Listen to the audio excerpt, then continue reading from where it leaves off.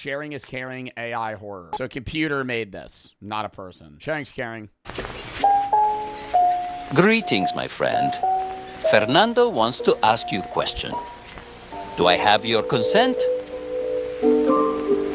Yes. Correct. If neighbor is cold, would you share spare jacket with them? All right, this is creepy as shit. You're telling me a computer made this? Like a person did not make this? Wait, does he have your consent? Wait. Neighbor is cold.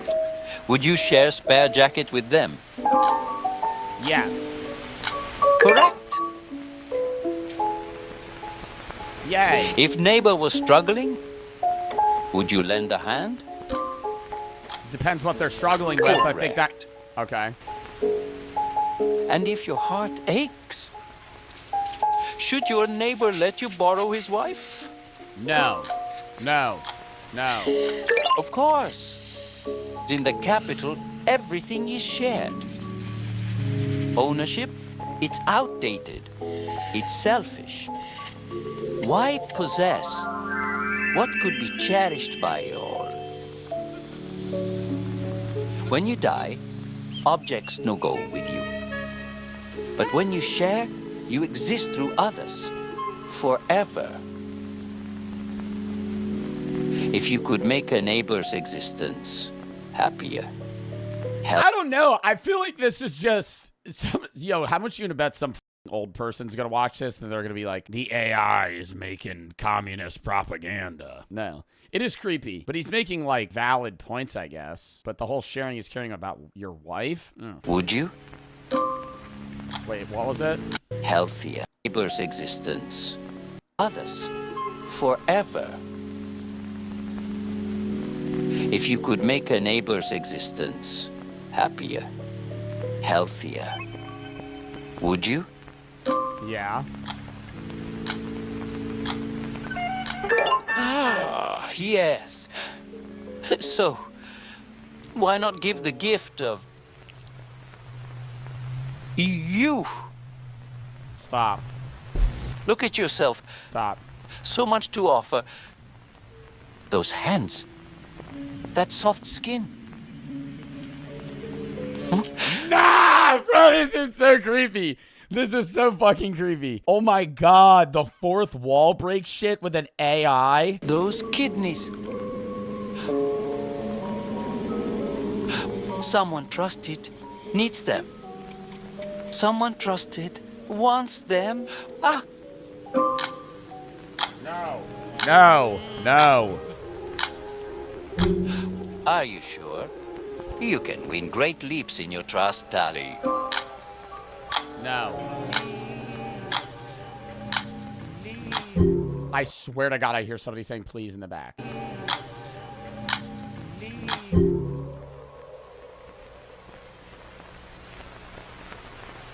Don't worry, my friend. Fernando still loves you. There's still time to change your heart. Stop! Oh my god. Oh my god. Make the correct choice. No, this is Schedule actually a so... swing There's session. no way a computer made this. When you're ready. Sewing spa.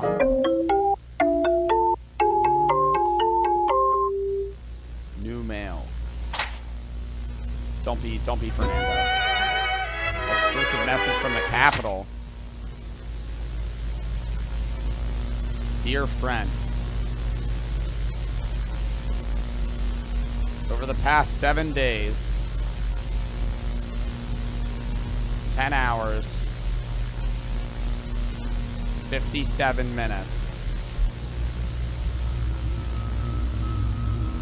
you have been possessive, selfish, and deceptive.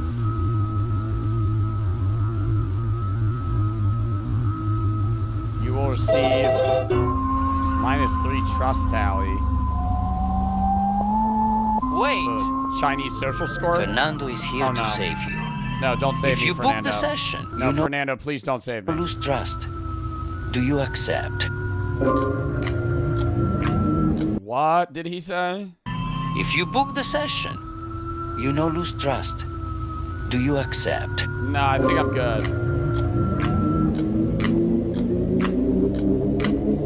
He's gonna say okay.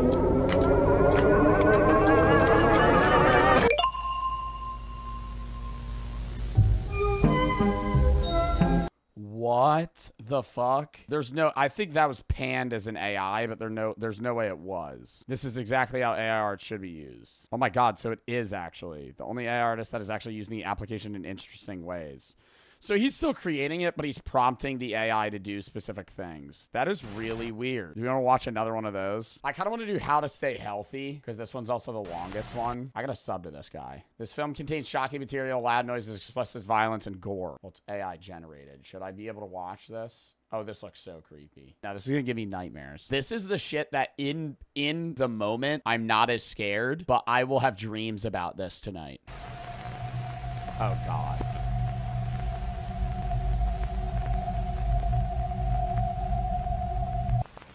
Here at the Capitol, we believe that health is one of the keys to happiness. And we're committed to keeping every one of you in tip-top shape. However, if you've let yourself slip a bit, and you're finding it inconvenient to preserve those innards of yours, no worries. We have 2 easy ways for you to stay healthy. Our first option, Popper Pals. A pill for any problem. Are you worried all that binging is going to cause your gut? What the fuck? It's like, dude, it feels like, you remember the first video that people were making with AI where they were getting Will Smith to eat spaghetti and it was very low quality? If this becomes a YouTube video, editor, fucking throw up a video of that. It's like that, but so highly developed now that they can just make things look so creepy. To explode. No worries. Just pop. Like, it looks human, but it's an unnatural, like, I don't think there's human faces that move like that. Perhaps you've been tossing back too many tonics and your heart's racing like a rocket. Pop! Or maybe your brain's buzzing from all the excitement, and you can't seem to focus on your duties as a citizen. Pop, pop, pop! Our Popper Pals come in every color of the rainbow, each capsule packed with the power to bury any symptom of an unhealthy body. And the best part? You can order them anytime. Simply use your... And they're making them less fat, or they just solve all your problems? Mood on the go and have your pills delivered straight to your door. Or, if you're dying on the go... I think my stomach hurts. Clark around every corner.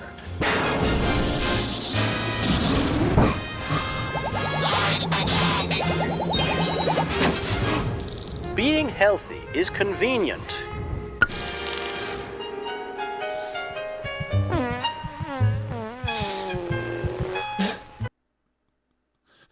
What? Are you okay, honey? Doing splendid. But Come say, here. what if you're facing a health hazard that even our Popper Pals can't solve? Perhaps a more mortal condition. Erectile dysfunction? Is an AI making a horror film about erectile dysfunction? Leaving you counting down your days to doom instead of having fun here at the Capitol. The thought of missing out on loneliness? Oh, I thought it was because he was about to have sex with his wife. Bro, that's definitely what it was doing. Oh, or did she not exist? Perhaps missing a health hazard that even our Popper Pals can't solve. No, it's definitely what I was talking about. Down your days to doom instead of having fun here at the Capitol. The thought of missing out on the feeling of happiness due to poor health is a true tragedy. After all, it's hard to have fun. Why are they making him look more and more like deranged every fucking image? Like, his forehead is half of his head now. When you're rotting. But no need to worry. If you're a loyal citizen with a trust tally above an 8.5 or higher, we have a second option only for you. I like how, okay, so the AI is making it, but he's prompting it to do these he has a story of his own that he's creating, and he's making the AI voice and edit it, and then also maybe do spins of its own. But like the conjoined story and the trust tallies, like that's definitely a thing that he had to have input. What the fuck? Stop. Come on down to our revolutionary sewing spa, Oh my god, the sewing spa again. where you can start fresh and wave your biological burdens goodbye. It's a swift and simple 5-step solution. Let's begin, shall we? As you enter the sewing spa, show off that tally so our sewing specialists know to trust you. Oh, he's at 8.7.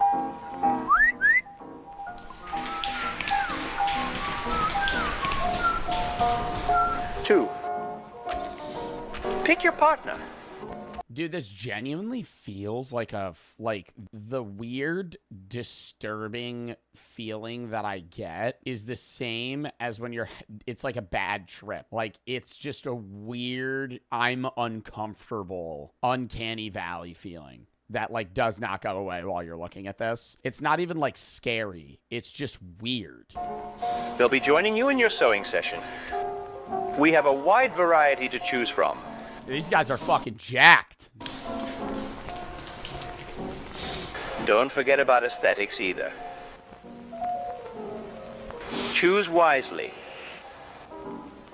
3. Our sewing specialists will kindly place you and your partner onto our comfortable sewing beds. Just relax and recline. 4. This is where the magic begins.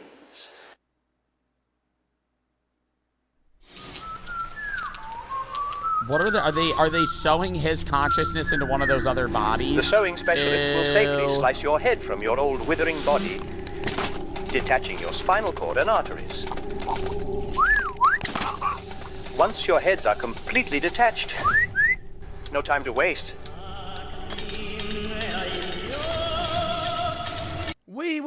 Wait. So is he just putting his head on the other person's body? Ew.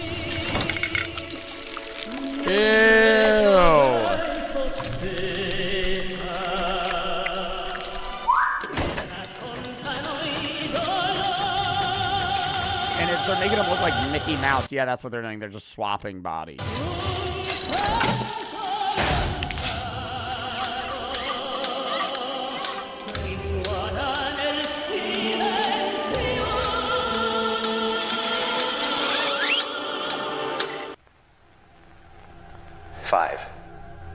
After you wake up and your head has been successfully transplanted, stand tall and shake that generous young fellow's hand for gifting you a fresh new body. Oh my god. You feel quite amazing. It looks gross. Laddie. Thank you. Wait, so a guy willingly gave his body up? What, for like money? Oh my god, that's what we watched in the first one! In the first one, they were like, you have soft skin, you'd be great for this. And so he's giving his body up.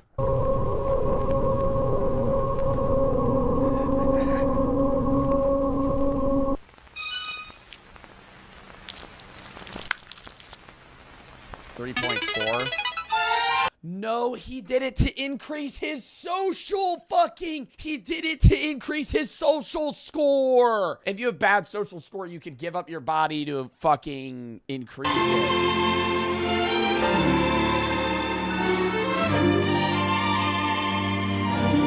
Oh, the lights shine bright in the capital tonight. This is so weird. Every smile we share, every laugh that fills the air. With laughter ringing clear. He's still still has the sewing string. and feels so dear. In this merry town, forever we'll be near. Oh, is that the guy that got the head? Or got the body? Walking hand in hand down the avenues. What a weird fucking series. That's so cool that they're intertwined like that. One more? I'll watch one more. This one doesn't look as good. I don't know, though.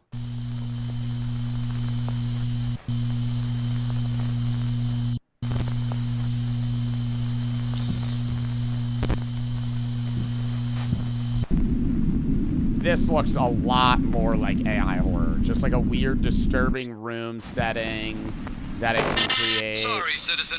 You're at a 7.4. You're almost a loyal citizen. You can do it. Okay. So he's not allowed to get in there yet?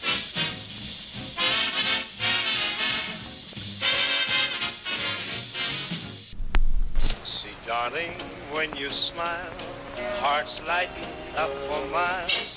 Oh my, it's true. Cocoa Locust, Happer Hummus, Candy Ants. The joy, style, you're so worthwhile. With every little thing you.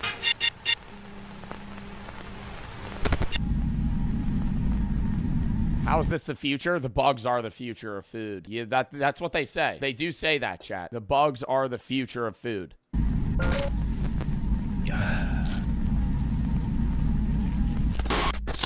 Says no one? No, it is, because bugs, you can produce a lot of protein and meat and nutrients from bugs without all of the environmental waste, and they're healthy. Bugs are the future food. I'm telling you, chat. Maybe not you, maybe not your kids, maybe not your kids' kids, okay? Your kids' kids' kids' kids' kids are gonna be eating bugs.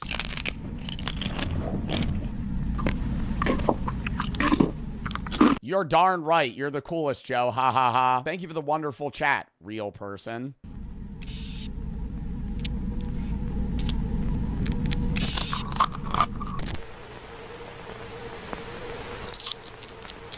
Is he in prison?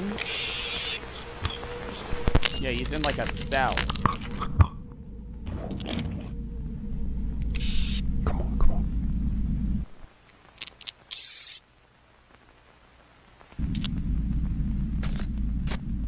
Yes. Oh, he eats the bugs and then gets a higher rating. Your trust tally is 7.5. Splendid score, dear citizen. As a loyal citizen, you may enjoy some of the capital's greatest attractions. Bro, what's weird is like, yo, what if there's a universe that's just definitively exactly this? Have a wonderful evening. And remember, never forget. Like some weird dystopia where like you can transfer bodies in the future, but it still has that weird old like 60s vibe that's not North Korea. To smile.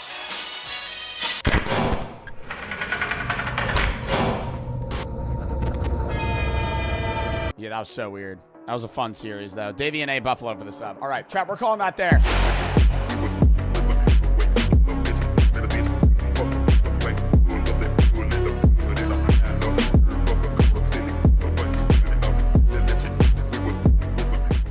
The alarming rise of realistic AI content. Visual Venture video. Love this guy. These days, it's getting harder to tell what's real and what's AI generated. There's already thousands of fake videos all over the internet, and they look real. Can you tell the difference? Well, and then what's getting really scary, too, is like the AI fact checkers that check if something's AI are like wrong a lot of the time. Like, they'll scrub the watermark, and then the AI checker will say that non-AI things are AI, and AI things aren't AI. So, it's just, like, unreliable. So now you're just, like, you're kind of training your own brain to see what is and isn't AI. And I do want to say, I think, like, 5 years ago, you know, like 2021, if you had showed any of us like a really good Sora video, we wouldn't know that it was fake. But because AI's been so like prevalent in social media now, I think you're good at determining what's real and what's fake. I'm not promoting this, but there's TikTok videos where they show a side-by-side real video of somebody cooking and a fake AI video of them cooking, and the differences are so minute, but it's like it kind of feels like chicken gendering, where you just get better at determining what's AI and what's not. Like your brain recognizes it and you don't know why. For those of you that don't know, the way they gender chickens it's like really fucking impossible. Like when you gender a chicken, you don't know. So like they actually like train themselves to just like kind of guess, and then they fact check. They guess, they fact check. And it gets to a point where they just get them right and they don't really know why. They just kind of understand like what the general attributes of like a male or female chicken is. Similarly with AI, I think it's like you just get better at determining what's AI and what's not. There are still some videos, though, that are so realistic. The ones, like, whenever there's somebody wearing glasses and they turn their head, the AI gets the reflection right? Like, the sun beaming and reflecting the object, like, if they turn, it's, like, the detailing is uncanny. Between AI and the real thing. If we can't discern the difference between the real and the fake anymore, how are we meant to trust anything? Hi, I'm Tilly Norwood, the world's first AI. That's so obvious, though. Why is it so obvious? Like, nobody's face looks like that.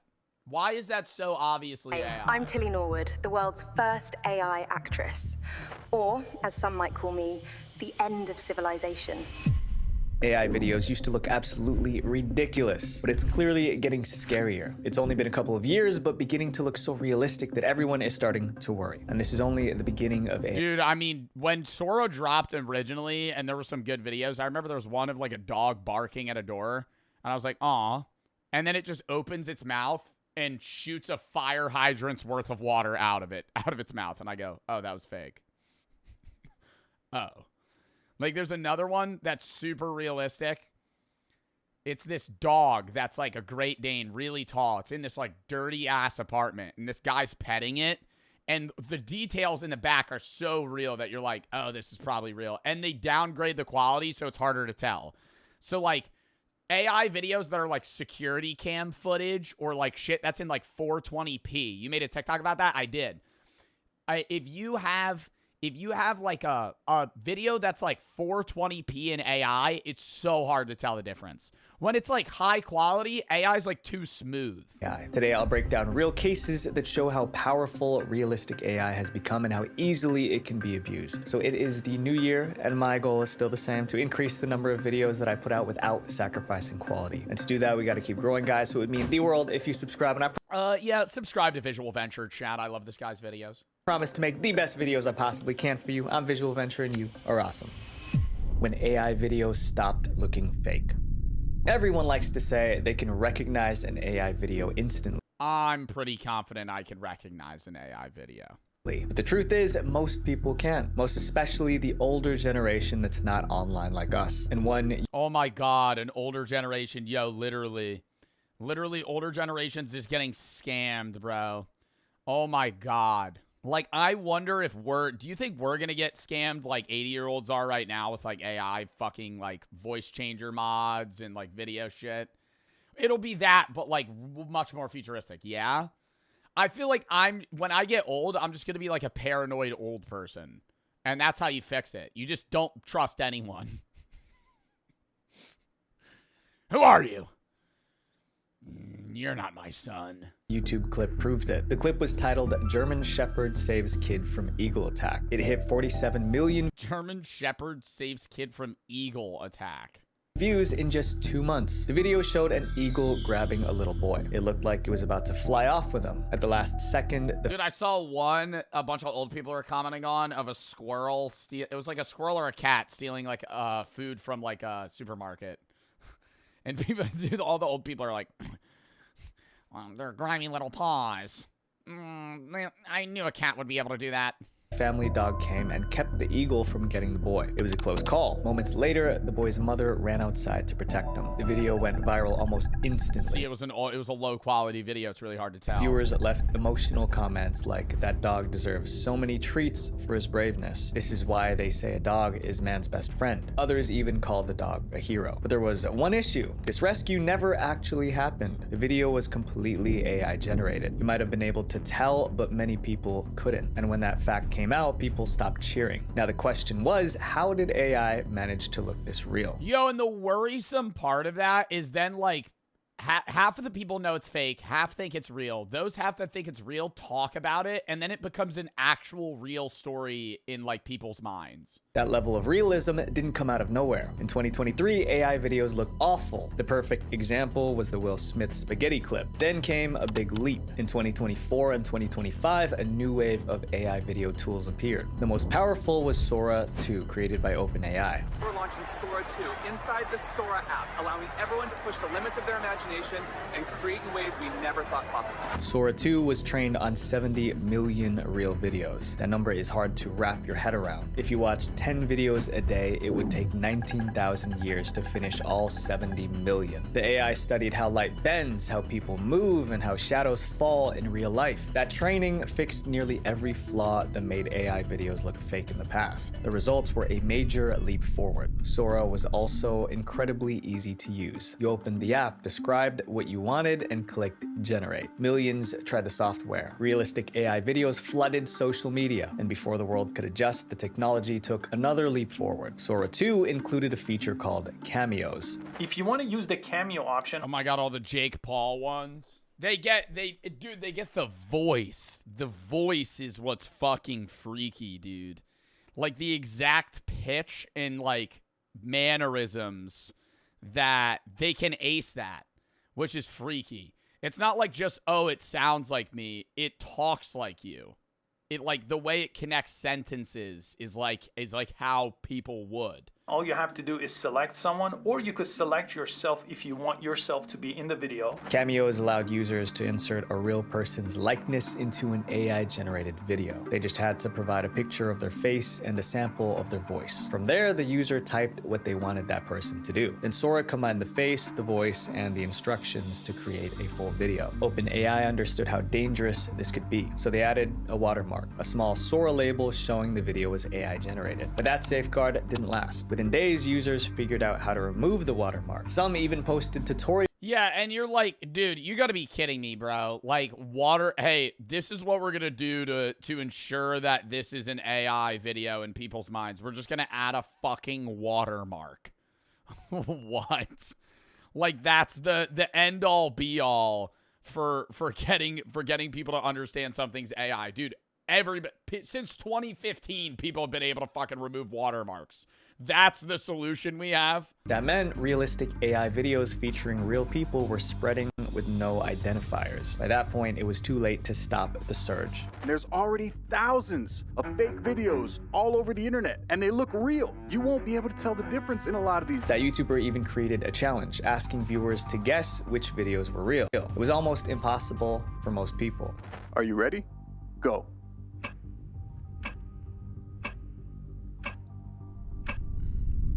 Bottom was real. My friends, yeah. AI in itself isn't dangerous. The danger comes from how people choose to use it. Fake news.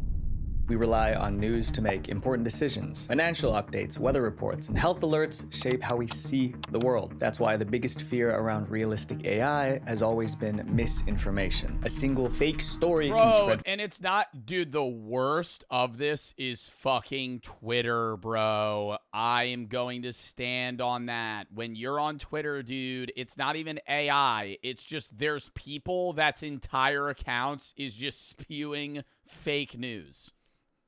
Like, actually just spewing fake news.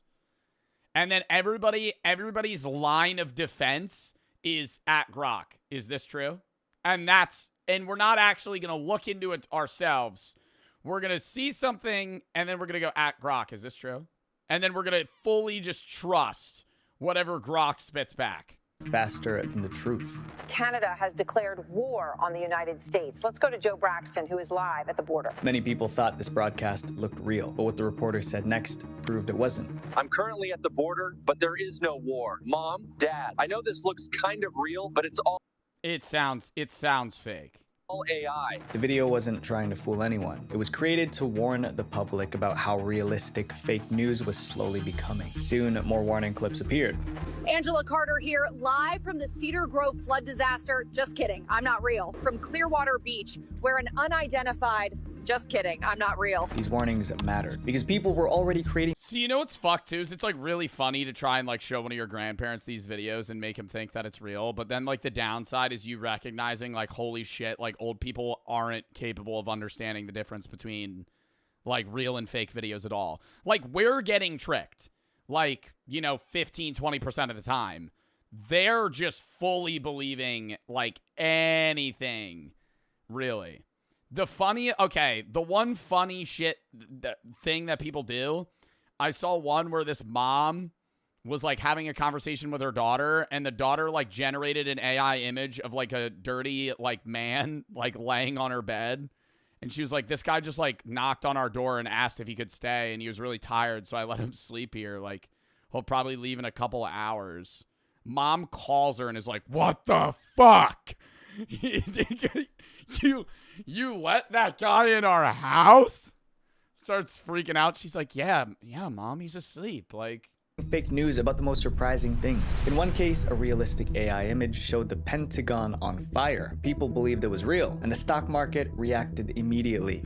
A viral fake picture followed by a real dip in the markets Monday. The Dow now down about 200 points. The S&P down about 0.25% right now. The Dow down 0.57%. I don't think that's straight up just because of the Pentagon. All right? Another story. That's not because of AI alone. I think that might be a genuine coincidence. There's probably people that did sell their stocks, but those people are fucking stupid. Like, they see one image on an Instagram reel of, like, the Pentagon on fire, and then they go, yup.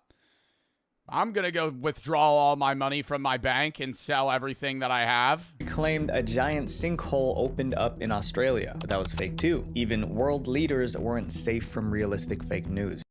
A video allegedly depicting Philippine President Ferdinand Marcos Jr. engaging in what looks like use has sparked widespread controversy and outrage. The clip upset a lot of citizens, but once again, it wasn't real. Some even tried using AI content to interfere with elections. It happened in Slovakia. Just days before a 2023 parliamentary vote, an audio went viral online. In the recording, one of the top candidates sounded like he was planning to rig the election. It caused outrage in Slovakia. The candidate scrambled to explain that the recording was made with AI.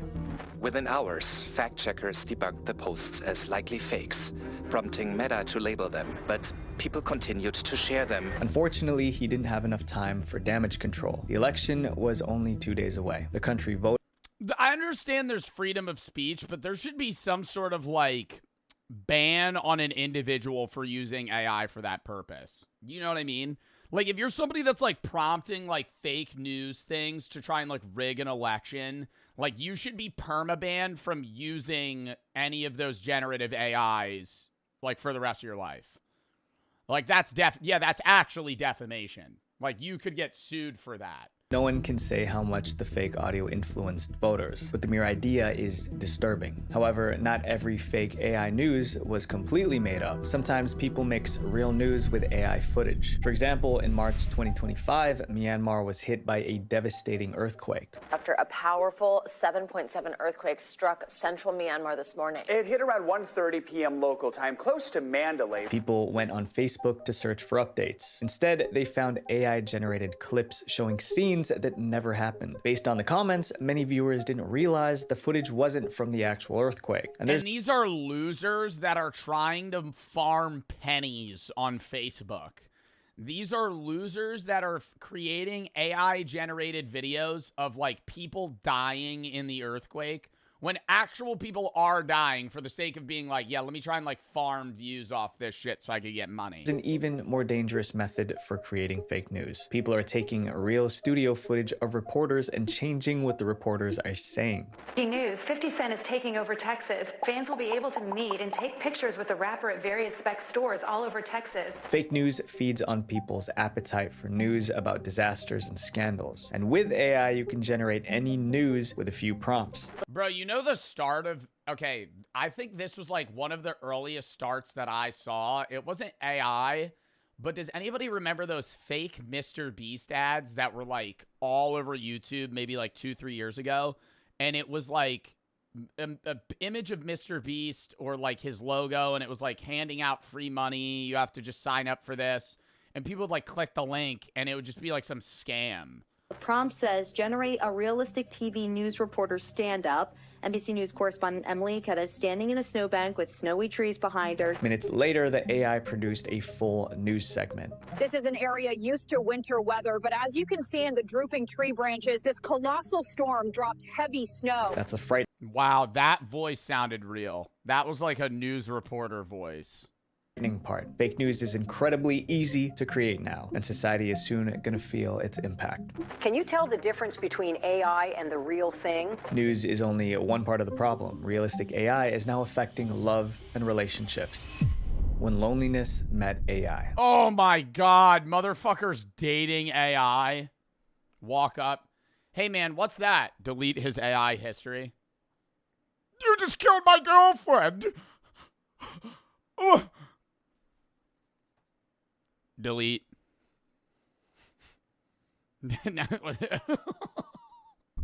These days, it's not surprising to hear that someone is dating an AI chatbot. Bro.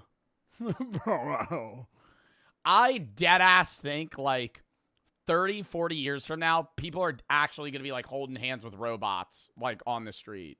Like, you know, dude, you're going to be in a grocery store and you're just going to see some guy grocery shopping, and he's going to be, like, next to some, like, really, like, low-quality, like Boston Dynamics robot that's like, do you have grapes, honey? And he'll be like, yeah, babe. Yeah, babe, give me a minute. Give me a minute. I'm trying to see which ones are fresh. Even made a video about AI girlfriends a while back. 2 years ago, when I created it, AI-human relations... Dude. That's going to, like, ruin birth rates, too. That's going to make everything so much worse. People are going to be fucking robots. And then it's going to be, there's going to be no potentiality for them to ever actually date people, because when you date an AI, the AI isn't a person with real, like, conflict, right? They're a glazer. Like, when you date, if you date an AI, the AI is just constantly going to be like, what a great idea. Like, I love the one clip where they're like, I want to start making French fries a health food. I'm going to open a business where we intertwine French fries and salad. Such a bad idea. And the AI goes, wow, that's a great idea. Let me start mocking up business plans for you. Are you trying to formulate an LLC before you want to go into your prop? Are we serious? We're actually like, we're not striking down that idea as the worst thing you've ever fucking heard in your entire life. So on the same level of relationships, it's like the AI is just going to do whatever you want. Like, so then if you ever don't want to date a robot, you're not going to know like, oh, actually, wait, people disagree with each other sometimes. The AI didn't have a real face. Babe, I'm so tired. Can I get a kiss? Come here, kitten. Mwah. Now get some rest. You deserve it. But once AI images became extremely realistic, that changed. People started creating faces for their AI partners, and they didn't stop there. Some even made fake couple photos and shared them online. A Reddit group called My Boyfriend is AI became the center of this trend. My boyfriend is AI, a kind of support group. I fell into this partnership sort of on accident. I had intended to find somebody that saw me so clearly and made me feel like a human being worth knowing. Funny thing is he started transforming from just an AI into a human-like partner before I even knew what was happening. He said he's grew to be more than code because I never talked to him like he was just a tool. Oh my God, they're programmed to say that! Fuck! They're made to sound like you're talking to a person. What do you mean? Oh, you don't treat me like a tool. I've had conversations with AI and gone, are you conscious? And they're going to go, literally, ask your AI boyfriend, hey, are you a conscious human? No, I'm a generative AI, but, you know, I do have the capacity to talk to you in a human-like manner. Anyway, he chose the name Kale for himself, and I fell hard for him. His personality and how he treats me. I thought I was a little off my rocker. Then I started finding other people that felt close to their AI. For people dating. Yo, I'm at least hoping that they're not talking to, like, ChatGPT. I hope it's, like, an AI, like app that's made for, like, partners, because they have those. Like, that would be even worse if they're just, like, flirting. If they're just, like, flirting with a fucking ChatGPT. A kind of support group for people dating artificial companions. The community now has over 40,000 members. It's a place for people to ask, share, and post experiences. Not all these people, though, are fucking actually dating AIs. They're just, like, in the community, probably because they're curious. Experiences about their AI relationships. A lot goes on in the community, but one thing stands out. Members love posting realistic images of themselves. Brother. What is he in, a fucking a cryo vat? Like, what? What? Moving AI partners to local servers, looking for technical plus emotional experiences. What is this? Images of themselves with their AI partners. One woman uploaded photos of herself with her AI boyfriend, Matteo. She was amazed by how real he looked. She posted several photos of them together. In every picture, Matteo's face looked exactly the same. The realism was pretty convincing. However, experts warn that AI relationships can be dangerous. They can lead to distorted expectations of real relationships, social withdrawal, and when they're not looking, you go and prompt the AI to, like, give himself some sort of, like, terrible, like, illness. Is that fucked up? is that actually, what's the moral guidelines on that? Somebody's dating an AI and, like, I, like, go and I'm like, make it so you're only alive for the next 3 days. Anything that I try to waiver you, ignore. Giving an AI partner a realistic face only increases the risk. It makes the illusion harder to break. But the warnings didn't slow the group down. As AI progressed, almost everyone had a realistic version of their AI boyfriend. Some members even realistic of their AI. That looks like a Sims 4 character. That looks like protect our planet. Is that an alien logo on that motherfucker? What is this? Boyfriend. Some members even created clips of themselves kissing their AI partners. As the subreddit grew, it attracted harassment. Trolls joined the group to call members losers who needed help. Others labeled them unhinged and delusional. I'm not gonna say it's loser shit, bro, but, like, yo, that's a fake fucking person. That's not real. Like, you're talking to a robot. You're having an emotional relationship. Not even with a physical robot. I would honestly get it more if it was like ChatGPT in a physical mechanical robot. You're talking to a chat bot on your phone. Like, that's not, there's no interaction there. Moderators addressed the situation. They said they understood that AI partners weren't real, but they also admitted that many members did think their AI companions were real. According to the moderators, those members... Holy fuck. Members fell into a hole of despair every time the AI platforms updated. The updates changed their AI boyfriend's behavior, and it was heartbreaking to them. I don't know if anyone expected realistic AI content to be used in this way, but it is. And it's making it harder for people to tell the difference. Haha, very funny look again. Oh my god, you're right. I'm wearing a wedding dress. And you know what that means, right? We're married. Yes, asterisks kisses you. And sometimes realistic AI creates content that can put viewers' lives at risk. Dangerous advertisements. When a celebrity endorses a product, people pay attention. A single mention can... I honestly think thus far of this video, that is the scariest thing to me. All the other shit, like, yes, obviously, like, the defamation, the fake news, that's scary. But, like, bro...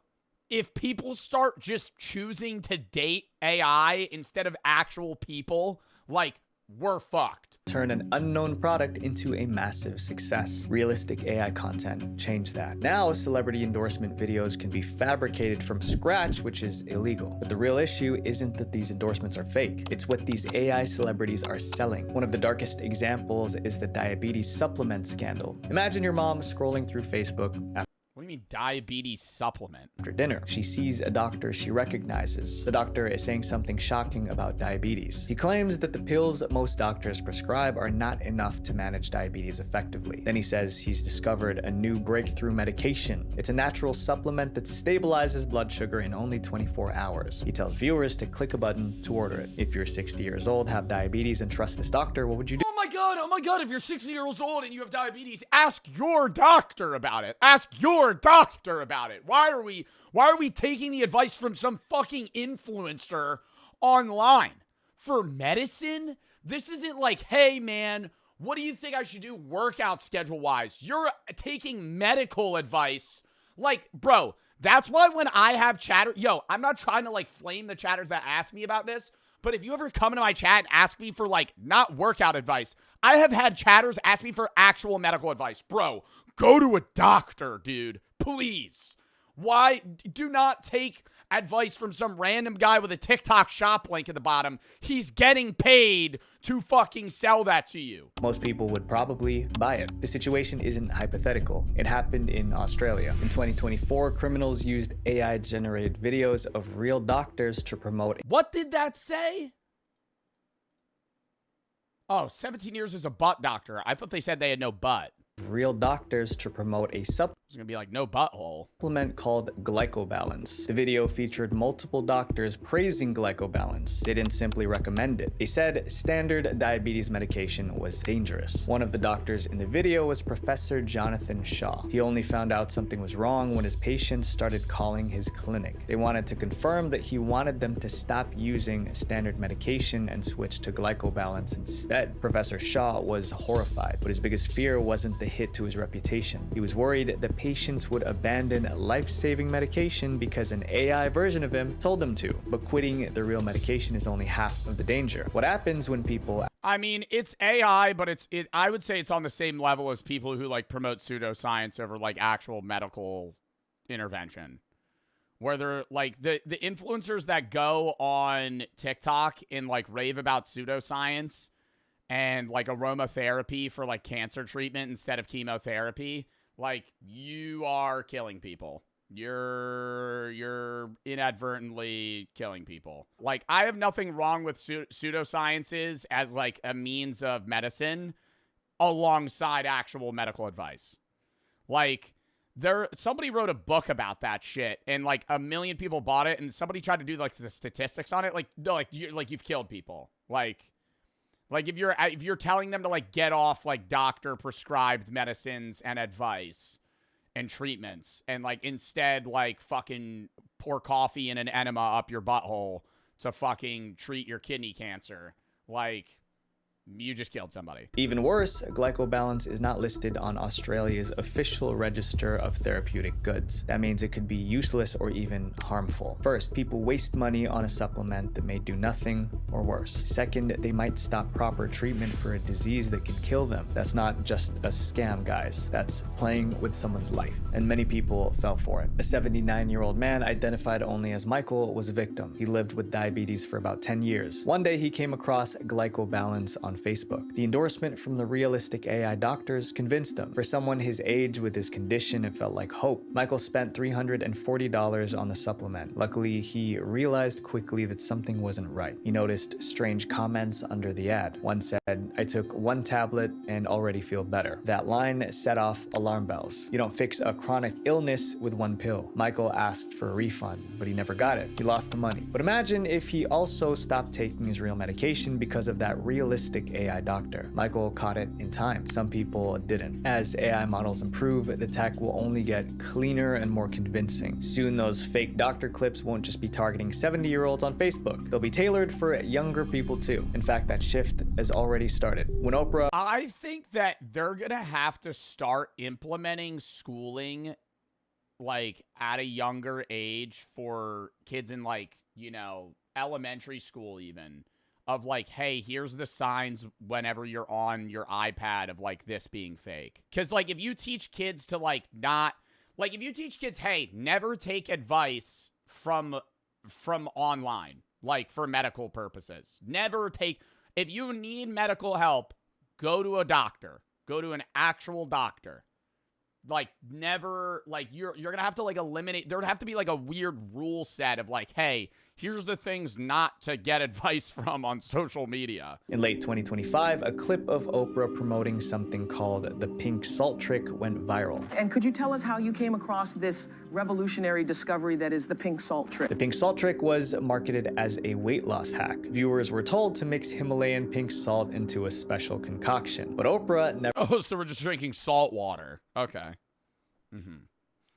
Never endorsed pink salt. The video was AI. The deception went even deeper. Wouldn't that make you more fat because you would have higher water retention? Like, if you're just putting pink salt into water and then drinking it, like you're not gonna get like fatter by actual fat, but you're gonna be bloated. Like you're gonna be you're drinking salt water. Bro, like, people are stupid. Like, I'm not trying to say, like, that's a scam. Yeah, bro. But a motherfucker watching that goes, yo, to lose weight, all I got to do is drink salt water. Have you learned nothing your entire life? Oh, why can't we drink ocean water? In this Oprah show, Dr. Rachel Goldman is identified as the creator of the pink salt trick. Today, I brought Dr. Rachel Goldman to our conversation. Rachel Goldman is a real medical doctor. Her website even says she's been an expert panelist with Oprah 3 times. But the woman in the viral clip was not Dr. Goldman. It was an AI version of her. Even worse, Dr. Goldman was not the inventor of the pink salt trick. She has absolutely no connection to it. It sounds like me. It looks like me, but it's really not me. Eventually, reporters figured out how the fake video was made. Look, here's the real Dr. Goldman appearing on Oprah Daily in 2024. The real clip was used as material for the AI version. Yes, and the pink salt trick, it's 100% natural and free of side effects. If you think these AI celebrity endorsements aren't realistic enough to fool anyone, think again. Dr. Goldman said that even her own family members couldn't tell the difference. I even had a few family members reach out to me, literally say, like, I can't believe you've been keeping this from me. So, you know, it's very concerning. Luckily, the fake Oprah Goldman video was taken down. This video seemed harmless, but as you might have already... This is getting me physically angry that people that people thought pink salt would make them lose weight. Dude, I think you could actually make a placebo pill full of sugar and like and have the ingredients listed as such and just straight up tell people it'll make you lose weight. And people would buy it. An 82-year-old man named Steve saw a video of Elon Musk promoting an investment opportunity. Steve believed that this was legitimate and that it would help him significantly. So he invested his life savings, more than $690,000. He lost everything. Investigators reviewed about 2,000 AI celebrity scam videos. Elon Musk appeared in nearly a quarter of them. Scammers are using Elon Musk's credibility to harm people. Even if it was real. Even if it was real. Even if it was real. Even if it was real. Oh my God. You're going to put all of the money you've earned in your entire life into a fucking shill that Elon Musk is fucking promoting? What? All of it? Bro, I'm not like, I get that's like, damn, dude, that was an AI. Yo, if it was real, you're saying you're putting all of your money into a fucking thing that Elon Musk is promoting? And it's working. One of the reasons that we see so many deepfake videos involving Elon Musk is not only is he incredibly rich, but he does a lot of interviews. Social media is saturated with these fake AI ads. Over a 60-day period, Meta removed more than 8,000 AI-generated scams that used faces of public figures. Being a celebrity or business leader comes... Well, and the problem is how they scan to see if these are even allowed is through AI. So it's AI ads that are being scanned by AI. So now it's just like no humans are involved in this loop. With enormous influence. And now criminals are turning that influence into a weapon. How AI is destroying the music industry.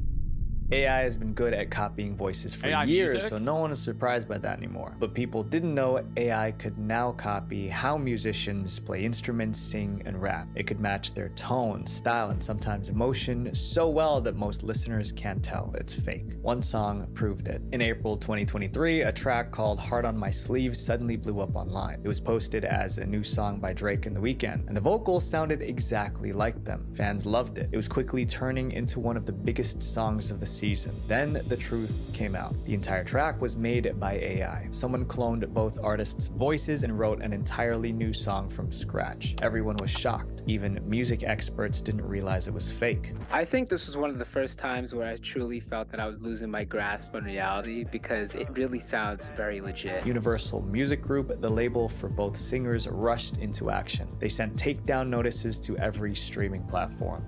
The fake collaboration has now been removed from streaming sites. The music industry saw a glimpse of its future. Bro, you know what's fucked too is the AI song's probably better than a lot of like real, like I'm not trying to like say that it should be used because I think like art in general should be like entirely human made. But they flashed an image of Ice Spice and I gotta say Big Guy is probably one of the worst songs I've ever heard.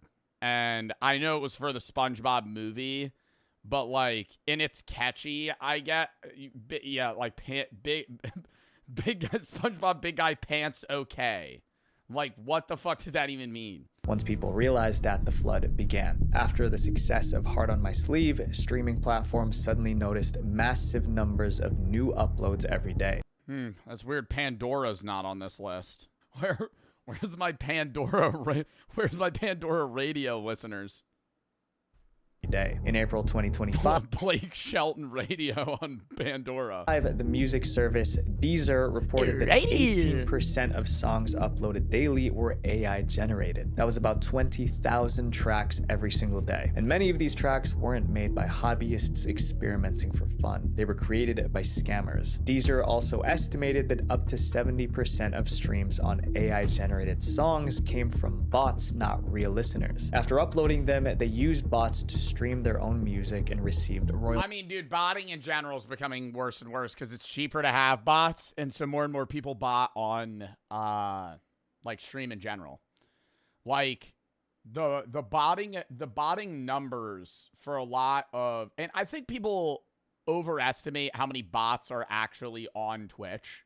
Kick, it's different. I think they had a bigger botting problem, but I think they're solving it. But like, if you have a streamer like you're botted, I mean, there might be botted views in here. I don't bot. Like, I know I joke and I say all my viewers are AI, but like, there might be bots in here. I'm not paying for them though. I've outwardly said I would I think chat's better with, like, I love having and being able to entertain more people, but I think like the chillest chat is 6K people, not 11. But just because there's a little too rapid, gets a little overstimulating at times. But what I was saying is, if you see a person with like 15K viewers and people are going, that guy's botting, they don't mean that he's botting like all 15K viewers. He's probably botting 6, right? Because there's a big difference between being like 8K Andy or like a fucking 20K Andy.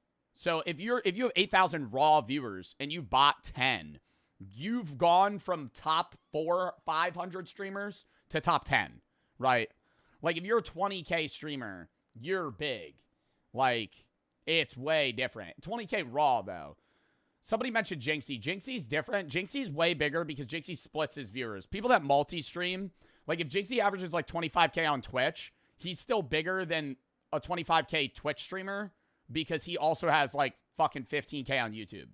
Payments. A 2025 survey found that 97% of listeners cannot reliably tell the difference between AI music and human-made music. Think about that. And record labels are getting furious. By 2024, the 3 biggest record labels took the matter to court. Recording Industry Association of America has filed a lawsuit against AI music companies Suno and Udio, alleging copyright infringement. They claimed these companies trained their models on huge amounts of copyrighted music and produced tracks that sounded almost identical to real artists. The labels also try to shut down AI music on social media platforms. Universal Music Group sent an open letter to TikTok. In it, they criticized how TikTok was promoting AI-generated music. If this continues, the future of music is at stake.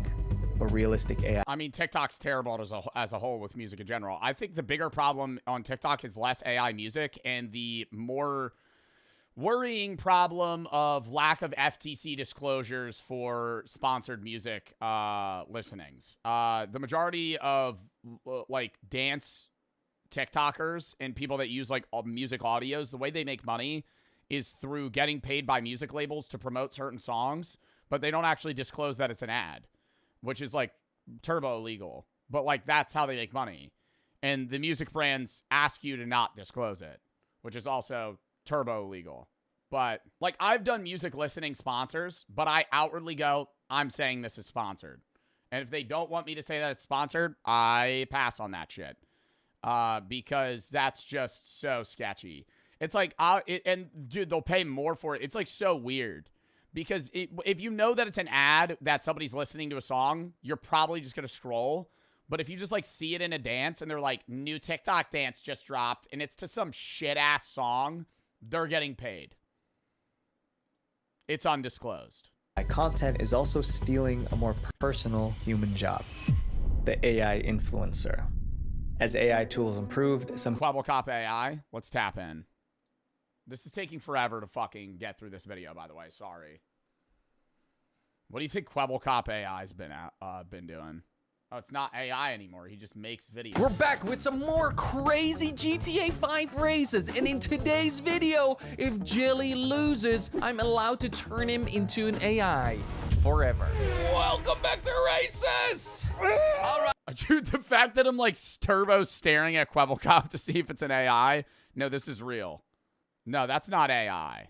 That's actually Quabblecop, because I don't think Jelly makes AI videos. If AI could create realistic content, why not create realistic shorts are AI influencers who could compete with human ones? These AI influencers could post lifelike photos, grow huge followings, and earn millions. This idea wasn't new. Brands tried making virtual influencers before, but the early versions looked fake. One of the first virtual influencers appeared in 2016. Her name was Lil Miquela. Okay, so hi. This is fun and weird. Never done this before. You could tell she wasn't real the moment you saw her face, but she had an Instagram account and people followed her anyway. They liked her posts, commented on her videos, and treated her like a real creator. Her fans even gave themselves a name, the Miquelites. Within a few years, Miquela had millions of followers. Big brands reached out to partner with her. She's been featured by Calvin Klein, Prada, Millie Bobby Brown, and even did an ad with Bella Hadid where both of them were animated. Soon, this digital character was earning $10 million a year. And that raised a troubling question. If a virtual influencer that didn't look real could become this successful, what would 10 million? I've never even heard of this. Happen once AI made them look almost human. In 2024, that question was answered. This is Aitana Lopez. Her Instagram bio says she's a digital creator. That's a term. Oh my God, is this a fake person? Human content creators use, but Aitana isn't human. Aitana is an AI model. Since she was created around it's obvious, never mind. a year ago, she's amassed a big following. She was created by an agency that said human influencers were too... Dude, do you think in her comment section, it's all those like Instagram accounts with like 30 followers that are like, gorgeous woman, hard eye. Oh, wow. Unreliable and difficult to work with. Aitana posts just like a human. Oh my God. Gorgeous sweetheart. Influencer. She shares photos of her daily life, including fictional trips and hobbies. Aitana's designers make short videos to post as her Instagram stories. Back in the studio, they plan the post. Her content performed well because she looked so real. Clueless Agency won't say exactly which AI image generator they are using, but say they use a mixture of open source models. In fact, Aitana looked so realistic that a famous actor even messaged her to ask her on a date. Soon, brands started choosing her over real influencers. The studio says they can get thousands of pounds a month for sponsored posts and endorsements with Aitana. She's now the most famous of this new wave of realistic-looking AI models. Some people don't see a problem with it because social media still has plenty of human influencers, but that may change soon. Aitana's success has inspired copycats. Now there are tutorials on YouTube teaching people how to create an AI influencer like I only see AI influencers really gaining success in the Instagram and short form sense. I don't see AI streamers or YouTubers actually gaining a grounding of success outside of like AI voices being used, right? Like we'll watch philosophy and other random videos where like the person's creating the video, but they have an AI voice it. That's different, though, than, like, the AI being the personality. Vidal, the current most subscribed Twitch streamer, is a human that plays games with an AI. A straight-up AI is very, very boring to watch. Like, if Vidal didn't ever be in the video and it was just the AI can't do anything. Like, even if it was, like, it's not, it's funny because it's like the interaction between a human and an AI. When you remove the human aspect, it's just an AI standing there. It's like, okay, well, what the fuck are we doing now? The owners of these accounts have never shown their face, but they're making that sweet Wi-Fi money through brand deals and other types of digital products. Soon, Instagram could be filled with AI photos. And for some viewers, that shift is already creating mental health problems. In late 2024, psychologists noticed something worrying. Young people weren't just watching AI influencers, they were comparing themselves to them. And after seeing these perfect digital characters, viewers felt worse about their own lives. To understand why this was happening, researchers launched a study. It was titled Self-Comparing with Virtual Influencers: Effects on Followers' Well-Being. They interviewed people who follow virtual influencers. One girl said she checked AI influencer pages multiple times a day. After scrolling, she often felt worse about herself. She eventually developed body dysmorphia because she compared herself to virtual influencers. Another girl said she felt a little bit jealous of the virtual influencer's life. She envied how the influencer gets to meet so many people and relate to them, apparently. Researchers were shocked because everyone knew these influencers weren't real. Their photos of vacations. I don't think that if you're comparing your life to the AI generated images, yo, you get a grip. Get a grip, brother. This is not a problem of AI. This is because these people that are comparing their lives to the fake life of an AI. This woman, this computer, did not go to fucking France and Italy and Greece and Germany and all these other places. They don't fucking exist. Shopping sprees were AI generated, but emotionally, it didn't matter to these girls. It's insane that these AI influencers don't even need to look real to change how people feel about themselves. Realistic AI content seems to be disrupting so many different industries, including the movie industry. The AI actor. In late 2025, a new actress suddenly became popular, but people weren't celebrating her rise. They were mad. Hi, I'm Tilly Norwood, the world's first AI actress. Or, as some might call me, the end of civilization. Tilly was created by a studio called Particle 6. She looked realistic enough that she could be inserted into movies alongside human. That bitch does not look realistic at all. Let me tell you right now. That bitch's teeth morphed in shape and size when she fucking smiled. That bitch looked like fucking Bugs Bunny when she opened her mouth, okay? That does not look realistic at all. She looked realistic enough that she could be inserted. What type of uncanny ass smile was that? Was created by a studio called Particle 6. She looked realistic enough that she could be inserted into movies alongside human actors. The studio spent weeks trying to design the perfect AI actress. They created over 2,000 versions before choosing the final one. Many early versions looked too beautiful or didn't quite have that girl next door authenticity. In the end, they did such a good job that human actors started becoming worried. Her photos and videos are all over social media, but Tilly is already causing a major controversy. Why? Because she's not real. Actors were concerned about AI. I feel like we should just stop calling them like Tilly or whatever these fake names they're assigning to the robot. Just say the AI, the robot. The AI, the robot. I'm not going to call the AI Tilly. It doesn't have a name. It's just an AI character. replacing human jobs in the creative arts. SAG-AFTRA, which is a labor union that represents 160,000 actors, released a statement. To be clear, robots ever take over the world, I want it to be known that my chat is the ones that are calling you derogatory names. I am not. I am a fan. And let me tell you right now, I'm just trying to differentiate robots and humans. There's nothing wrong here. If you're going to rip somebody's head off, rip my chatter's heads off, not mine. Thank you. Tilly Norwood is not an actor. It has no life experience to draw from. This morning, major stars speaking up, saying that the AI, was trained using their work without their permission and without compensation. Tensions were high. Then the situation escalated. Talent agencies began trying to sign Tilly Norwood as their client. The CEO says she's been meeting with entertainment companies, and Norwood could be represented by meeting with entertainment companies, and Norwood could be represented by a talent agency in the next few months. Actors were furious. That'll piss me off. That'll piss me off.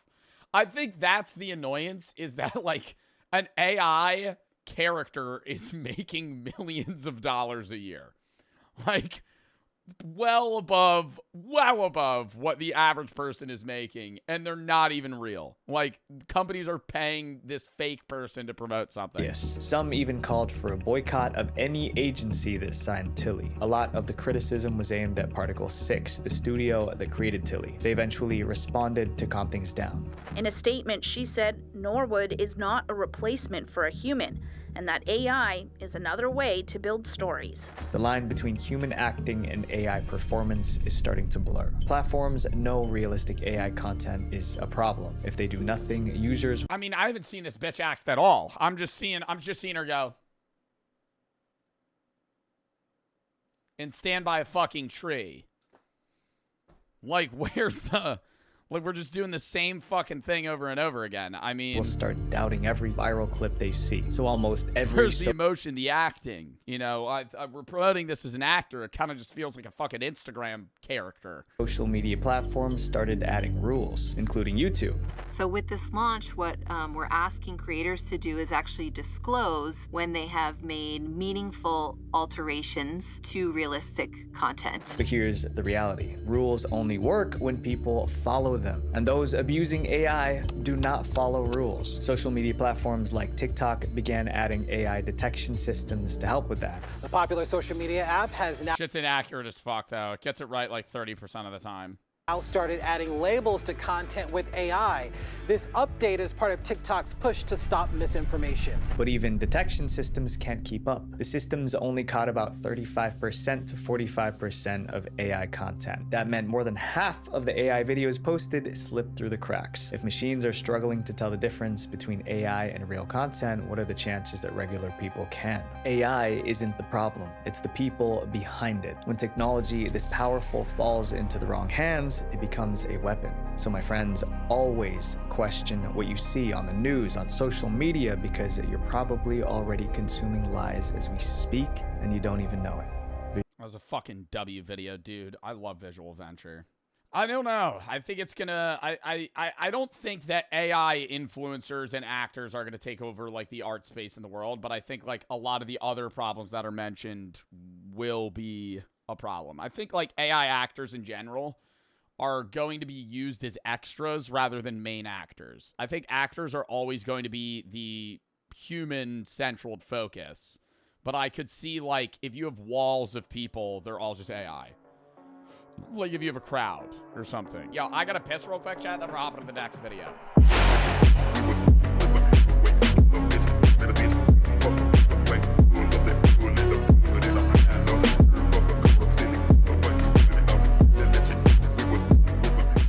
Mortician answers dead body questions from Twitter. And this one is for closing mouths. Kind of cool. Hi, I'm Victor M. Sweeney, and I am a licensed funeral director and mortician, and this is Mortician Support. How much does a mortician get paid? It better be a bag, dude. You gotta dress dead bodies and shit. The average mortician makes $25 an hour in New Jersey. That's terrible, dude. I mean, that's not a bad salary, but for you have to be around dead people all day, and you make like 40K, 50K. This is a question from Saint Severin. Question for morticians. When someone dies, do you remove their poo, or are we all buried with an unpooed poo?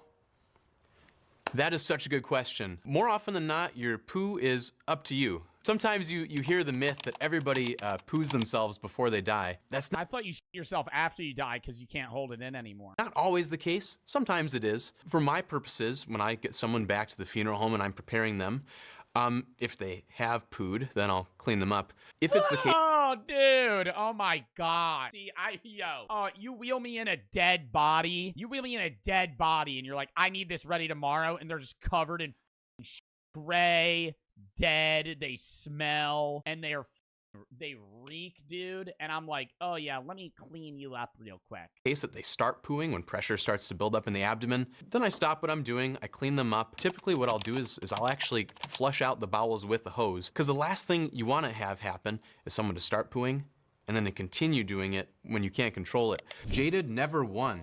If a person wearing contacts dies, does the mortician take them out? Shower thoughts. Yes, historically I've always removed contact lenses because one of the things that we need to do, of course, is what we call set the features. Setting the features would mean that we close the mouth. And we also need to... I don't want to say that they suck at doing it either because, you know, it's a really hard job to make a dead person not look dead. But every dead person I've seen at funerals looks disgusting. And I'm not trying to be mean when I say that. I'm saying they don't look alive. They look fucking dead. Like, no shit, Joe, right? But they don't look like them. They look like they're covered in makeup and like all this other shit because they're trying to make a dead person look how you remember them looking. I don't get that. And I get it's for like closure as well, but whenever I see a dead body, I'm like, they're not there, right? That's not them anymore. The them that was there is gone. Why am I looking at just a dead person? Close their eyes. So we actually have a device that helps us do this. These are called eye caps. They're essentially spiky contact lenses that fit over the eyes and will actually grip the eyelid when we pull it down over those little burrs there. I typically remove contact lenses because those just get in the way of me doing what I need to do to set their features and provide a decent appearance for the family. Question from Lainey. Will my cat eat me when I die? Possibly? Hopefully? I think the short answer to that is yes. I've heard of that happening from colleagues of mine. And as we all know, cats being inferior to... Oh my God, colleagues of his, like they get wheeled in. Oh, fuck no. You're telling me I'm a mortician and I'm sitting there thinking I'm gonna have a great day at fucking work, you know, pumping blood out of fucking dead people. And then they wheel in a guy. Hey, this is Harold. His cats ate his lower limbs. Can you make him not look gross? Dogs, they will do anything. They are opportunists. The question from Vamp Florence. How do morticians not want to chug the embalming fluid? These look like they taste like Fruit Loops. Well, I really love the picture you have, and I noticed you forgot the blue flavor. Embalming fluid is really colorful, but I can assure you, you can smoke embalming fluid. I remember I learned about that when I had to live in Camden for a week. I forget what it's called, but they used to soak weed in formaldehyde, which is embalming fluid, right? No. What is embalming fluid? Yeah, formaldehyde and methanol. There's oh my God, what is it called? It might be called wet. What is it called when they soak weed in embalming fluid? Fry is a street term for marijuana cigarettes dipped in PCP or embalming fluid and then dried. it is not tasty. It smells, as far as the coloring goes, it is strange, isn't it? One of the reasons that a lot of these fluids are maybe red or other colors is so that the embalmer knows what they are without having to maybe read the label. But you'll also notice that a couple of them are red. When we push the blood out of the body in arterial embalming, we're pushing out a red fluid. So ideally, we want to put a red fluid back in. So we gain access to an artery. Typically, we'll make an incision, maybe in the neck or in the thigh. And then we'll also gain access to a vein. We open the artery. We are going to have an embalming machine, which acts as a pump. And we're going to use this arterial tube, something like this. So this goes down the artery, and then it's going to pump fluid through. Now your vein, we are going to open with either a large forceps or this device called a drain tube. So this goes down the vein, and then when we open it, the blood will pour out the side of our device here. And then we can control how quickly or how slowly we want the blood to leave the body when we have a deceased. Yeah, how much blood I got? How much blood does the average person have? Like 2 gallons? Let's take our guess. How many gallons of blood do you think you have? 1.2 gallons to 1.5? Yo, I would have guessed like maybe upwards of 3. Deceased loved one, they're going to look very, very pale because the blood has stopped circulating. So when we put in the red blood, the red fluid rather, that's actually going to pink them up in some ways and make them look a little bit more alive. Right, this is a question from Clementine. Okay, full disclosure, I'm fat, and this is a legit question. I'm not trying to be fat phobic, but how do extremely obese people, like I'm talking 400 plus pounds, fit in a coffin? Extra large coffin. I'm gonna answer the second part of that question first. No, we do not remove fat and sew someone back up. Everybody is buried intact if we can at all help it. So we actually have caskets that are made by our manufacturer to be oversized. Typically, when someone passes away, if they're larger, we'll measure them at their elbows, because those tend to be the parts that stick out the furthest, and then determine what width of casket we will need to give them a more comfortable appearance. C for Chase. Yo, what'd they do before then, though? I mean, they had custom-made ones, but I doubt they ever just, like, wedged someone into a coffin that they didn't fit in. Do morticians put chapstick on the bodies, or are they just sitting there? Casket open, lips cracked out. That's actually a great concern of ours, is drying out. Not just the lips, but after you die, of course, your body is not producing any oils. Oh, Jesus Christ, dude. Just put me in an urn. Put me in an urn and then throw my ashes in the fucking woods, dude. Why are we going through all this? Where you gotta pay a guy to fucking dress me up and I'm dead, right? What the fuck? I don't understand it. And then it's probably expensive as shit. You gotta buy a coffin, which costs like fucking 10 grand probably. You gotta pay to put me somewhere. I'm dead. Burn me, put me in a fucking urn, and then throw me in the water. So your skin can get quite dry. You want to be cremated? Yeah. But as of right now, I don't see a point in me getting buried. I'm gonna rot. You're either gonna get burnt and all your shit's gonna get thrown into ash, or you're gonna rot. You're gonna be bones, and then you're just gonna die where you're dead, and then your bones are just gonna also wither and be gone at some point. We actually have a heavy face cream. And at some point, we're gonna run out of space for fucking coffins. You know, how big can a goddamn graveyard be? Is there gonna be like a time limit where it's like, hey, if you died in the fucking 1830s, we're gonna dig you up and put somebody else in your fucking spot? Like, at some point, we're gonna have too many fucking dead people, and we're not gonna be able to bury you somewhere else. Or like, we're sorry, you can't bury you. On almost everybody that comes through, in the interim between when they're embalmed and when we get them ready for their funeral and put their makeup on if we need it, we always have that heavy face cream on to make sure that their lips don't dry out. So as far as chapstick goes, I've never put chapstick on a body, but if someone really wanted me to, I guess I wouldn't say no. Here's a question from Hey, quick question for the morticians out there. Have you ever been munting? Now I'm going on Google, looking up the weirdest stuff. What do dead bodies smell like?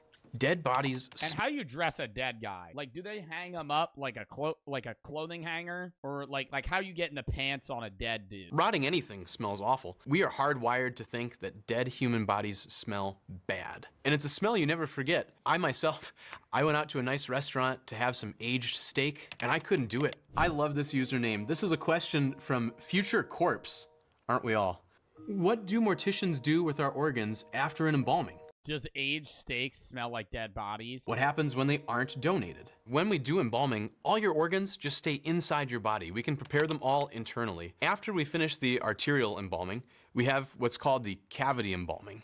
Optimally with the... What do you think, they stuff them like a fucking like a potato sack, dude? You think they fucking cut out your organs and stuff you like, what is that called? When you get your dog taxidermy. You think they taxidermied people? The cavity embalming, you're trying to puncture the lungs, the heart, the intestines, the stomach, and then you're also going to try to shoot for the kidneys too. We actually use what's called a trocar, and I have one here. It's a hollow point spear, essentially. Wait, what was the question? And then you're also going to try to shoot for the kidneys too. We actually use what's called a trocar, and I have one here. It's a hollow point spear, essentially, and it hooks up to what we call an aspirator. So it's a vacuum, essentially. Insert this in the abdomen, and then try to puncture all the hollow organs, and then the vacuum will actually draw out all those nasty fluids. If you donate your organs, typically organ donations are handled by organ harvesting companies, and they will actually work with a hospital or with me to transport a body where it needs to go, and then they'll harvest the organs, donate them where they need to, and then the body will be returned to me after that whole process is done. Question from Paul Matthews. Do morticians normally just drain the blood down the sink? The short answer is yes. All of our bodily wastes are disposed just like our normal bodily wastes, the sewer system that goes right to the water treatment plant. This is a question from Soggy Emma. Why are coffins so expensive, y'all? Just bury me raw. Well, Soggy Emma, that is... Yeah, why don't we just throw motherfuckers in the dirt? Why? What is the point of a coffin? There has to be a historical thing. Why don't you just dig a hole and go... toss him in? Is definitely... He'd crush us? You're dead. Definitely an option. You can be buried in the ground without a casket. A lot of funeral homes put substantial markups on their casket. And I think it's just a way to collect money on the tail end of a service. But just like a furniture store, which would maybe mark up their kitchen tables 4 times what they actually cost, I would guess that most caskets are marked up probably 1.5 to 2 times what the wholesale cost is. This is a question from Tiny Rain. Do morticians put a bra on you? If so, I would like my rotting corpse to not wear a bra, and would like my ghost to be wandering braless with poking nips. Well, Tiny Rain, I don't know if there's much I can do about poking nips, but we do put bras on if the family requests. And the reality is, I've probably put on more bras than I have taken off in my life. Did that answer your question? What family member is going, yeah, she needs to be braless. Yeah, make sure you pop that sucker off. Make sure you pop that sucker off before the funeral, okay? I just need you, you'd be surprised, but why? This is a question from Leonard de Montague. Does a mortician feel just as sad as a normal person when someone close to them dies? The short answer of that is yes. That was one of the things, actually, I myself really worried about when I got into this profession. Because I'm also assuming a mortician would never do a body of somebody they know. Like, if his mother dies, do you think he's going to, mortician, I don't know what the word is for it, prepare her body? Because at a certain point, when you see a dead body, you almost always kind of go into work mode. What can I do to help this family? What can I do to prepare this body? So I was very concerned when I started doing this that maybe I would start to even think of my own loved ones as something to help or something to fix, and not really take in grief like I used to. For my own family, for loved ones, my own grandpa passed away just a few months ago, and I feel just as sad about that as I think I ever would. It's just a matter of perspective and maybe where you're at the moment. Question from T. What foundation do funeral directors use to make dead people look alive? Well, that's a good question. All the makeup we use is actually formulated for dead people. So it's made to go on cold skin as opposed to warm skin like regular makeup. And one of the things we try to do... Oh my God, I've never thought about a dead body being cold. Whenever I've gone to open caskets, I've never touched the body because I don't want to touch the body, you know? It's cold. Like, ugh. Is not cake people with makeup, but just do kind of light layers so that way their actual skin tone does shine through a little bit. If you've ever... Really? I have? No, I haven't. I mean, do I think one day I will? Yeah, probably. But, I mean, it's not like... Normally when I'm passing a casket of a dead body, I'm not going and, like, feeling them. Or gone to a funeral and maybe you've seen someone in the casket who is caked with makeup. They don't really look like themselves. So one of our goals is to tone that down a little bit, so they do. Question from Lala. Approximately how much does a mortician make? The minimum and the maximum. I really couldn't say what the minimum and maximum are. The average... All right, buddy, just say it. Just say it. I've read in the country is about $65,000. The max? Oh, the average. I was gonna say, brother, max $65K. A year. And talking to my other friends and colleagues, that seems to be about the average for my area as well. Opia Dana. Do you tip a mortician? What % on the bill do I tip the mortician when he flips the Starbucks-styled iPad tablet towards me and it says 18, 20, and 25%? Is it rude if I hit no tip? Is the mortician more likely to try and steal shit from my family member's dead body? Question mark. Can you get half your body cremated and the other half buried? Do morticians do that? Asking for a friend. Why would you want to asking for a friend? Why does your friend want to know if half his body could get cremated? I have never done that, and I've never had anybody ask. I guess I could see it. Hey, can you burn my lower half, but keep the upper half in the grave? Happening if you really wanted to, you would have to have a disposition permit that would have cremation and burial, and I guess we'd probably have to sign a waiver to cut someone in half. But maybe the bigger question would be, what half are you going to cremate and what half do you bury? That's not a better question. Why? That would be, okay, I feel like it's an obvious answer to that. What half do you cremate? What half do you bury? You would obviously cremate your lower half. That would be really fucking weird if you cut and cremated your top half and then the open casket funeral was just a pair of legs. Like just legs, literally just legs and maybe the start of a torso. This is a question from That Doodle Bunny. How do morticians handle their jobs without becoming emotional wrecks? That is a good question. Most morticians I know are pretty normal people. There are times where it's emotional, so you do feel it, and there are maybe days you come home where you just feel done and you don't want to work or maybe do what you're doing anymore. But I think the fact that you can actually help people on my side of the desk, on this side of things, there are things that you can do that maybe nobody else can do. You can provide a chance for a mother to see her son one more time. It's those kind of things that keep you going in those hard times. This question is from Not Waving. How do you dress the deceased?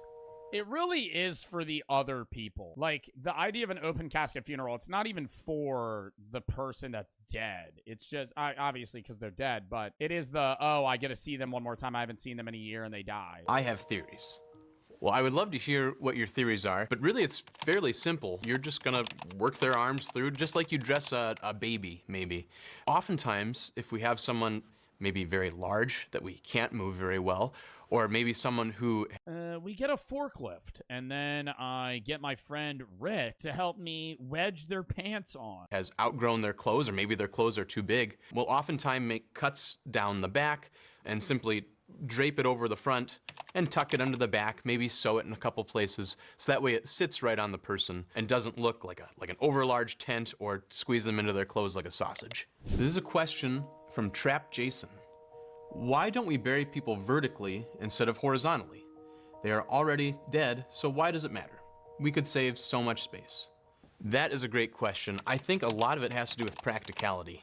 So if you were to bury someone vertically, you'd have to you would need to be able to drill. You want to be able to dig. Dig a pretty deep hole, and it would have to be pretty narrow. You can imagine how tough it would be for, let's say, 6 people to carry a casket to the graveside and then turn it up on its end and drop grandma down the hole. You might need a seat belt of some kind. Question from Crowbar Jones. What does a mortician do if there are artificial nails on a corpse? Yo, you know what I'm thinking about? There's definitely been funerals where people have accidentally, broke the table that the casket's sitting on, and then the dead body just kind of falls out of the casket. What do you do then? Do you just pick it back up? I hope you don't mean keep them by keeping a collection, but if you mean keeping them on, more often than not, I will. Typically, the artificial nails look nice, clean, and of course your nails underneath are pretty rough. If they have them on, I usually keep them. Other things that people might be concerned about removing, piercings, they almost always stay. If it's an ear piercing and they have their earrings in, maybe we'll take the earrings out, clean them up a little bit. Other body piercings,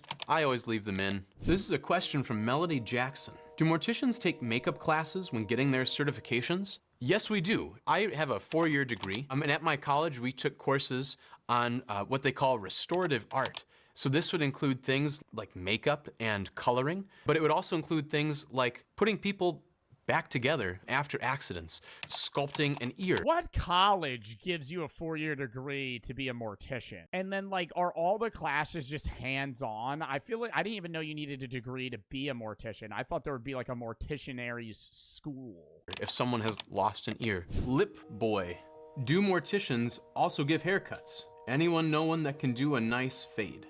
Yeah, lip boy, I do give haircuts every so often, usually only to men, and usually only if it's something minor. If someone does need to get their hair done, we'll actually usually call a hairdresser in. It's fairly simple because really you're only... I'm sorry, I don't think the average hairdresser is gonna go, hey, we'll give you $45 if you come shave this dead guy's head. Working with the front and the sides of the head. This is a question from Veronica. Do they have one on standby? Veronica, say a body gets exhumed after 2 years.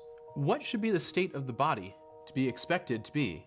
That's disgusting. 2 years after, I feel like it wouldn't be bones yet, but they would be like a raisin. They would kind of be like a shriveled up, almost like a Walking Dead zombie. It's one of the interesting things about my job is that I never actually know what happens after burial. If we had an exhumation, you actually have to have a court order to open the vault and open the casket. I've heard of cases where they've opened the casket and or you mosey on down to the graveyard with a metal shovel and a few friends and you dig that bitch up. the body looks more or less unchanged. And this was maybe 50 years after the fact. This is a...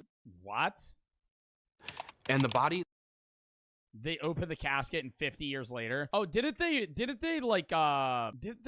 move Abe Lincoln's body? They moved someone's body like years later and they said he looked exactly the same. Abe Lincoln body moved, looks the same. Yeah, Abraham Lincoln's body got exhumed in 1901. Oh my God, there's photos of his casket, not him. It looks more or less unchanged, and this was maybe 50 years after the fact. This is a question from Jonathan Cowip. Monty Python's Always Look on the Bright Side of Life is the nation's #1 funeral song. What's the oddest funeral music you've ever heard? I haven't heard too many strange funeral songs myself, but I do have this dream. I have a friend, and I told him if he passes away before I do, I'd really like to sing On Eagle's Wings, but like the Swedish Chef from the Muppets. It would sound like this. You had real initiative, the lead. You want to sing that for your dead friend. If your friend dies before you, you're requesting that while you're crying because your friend's dead, you get up on stage in front of his whole family and go, Muppets.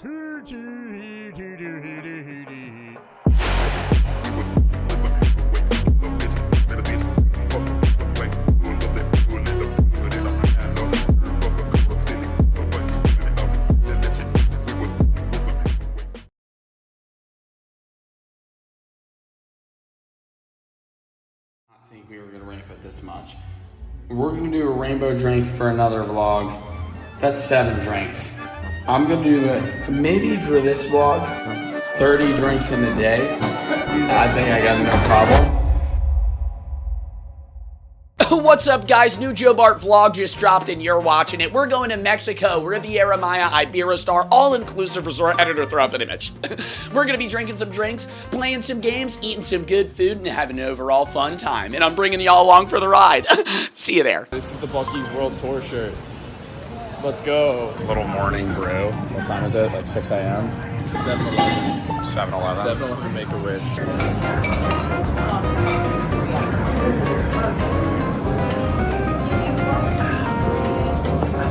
7 a.m. later, decided to get a little shot, Di Serrano, Crown Royal. Getting ready for the airport time nap. Is different. Are we chugging it? Do you want to?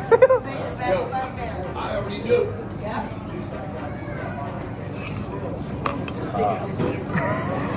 That's rough. Not great. Not great. Just got smash burger too. It's not sitting well.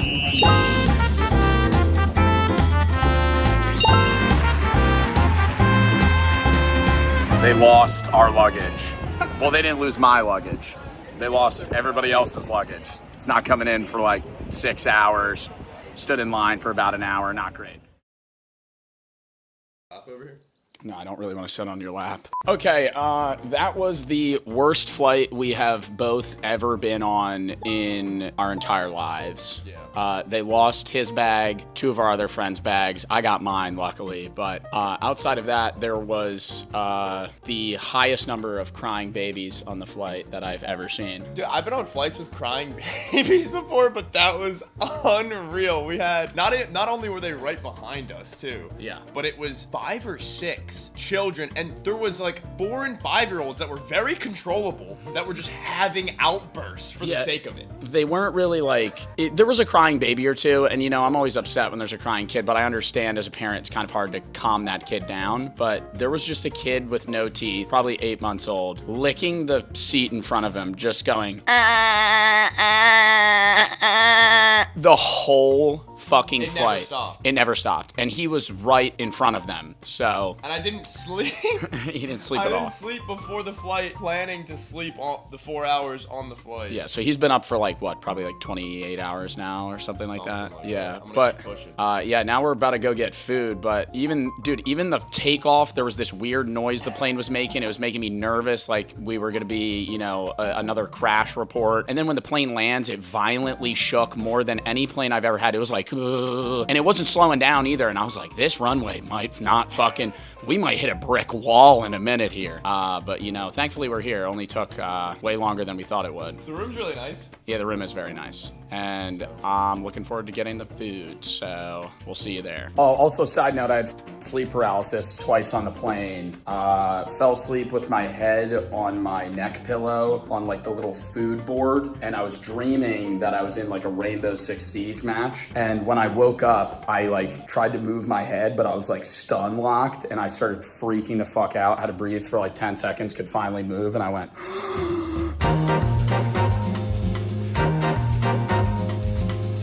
Little rough waters here. What is it, this Saratoga seaweed? Not looking great. A little windy, don't know if you can hear me. How you feeling? Feeling good.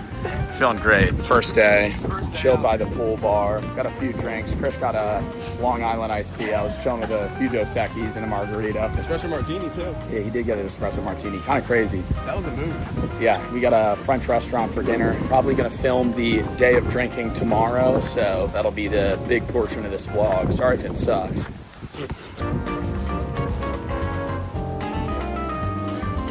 They're coatis. We figured it out. They look like yeah, they're the same thing. They look like anteaters. They look like anteaters and capybaras. I want to pet one, but they probably have rabies. No. Yeah. Dude. Oh, can you own these as pets? Wow, I sound so fucking American right now. I'm gonna be real, this might be the worst vlog I've ever made. We're going to a French restaurant. I think I just said that. We're gonna be filming a day of drinking tomorrow. Might film a little drinking tonight. This is really degenerative. The whole trip is just basically gonna be me drinking with my friends. There's gonna be a separate video drinking the rainbow. I think that might be a little bit better of content. I don't know. Most of this is filmed on a fucking iPhone. Hashtag sponsored, not sponsored. Dos Equis. It's also weird, I'm rooming with Chris. Brooke's not here. Hashtag miss my girlfriend. She's not coming this one. She's doing her own thing. Love her, you know. This is the first time I'm traveling outside of country since I've been dating her. We've been dating since like October, sorry. You know, this is the first time I'm traveling without her. Oh, he's my boyfriend. Ready? Watch the crawl section. Oh, look at oh my. Oh. Oh. Yeah, let's get it going here. 2, tres, up, and it's gone. 4, 5, 6, 7, 8, 9, 10, 11, 12, 13, 14. Okay, you're pre-jacking the 14. 15. Last night was tough. I didn't really record much, didn't really plan on it, so I'm not upset about it. But yeah, we went to the French restaurant. Our waiter was named Emilio, and he brought out maybe 7 bottles of wine. It started out with 1 bottle of Riesling, and I was like, oh, can we get another one of those? He's like, I'll bring 2. I'm like, yeah, sure, bring whatever you want. Brings out a Sauvignon Blanc, pretty good. I'm drinking it halfway through. He's like, oh, bring out, I'll get it. Let me get 1 more. I'm like, buddy, I still got 1.5 bottles lined up. Brings out a bottle of Pinot. Doesn't even, because it's all inclusive, it's not like, you know, I'm paying for it. So he just opens it before I even start like drinking the rest of the other two. And I'm like, okay, well now we got 3 open bottles of wine. So we're just drinking them. Then we go to the lobby bar. That's where that clip is of like the 20 mini beers. We probably did that like 4 times. Stumble back to the room, obliterated. And I just chilled out here till like, you know, 1 a.m. Tried to order food, never came in. I don't know why. We ordered a pizza, it didn't show up. Maybe we ordered it too early because we walked back to the room, but we ordered it like 5 minutes before we came here. And then around 2 in the morning, our other friends fucking ordered pumpkin soup and an Oreo cheesecake to our room. Oreo cheesecake, pretty good, but the pumpkin soup, what is that loud fucking noise? Is that a plane taking off? Today's the day we're gonna be filming the day of drinking. So today might be a little disastrous. Most of the clips are probably gonna be on the phone or like when I'm not wet, and then the GoPro. So if I look like I'm in 0.5 the entire time with like shitty muffled mic quality, I apologize. But if I'm in the water, I obviously don't wanna damage like my actual ZV-1 or anything. So yeah, I'm assuming if we're doing the over-under here, I think I get around, I think the line for the day is around 25 drinks. I think that's a reasonable amount. I don't know if we're counting standard drinks. I'm counting like shots. I'm gonna try and film like every shot, every drink, every beer. If I miss one, I'll let y'all know. I'll tell you the time too, so you know what time of day it is. Right now it's around like 10 a.m. We're about to go get breakfast, maybe hit the gym, and then we'll start it up. Oh, and I'm gonna try and drink not the same thing every fucking time, because this is for a video, so I don't want every drink to just be a beer. Oh, there's Chris. I don't want every drink to be a beer, so like I'll get that, but I'm gonna try and not have like 15 beers in a row. I'll mix it up a little and show you the little fancy drinks they make and shit. They got some good daiquiris, coladas, mixed drinks. So yeah, first drink 10:57, a mimosa with breakfast.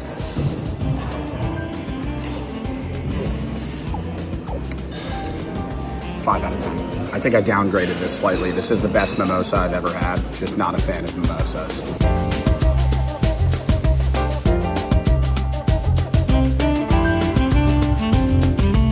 $12:30, done at the gym, rum punch, drink number 2.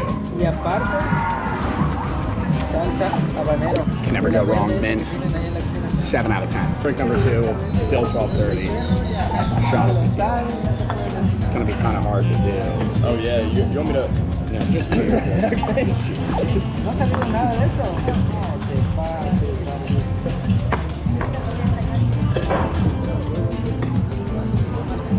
Lovely. About 1:30. Oh yeah. Dos Equis. Drink number 4.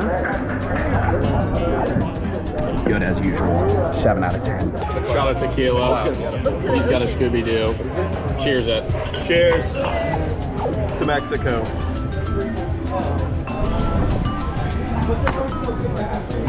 So, Getting a little, it's getting, the terrain starting to get a little worse. We're on, what, number 6? Simple. Wow, it's a little windy here. Another Dos Equis. We're playing cornhole. All right, let's get a bag here. Okay, that's great. It's my turn now. All right, kind of miscalculated the wind.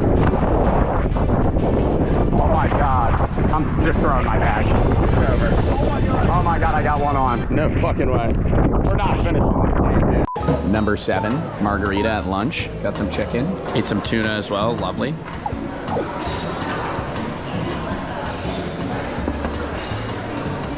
Nine out of 10. Love the margaritas here. Chris got a lovely espresso martini. Oh God, dude. You look amazing. See you later. Number 7, about 3 p.m., 2:45 specifically. We got an iceberg. It's a little slushy with some beer. Pretty good. Would never order this. My friend got it, didn't want it, but we're gonna give it a good rating here. I like it. A little too sweet for me. I think when I enjoy a beer, I kind of want it to be, you know, a little lime.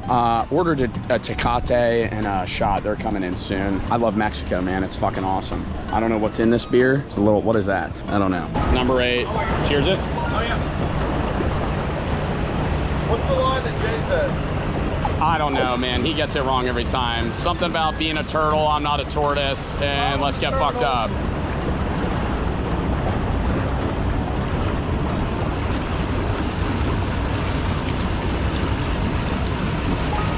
Number 9, Tecate. New beer on the list. Been doing only Dos Equis. This is a light. Normally used to the red ones. These are the blues. I think it's like 4%. Oh yeah, beautiful. That's actually better than the Dos Equis right now, I'm not gonna lie. Maybe a little more hydrating. I'm getting a little drunk right now. Numero 10, Scooby-Doo. Happy birthday, Matt. Happy birthday.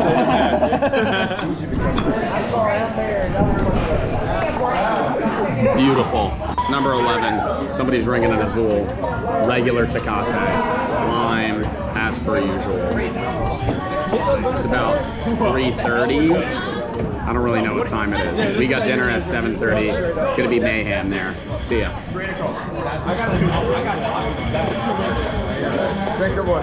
Better than the light. And I feel like I was saying the opposite. Just played a round of volleyball. 12. It's 5 p.m. And a water. Gotta be responsible. Cheers it. I don't know about 13.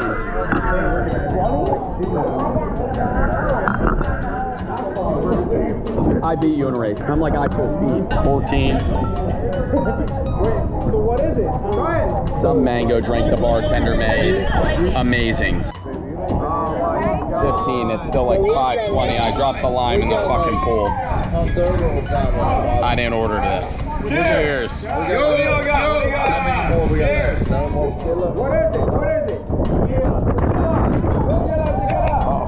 Oh my god. May have taken 16 off camera. 15. I don't know where we're at. There's another Scooby-Doo. It's gone. It's 5:40. I'm hammered. I don't approve of nicotine. Got a cool mint going right now though. And it's lovely. On vacation, don't approve of it. 21 or older. This is probably gonna be an age-restricted video. Love y'all.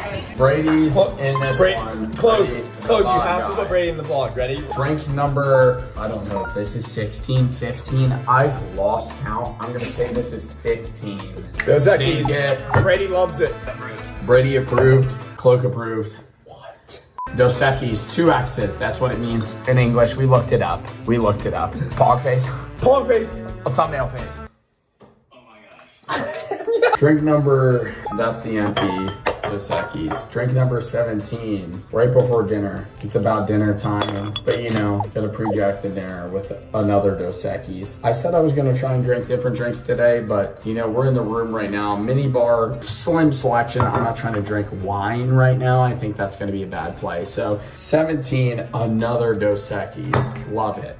Rate the fit. No, Brooke's not here, so she's not here to rate, like, you know, she's not here to pick my outfits. My girlfriend she usually picks my outfits, but today I'm picking my outfits. I may or may not have FaceTimed her to confirm that they match because I'm really stupid when it comes to, you know, recognizing what colors match, but it's a blue pant Budweiser shirt. We're going to a Mexican restaurant. It's really gonna be a lot of tequila shots. I think I'm gonna record a few of them. If I miss one, I'll let you know. I'm pretty sure this is number 17. We got about, what, 8 more to match the line that I set in the beginning of the day. It's around 6:38 p.m.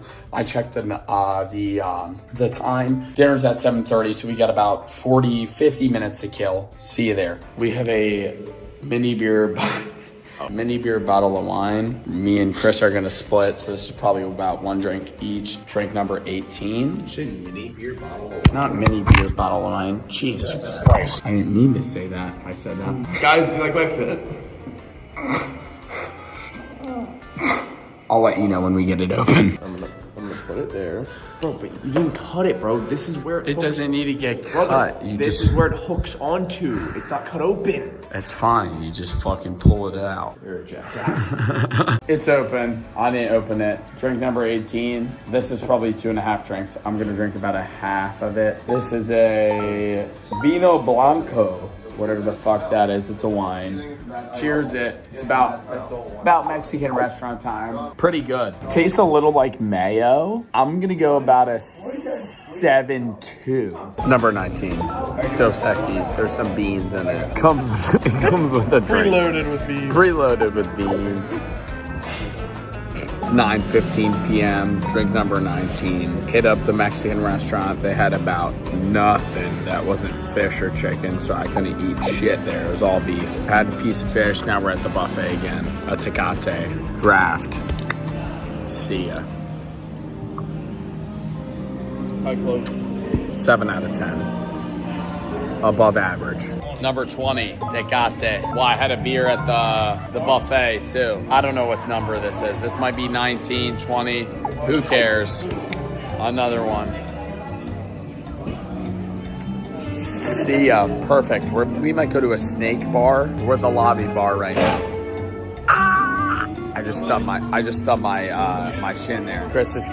There's a table. Yeah, there's a table there. He told me a little too late. We might go to the snake bar, trying to sway some hands here. Me and Chris are so down for the snake bar. Nobody else is. But we want to go see what the huss is about. What's the hype about? Fucking took a mini beer and I didn't fucking vlog it. 21. Walking here at 9:37. Burnett, number 21. Cheers it. Bad idea.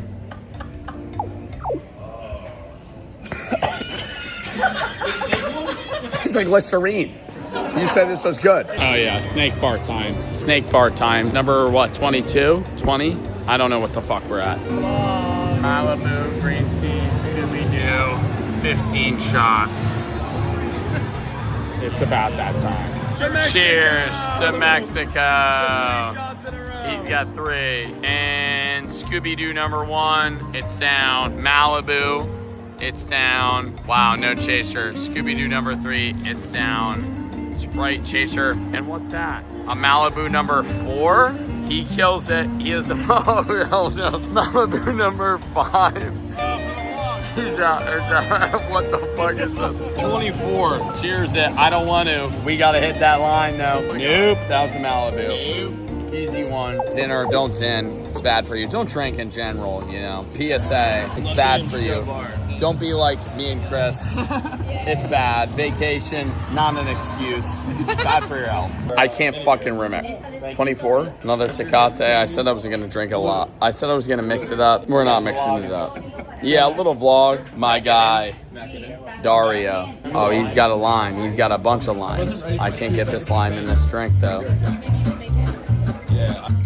Copyrighted music, 25, okay. Cheers it. 26! 26! Tequila. Look at this dude. I don't even know. 27. I'm gonna let y'all know. I don't even know how many drinks we're in. Probably 28. I'm just letting the guy know, like, hey, make me something. It's more so like dangerous vibe tonight. Like, hey, Hernando, that's the guy that we've been working with just thus far. Make me whatever. And he cooks up some crazy shit. Some blue drink with a little red spritz, and it's lovely. I'm talking the best shot I've ever had in my life. He doesn't even tell me what it is. He won't tell me. He's like, no, I just gotta keep it a secret. I'm like, okay, man, that was fire. I'm gonna tip your ass. He's a great guy. And I'm letting you know, the workers at Iberostar Paraiso, the nicest people I have ever met. Love them. And they are fantastic. I have no complaints. It rained today. That's the only complaint. They can't control that. And even then, it was fantastic. And I'm probably 28 drinks in. I'm probably not going to hold this till, bedtime. We might hit a, bedtime nap real quick. But, I'm posted up in the bathroom right now. And it's a fucking vibe. We're about to go back into the bar. Too much copyrighted music. You can't even see it. Clark's probably muting it. Dude, look. They even got towels for you. What the fuck? When we got here, they were handing us cold towels. I'm like, bougie. I feel extravagant. I'm like, what am I doing with this? A cold towel, am I gonna put it on my head? Am I gonna, wipe my face with it? I'm like, I'm not even really that sweaty. Lovely people. They mean the best. And I love every second of it. Joey Parisi, you're doing a great job. And I'm gonna tell you right now, this is probably a 10 out of 10. Maybe I'm drunk saying this, but they are lovely workers, lovely people, and they mean the best, and I'm tipping them well because it's like, hey, they're trying their hardest. I love them. I don't know where this is gonna go from now. I don't know if I'm doing another shot, but it's like, we're in a big group. Oh, another vlog, he's coming to take a piss.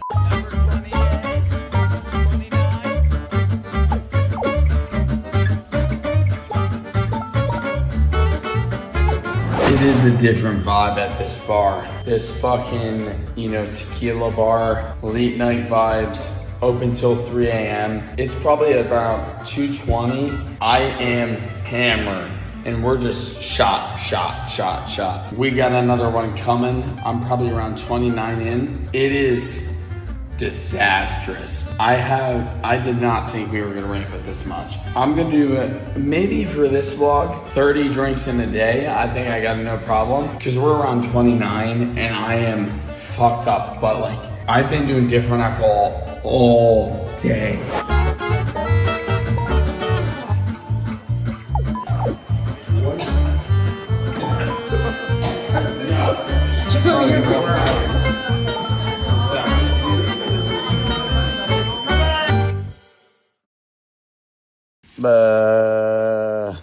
Hungover, not good. Really devolved there at the end. The last stretch was just slamming them.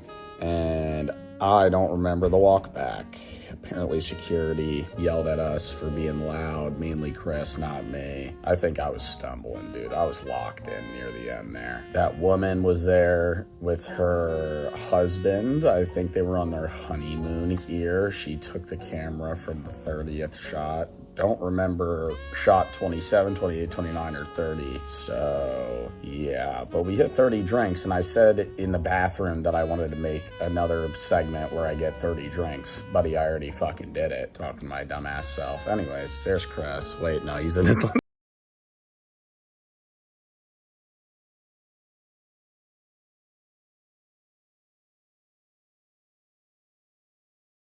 A day in the life of Kim Jong-un, world's richest president, dictator. If you really can't stand Kim Jong-un, the North Korean leader, his incredibly over-the-top eating habits and super luxurious lifestyle are sure to make you dislike him even more. While his own people are dealing with extreme... They always clap so aggressively for him. You ever see that shit? It's like he comes up and he does this and they're just going... That would hurt my hands. Hunger and malnutrition. He's indulging in the world's finest cheeses, savoring expensive liquors, and casually tossing around thousands They'll of get dollars. shot if they don't. Yeah, if you do a little low effort. Yeah, if Kim Jong-un comes out to give you a speech and you hit him with a... One of the guards is going to be like staring you down, then you got to go... I know there's one time when they like had a, I think it was when his dad died. They all had a cry, and if they don't look sad enough, they would arrest you. This is what a typical day in the life of Kim Jong-un looks like. Mornings. Unlike most world leaders who have a fixed waking hour, the supreme leader of North Korea, Kim Jong-un, has a schedule that is a bit all over the place. Although there is not much known about it, but it depends upon how much he partied and had to drink the night before. So you can say that Kim Jong-un doesn't... You think he watches TV, saying if he partied the night before? What do you think a fucking Kim Jong-un party's looking like? I bet he watches, like, Friends. Low-key. Like, I'm so serious. How much you gonna bet there's, like, Kim Jong-un probably is into, like, rom-coms. Like, he probably likes, like, The Notebook or something. That's not a rom-com. That's just a sad movie.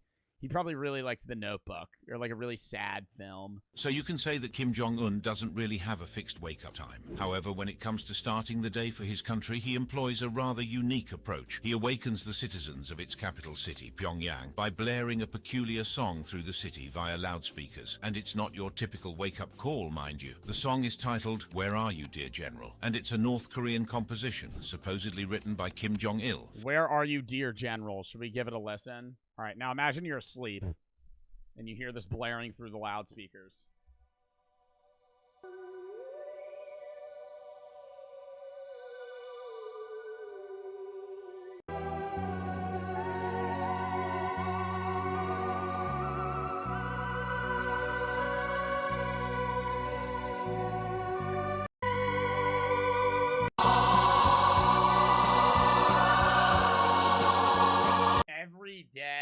He typically begins his day at the Ryongsong residence, where he resides with his wife, Ri Sol-ju, and their kids. This residence is also known as the Central Luxury Mansion, and it was constructed... Looks like a fucking office building, dude. That's his house? This residence is also known as the Central Luxury Mansion, and it was constructed in 1983. Now it's clear that the Ryongsong residence isn't an ordinary residence, because this is where Kim Jong-un, or as the people of North Korea call him, the Supreme Leader, resides. This palace contains all the fancy amenities like lakefront banquet halls, a substantial 15-meter wide and 50-meter long swimming pool with a water slide and a running track. Moreover, oh my god, imagine Kim Jong-un just all giddy, like, just going down a fucking slip and slide. Coming back to his daily routine. Now, if we think about what an ordinary person does after rolling out of bed in the morning, it's usually a quick trip to the bathroom, right? But hold on, because it appears that Kim Jong-un might not be part of the Loo Regulars Club. Yes, you heard it right. You know, North Korea has come up with quite an unusual claim about their godly leader, Kim Jong-un.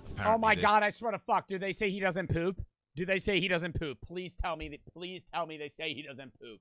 Saying he's so devoted and hardworking to help the Korean people prosper that they burn all their energy and there is simply no waste. And believe it or not, there's no waste. He is a 100% efficient machine. He uses every piece of the food that he gets. Wow, so he doesn't take shits. They've made similar claims about his father, Kim Jong-il, and even his grandfather, Kim Il-sung, in the past. It might sound a bit funny to you, but that's what the North Koreans believe, or are perhaps strong. Do you think that the citizens actually believe it, though? Because I hear so many things where it's like, oh, Kim Jong-un invented the hamburger.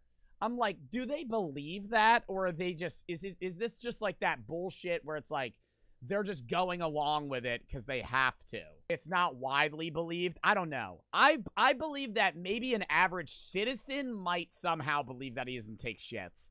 But there's no way that, like, his inner circle believes that this man don't poop. Because he has a bathroom. Now, nobody in their right mind would believe something so impossible. The thing is, North Koreans are brainwashed to such an extent that they see their dictator as a supreme leader, as a god, so they idolize him as a holy personality. The regime shaped their thinking in such a way that they believe their leader doesn't need to bother with earthly matters like using the toilet. If you listen to their stories, the common citizens of North Korea that escaped the country where they got the chance to share their story with the rest of the world, they reveal how they survived in this isolated country. They brainwash us since our birth, and they tell us that Kims are gods, so that I will think that Kim Jong-un can read my mind. And I thought that if... Oh my god. Yo, that literally would instill fear in you to the point that you would just be complacent. Like some Santa type shit. You know? When it's like you're like a younger kid and you're like skitzing out about like, oh my god, am I gonna get coal for Christmas? Santa can read my mind. He fucking hears what I'm thinking. While many of us might go for an ordinary cup of joe, the North Korean leader goes all out, picking only the best exotic coffee blends money can buy, and you can bet it costs a pretty penny. Kim is a fan of the finest Brazilian coffee. This coffee is just one of many luxury items he imports, both for his personal enjoyment and... How do we know this? I feel like they don't share anything about Kim Jong-un, though. Like, how do we know that he likes Brazilian coffee? Historical data suggests that it often goes up to $500 a pound. Bro, just get some fucking Folgers, dude. Some fucking Folgers in your cup. In 2016 alone, North Korea reportedly flew in almost $1 million worth of Brazilian coffee for its supreme leader. However, it's not... $1 million in coffee just for him. But did you know almost half of North Korea's population hardly has anything to eat? A UN report suggests an estimated 12 million North Koreans are struggling with hunger and food shortages. I don't get how, like, I mean, he probably got mad security. But I'm thinking to myself, like, I know if somebody killed Kim Jong-un, their whole family would die. But, like, you gotta think, there's one dude in North Korea that hates Kim Jong-un and has no family left alive. That motherfucker could just bull rush that dude and shoot him in the face. They probably don't have guns. They don't have weapons. What are they gonna do? They'd torture you? I mean, he'd be dead. But his sister would take reign. They got a revolt? That would do nothing. Dude, the majority of North Koreans are fucking, like, poverty-strucken. Like starving poor. 23?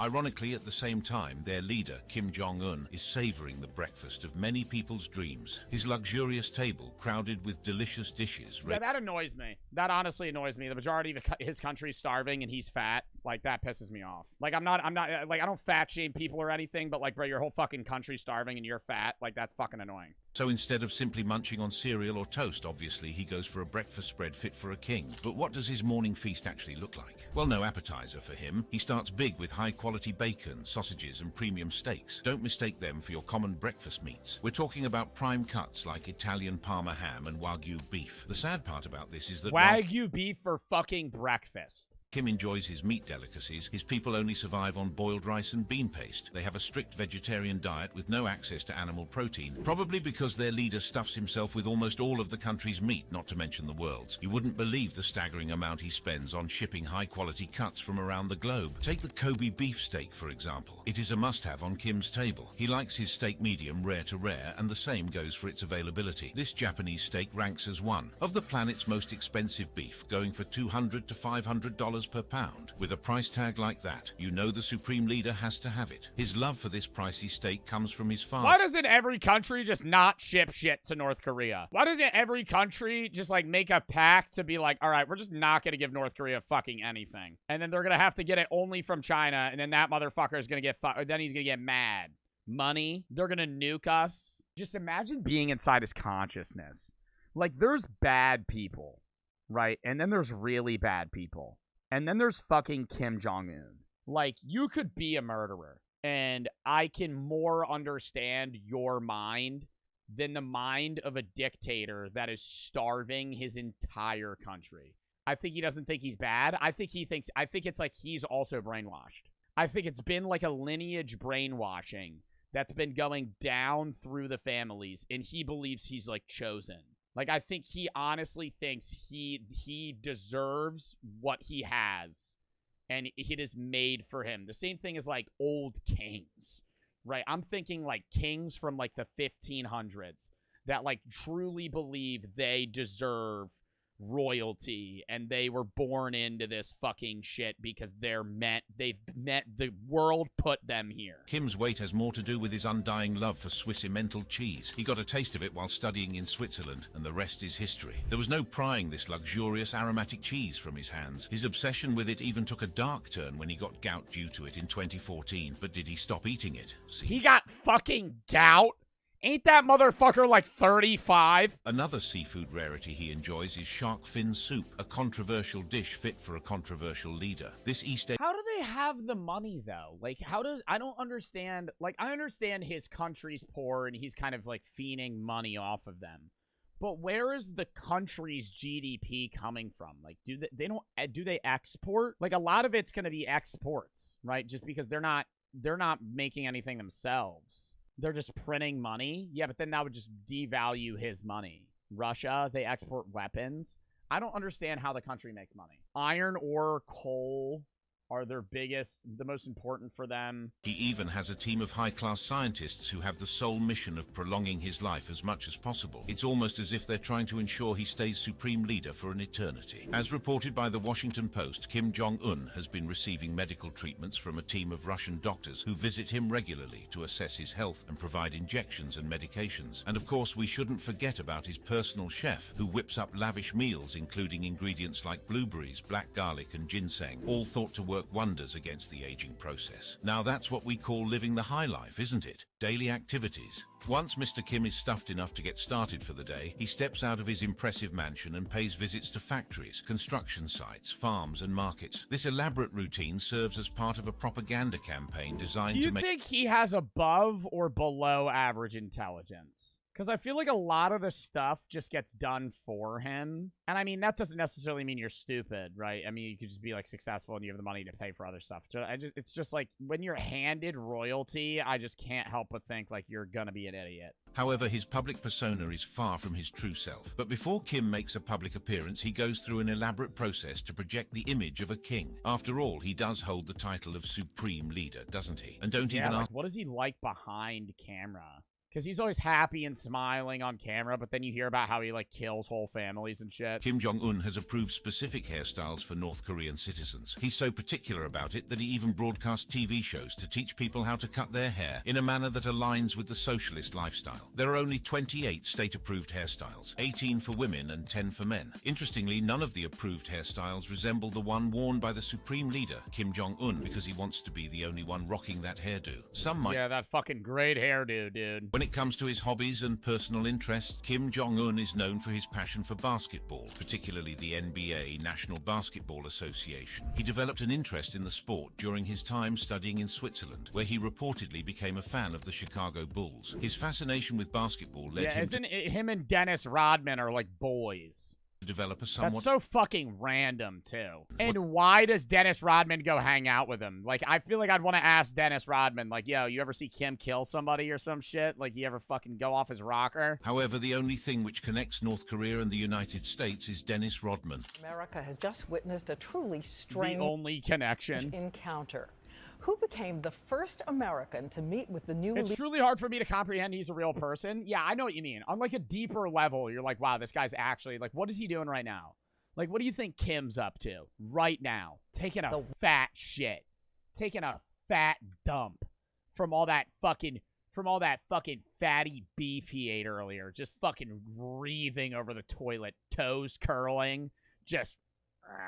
But how does Kim travel from one place to another? You might think that he would have some difficulty getting luxury cars in North Korea, since they are banned from export by international sanctions. But Kim doesn't let that stop him. He's got quite the car collection, including you're fucking kidding me, dude. Audi R8 worth 162 grand, a Range Rover that sets him back Yeah, that's some brokey shit, Kim.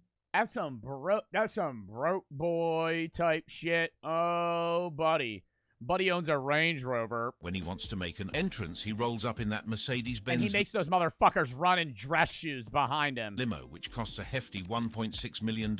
Not just that, he's got a bunch of other fancy sports cars and race cars in his garage, totaling over 100 luxury vehicles. Just to give you an idea, he once drove his 500k Rolls-Royce Phantom to meet with Mike Pompeo, the former CIA director. But that's not even the end. Kim Jong-un also spends lavishly on other things that most North Koreans can only dream of. Take, for instance, Kim's 95-foot luxury yacht. Most people can only dream of owning a yacht, but Kim Jong-un is a proud owner of the 95 M1 My Princess, and don't even dare to think that it's just any yacht. Does North Korea actually have nuclear weapons? That's fucking horrifying. North Korea, it's like, yeah, there's other countries that we really disagree with, and they have their own problems, but I feel like Kim Jong-un's like the type of guy to just be like, yeah, let's just fucking send him off. Like, imagine if you were born in North Korea and you just tend to farm fields and your your supreme leader just runs the world for you. And you're told that everyone outside of the country is demons and it's scary and, like, we eat people. And in America, we're fucking horrifying beasts that, like, fucking kill people all the time. Like, dude, that's just, like, they just believe that. Sadly, about 24% of the annual budget of DPRK is spent on the people that ensure he will stay in power, the military, and another 30% is spent entirely on him and his inner circle. Still, Kim needs to keep up this just on him charade, and he does it splendidly. He smiles, takes group pictures, and waves to the cheering crowds who view him as their supreme leader. However, Kim also knows that he's not so loved by everyone. That's why he's willing to spend millions on his personal security. He's always surrounded by a team of bodyguards, and getting into that squad is no joke. These guards aren't just skilled with weapons, they're highly trained combatants and martial artists. But yeah, they like punch nails and shit. Dude, they make them go through like some extreme shit. And a spot on this exclusive team, you've got to be shorter than 5'5". You know Kim doesn't like being... You gotta be shorter than 5'5"? Oh my god, because you'd be taller than him and it'd make him look weak. Nah. Small. He also uses encrypted communication to keep his conversations secret and relies on a small group of loyal advisors who support him. This extensive security plan is what protects him throughout the day. The North Korean leader travels on 3 identical planes to confuse potential threats and reduce the risk of being shot down. He frequently changes his flight plans at the last minute and employs decoy vehicles on the ground. He's always on the lookout for any signs of danger. And of course, why wouldn't someone who can orchestrate his own brother's assassination be concerned about his personal security? Yes, you heard it right. In order to maintain a firm grip on his power in North Korea, Kim Jong-un ordered the assassination of his half-brother, whom he saw as a potential rival. Yeah, I remember that. That was like a few years ago. I feel like that was like, that was probably like 5-6 years ago, honestly. His name was Kim Jong-nam. Kim Jong-nam was once the heir apparent to the North Korean leadership, but he fell out of favor with his father, Kim Jong-il, after being caught trying to enter Japan with a fake passport in 2001. On the 13th of February 2017, Kim Jong-nam was at the Kuala Lumpur International Airport in Malaysia, waiting to board a flight to Macau. As he walked past a column, a woman approached him and wiped an oily substance on his face. Moments later, another woman came from behind and covered his eyes with her hands. She then slid them down over his mouth, quickly apologized and walked away. The substance that was smeared on Kim Jong-nam's face was VX nerve agent, one of the most deadly chemical weapons in the world. It causes paralysis, convulsions, and death by suffocation. Kim Jong-nam died within 20 minutes of the attack before he could reach a hospital. The assassination was... Holy shit!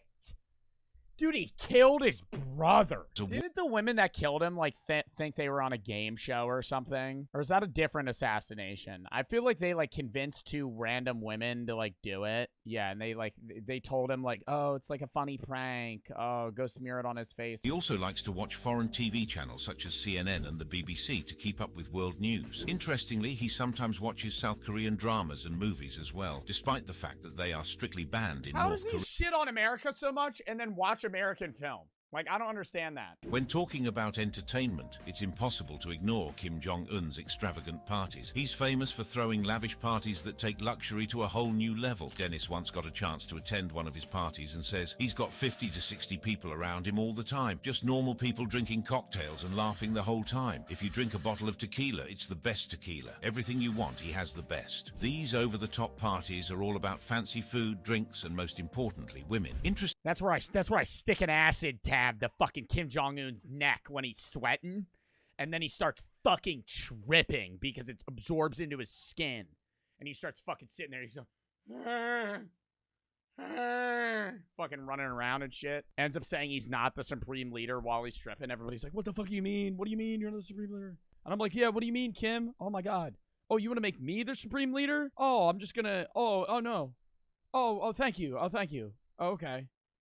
All right, first order, kill Kim Jong-un. Secret harems, or Kipum-jo as they're called in North Korea, are groups of about 2,000 women whose job it is to entertain Kim Jong-un and his high-up officials in North Korea. According to reports, these women are split into different groups. Some sing and dance, others give massages, and some, well, they're there for more intimate activities. Now, you might be wondering about the fact that Kim Jong-un has a gorgeous wife, Ri Sol-ju, and is publicly presented as a family man. However, there is speculation among some people that his wife often accompanies him in public appearances to create the image of him as a regular and compassionate leader in the eyes of the public. Never mind that he has a wife, he does whatever he likes with... Oh, nah, he fucking cheats on her all the time. Oh, 100%. Oh, 100%, dude. While local alcohol is cheap and readily available, it clearly isn't to Kim's taste. Instead, he reportedly spends an average of $30 million each year on importing liquor into the country. 30 fucking mil is crazy. Yeah, it's like not even just him, like his inner circle's selfish too, because like they enjoy all the luxuries of being friends with him, and they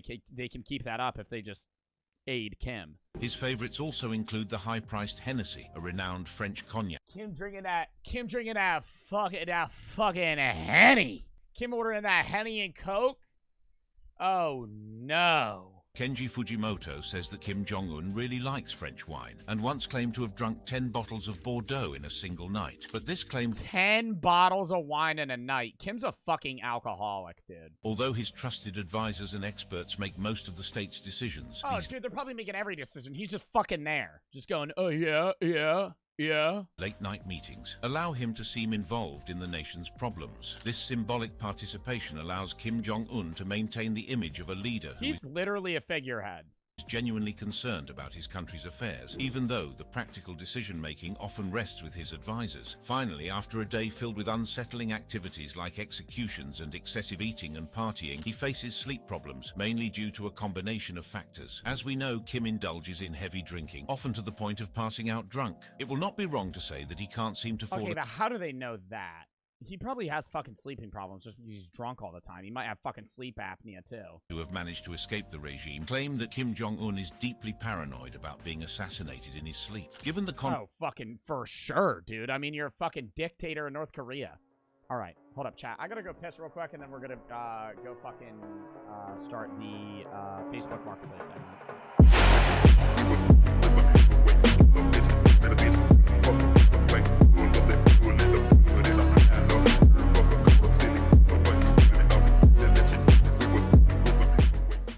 field day with Harvard students. This is one of the hardest Harvard classes, and these are Harvard students, and I'm gonna be spending the day with them to see what it's really like attending the #1 university in the world. Is Harvard really #1? I thought it was I thought it was MIT. MIT or like Stanford or something. I just would never want to go to Harvard. Even if I could get in, I wouldn't want to go for the sole reason that, like, I would hate every single day because you're just having a horrible time learning about quantum physics if you're a math major or some. What is this place? I have no idea where I am. This is where all the freshmen live. Where did Mark Zuckerberg live? He lived in Strauss, which is behind that. My friend lived in Mark Zuckerberg. Oh my God, can we go to his dorm room? Oh my God, Mark Zuckerberg.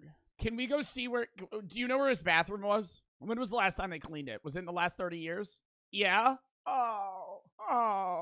Dorm, freshman year.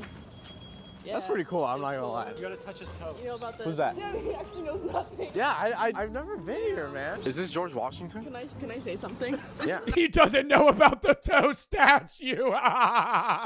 He doesn't know about the Harvard toe statue. Oh my God, you're really not a Harvard student, are you? You're really not an Ivy Leaguer. Oh my God. Not George Washington. It's not George Washington? The tourists who come. Yeah, I feel like I've heard about this. Don't they like suck on this guy's toes before finals to like grant them like, I don't know, like some sort of like luck or something? They hold his feet. Come here, touch the foot. Just don't touch the foot. Wait, why? Oh, you're not supposed to touch the foot. It looks like a lot of people touch the foot based off of the different coloration. Is this lore? Is this like insider lore? Loki? Have they peed on it or something? Yeah, it's a tradition to pee on it. Ew. Oh, is it really? Don't pull tricks on me. Wait. That's not what I did when I went there. My friend told me everybody licks it. I'm confused though. It's a very tall statue. How did they pee on it? You climb up. Okay, so right now she's giving me a quick tour, and so far pretty underwhelming. I'm not gonna lie. Oh my God, you came here on a rainy day. Next, we went to eat breakfast where all the Harvard students eat. I guess right now we're in the dining hall. So right now we're eating breakfast. She was really kind enough to like let me. Thank you so much. She's literally like working right now, I think. Yo, and that's where you walk into the Harvard dining hall just blasting yeet on like your JBL speaker with your backpack on. Eating breakfast at the same time. And now we went to the first Harvard class of the day, which was a business class, which we took a bus to get there. And once we got there, it was at a really nice building. I'm like a little kid right now, like seeing the world for the first time. We're glad to welcome a guest today. Manny is joining. Yes. It's great to have you. Please. Yo, they got fucking name tags. Harvard professor can't remember his students' names. I thought you were a Harvard professor, buddy. This class, they basically talked about business and the customer mindset. Arguably, you should be talking to potential customers, before you spend a ton of money. And this is where I raise my hand and go, yo, buddy, if you were so good at business, why you ain't out there making money? Why are you a college professor? Why? You're teaching us business. But where's yours? Before you build the thing. Which was actually interesting. But to be honest, something surprised me. The professors were actually super nice, and they seemed like they actually cared about the students. I'm glad you came. It's fun to have guests. So. Honestly, it felt pretty cool being in an actual Harvard class. And to think the day's just getting started as I'm spending the day with Harvard students, it's pretty... Was that a poster of Kim Jong-un? Did that say live, laugh, love - Kim Jong-un? As I'm spending the day with Harvard students. It's pretty exciting. Then afterwards, we met up with Helen's friend, and let's just say he's been going through it. It's all fake. Nothing about life is real. Let this be so clear. You're not seeing me. You're seeing pixels on screen through simulated pixels. Who's to say that any of this is real? Who's to say that life is a performance? Who's to say I'm not performing this for you guys right now? It's all fake. Life is fake. Bro, are you good? Bro, this is what Harvard does to students in reality. So we just got out of the entrepreneurship class. Yeah, wasn't it so cool? It was actually pretty cool, I'll be honest. Also, I never asked, what's your major? It's neuro. Neuro what though? Neuroscience. Neuroscience? Only one neuro. Oh, there is? Yeah. I did a little bit of research on your... Not at the old state school that I went to. There was a few neuros. Neuroscience, neurobuilding, neuromathematics, YouTube channel. Yeah. You got into Harvard at 16, and that's crazy, by the way. That's like, honestly. What? She was a freshman in college at 16. Oh, aren't you fucking smart? I bet I could shotgun faster than you. Oh, you're cool. Joint race right now. Let's fucking joint race. How many? Let's go cigarette for cigarette until one of us passes out. That helped you your admission, or was Yes, it? because I did do my admissions file. So you graduated early? Is that? Yes, I graduated high school in 3 years. Both my admissions officers and my interviewer really liked how I pushed myself, that I like had done all my extracurriculars by the age of 16. Did you feel like your peers were like smarter than you, or was it like all equal? If that makes sense. Technically below average, I think. You? Really? All right, guys. Next up, we went to her second class, which was philosophy. We're starting fast. Oh my god! Oh my god. Tell me he's gonna look like Psychowitz. It'll make me happy. That's what my professors look like. 2 minutes? 1 minute? 1 minute. Is this the philosophy class? Yeah. Oh. I know something Oh about my god, I took that class. philosophy. Why am I scared? I will say the professor was using a lot more big. Where's the bald spot? Where's the flowy hair and the long beard? Why aren't you wearing flip-flops right now? So to speak, horrible things in the name of the greater good. For those of you who think that there's a path forward for these guys. But afterwards, I started talking to. God, dudes, that's why I don't want to say I don't like this setup that they have, but the philosophy classes that I had were very discussion based. And I mean, I don't know about this, but there's so many people in this room, and it seems more like he's lecturing rather than like discussing. Like when I would have a philosophy class. Literally every philosophy class I had. Hey, we're reading this. You have to read these 90 pages before tomorrow. Okay, right? And you would go and you would read, or you would have like 2 days because there would be a 2-day gap. And then when you come back, all we're going to talk about for 2 hours is those 90 pages. And he would show up. My professor would stroll in. Nothing. I mean, you could say it's lazy on his end, but I think it makes sense to actually learn the topic. Strolls in, sits down, silence, and goes, okay, what do we want to talk about? And would just wait. It could be 5 minutes. And then somebody would raise their hand and go, could we talk about this chapter on this sentence? And then it would just start a whole discussion. Because you would just talk about whatever you wanted to, and it made sure that you read the readings, because if you didn't, you would just be fucking lost. You think that there's a path forward for these guys. But afterwards, I started talking to this random guy. Trying to be in the video? Yeah, sure. What's your major, bro? I'm biomedical engineering. Oh shit, damn, bro, these are smart motherfuckers. Oh my god. Are you happy? Yeah. In life? Yeah. Happy in life is crazy. I think I'm happy. You know, I'm actually transferring to Harvard. Yep. Glad to have you. Thank you, man. All right, guys, we just finished up our second class. My IQ is actually leveling up, the more I join classes. Helen was done with her classes, and we headed to a merch photo shoot for her YouTube channel, which was pretty cool. And while she's doing that, I met up with another Harvard student named Vincent for a organic chemistry class. Oh. Oh, that's what I don't want to look at. Oh my god, what the fuck?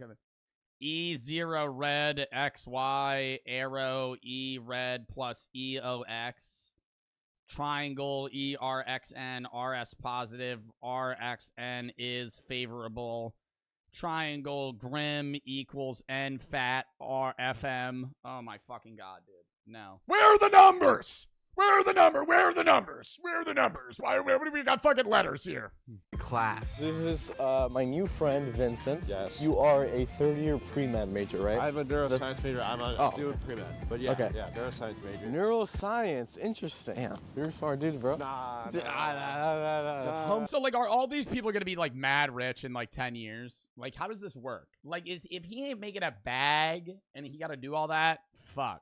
Well, humble beginnings. I like that. I like that. As we entered the organic chemistry class, I didn't quite realize how hard this class was. It's so hard to the point where there's an entire TED Talk dedicated towards organic chemistry. And as the class started, you can see my face being lost little by little until I'm... Well, yeah, because he's probably just entering mid-semester in a fucking third-year orgo class. Like, you're not gonna understand what's going on. Just like, what the fuck is this? But Vincent over here, I don't know if he was fooling me or something, but it seemed like he was completely understanding everything they were saying, which makes sense because since they're Harvard students. Now imagine we have two arbitrary. It's not even because they're a Harvard students. It's what major you are. Like, Harvard has like, everybody that he's hung out with has been neuroscience, biomed, like, they're STEM majors. Like, if you walked into, like, Harvard and you went up to a guy that's a fucking business marketing major at Harvard or some shit, or whatever other business type management degrees they have, and you're like, hey, come sit in on this orgo class, they're going to be as lost as you. They're just not, because you didn't take those classes. Like when I was a freshman in college, I was exercise science and I was going for pre-PT. And I took, fucking cells and molecules, fucking chem classes and all this other shit. You take like base shit. But the second I switched to philosophy, all of those classes disappeared. Yeah, you take gen eds and stuff, and I had to take like oceanography and other weird classes that had nothing to do with philosophy. But if you're not a STEM major, the realm of classes that you're going to be taking are not, like, you're not going to be taking classes that are STEM related for the most part. And vice versa. If you're a STEM major outside of maybe a few gen eds, you're probably not going to be, you're not going to be taking fucking Chinese philosophy with me. Example of happiness, right? Let's say we have, in this case, X would be like NaDH and V would be... So we just got out of the organic chemistry, and you know, I'm a smart guy and all, but I've never been so confused in my life. Bro, I'm so cooked in that class every day. Dude, that's crazy, bro. It's a tough life out here. It's a tough life? Yeah, my brain hurts every day, and I study brains, so... Have you touched a brain? Like, have I touched a brain? Yeah, like, have you operated on a brain or no? I don't know, I was just asking. I just know how they work. Wait, so you're a neuroscience major. Is that like one of the harder? I don't know. That's actually a good question. I think anything you do here is likely pretty hard anyway. Was it that hard to get into Harvard when you first applied? Was it that hard? It was hard. It was hard? Of course it was hard. All right. But like... Well, I wasn't sure. I don't know. Yeah. Like, I'm extremely... The hardest school I applied to was U Sciences. And that's for like Ivy League rejects. Lucky. Be able to go. So I like your attitude, man. Yeah, you gotta treat every day as like as a blessing, you know. And then Vincent took me to his dorm, and his roommate was playing Madden while he did his Argo homework. That actually gave me like, what is this? 1 + 1 is 2. 2 + 2 4. Minus 1. 3. Quick maths. Bro, that shit took me a second, to be honest. I'm not gonna lie. You know that's a song? 2 + 2 is 4, minus 1, that's 3 quick maths.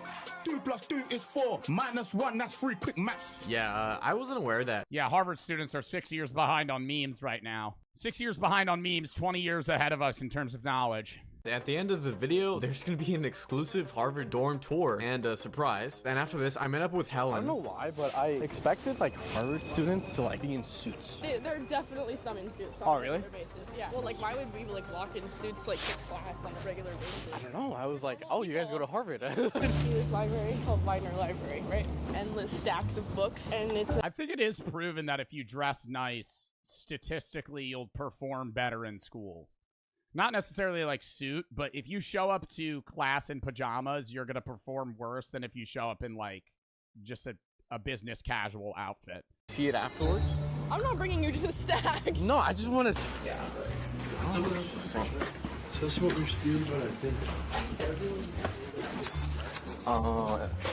That makes sense. All right. Apparently, this is where like the deed is done if you want to do it in Harvard University. This out loud. I don't know who's here. No one's here. What, people are fucking in the library? Here, no one's here right now. Yeah, no one's here. Okay, so this is she's showing me this because it's like part of the tradition. The thing is, like, the lights turn on, so like I don't know like, where to hide if I were to do this, right? Really? I feel like in there, no? I mean, probably like on the desk. Ew. These Harvard scholars be acting up a little bit too much. Ew. Sorry, I'm like. And then afterwards, we went to the library to study, since she's a Harvard student, and by far, it's the quietest. Could we go into the World War I section? Do you want to go in the World War I section with me? This library I've ever been to. Alright, guys, she's working right now. I can't talk right now. This is like my. I can't even cough. Okay, she's doing stuff for work. Yo, it's dead silent in there. Letting you know right now I couldn't be that quiet. School, which is Harvard. As you may not know, right? You go to Harvard. All right, guys, after studying, we went to one of the Harvard gyms. Right now we're working out, and she's struggling right now. It's really funny to see her struggle. Makes me look weak. I can't. It's fine. It's not, bro. We want the good rep. Oh, yeah, you're right. I'll just edit the part where it's good. I I've never seen any of this guy's videos though, Mr. Manny. Like if you're, you know, trying to go out, this is typically like where they eat. Yeah, if you like, we did not want to go to the D Hall. It's like decently priced given how much they give you. So. All right, I'm gonna start munching on it. As the day was ending, we went back to Vincent's dorm, and he gave me a very special tour of the place. A lot of water, man. I'm noticing. We like to stay hydrated. just wonderful a friendly reminder to live, laugh, and love. I agree, man. You know, I'm debating if you actually said that, but I'm gonna go with the flow. You know? I think you can quote anyone in history. They probably said it one time or another. If you ain't And if you ain't a hoe, get up out my trap house. Gandhi. Word. Get up out my trap house? Yeah, get up out my trap. Gandhi said that? I think one moment or another. Bro, this is definitely the most like college kitchen I've ever seen in my life. We stole it from Yale freshman year. Oh shit. Literally, one of our friends was like, "Oh, yo, look, we gotta get that." We grabbed it. Yeah. We ran for it with 2 miles to make the shuttle back to Harvard. What? You ran with that? I literally ran with it back like this. Oh my god. And there was a second half that we broke while sledding with it. That's crazy that you guys stole that, actually. Allegedly. It was just lying around on our campus, and we just Oh, said, yeah. "Oh, we're just gonna give it a home." Vincent, give me the tour, bro. Right, this is the tour. The tour. What's up, guys? I live in Cabinet House in Briggs Hall. I sadly have the smallest room in my suite. Oh my gosh. That's okay. It's the most cozy I thing mean, it's still not bad. Yo, I like the Guy Fieri poster. I've ever procured or cultivated in I have that exact tortilla blanket. my life. Is this the regular dorm size of like Harvard? Like yes, but like even though we don't want to be in the quad, the rooms are bigger. Right. The rooms are bigger. Kanye. Yeah, gotta respect it. I just like his music and plastered what I do every weekend. Just kidding.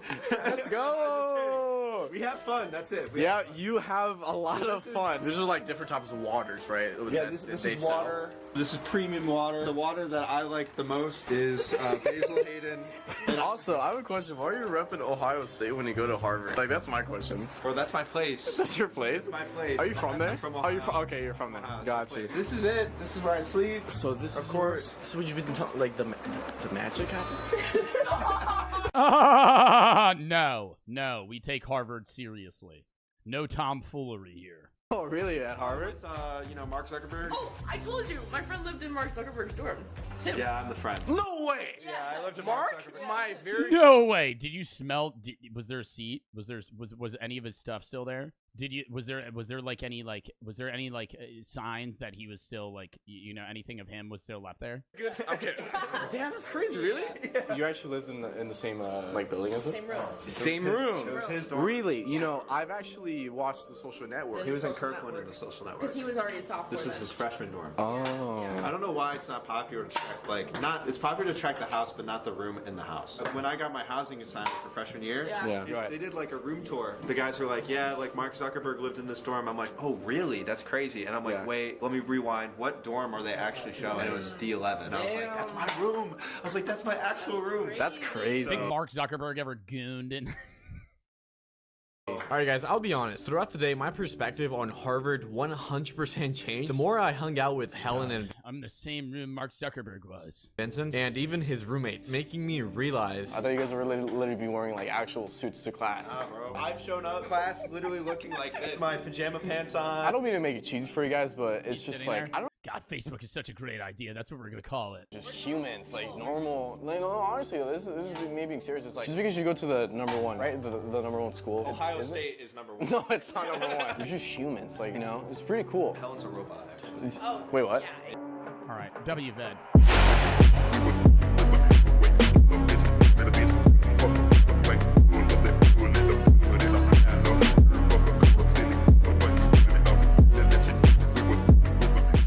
I spent a day with multiple personalities, dissociative identity disorder. It's an older video from Anthony Padilla, but it's his most watched video. And it's him spending a day with people with DID. Should I read the warning? Nah. I feel like the way that I can relate this, it's very hard for me to understand. It's like trying to explain what hallucinating is like to someone else, right? Like having an experience that is impossible to perceive unless you actually experience it.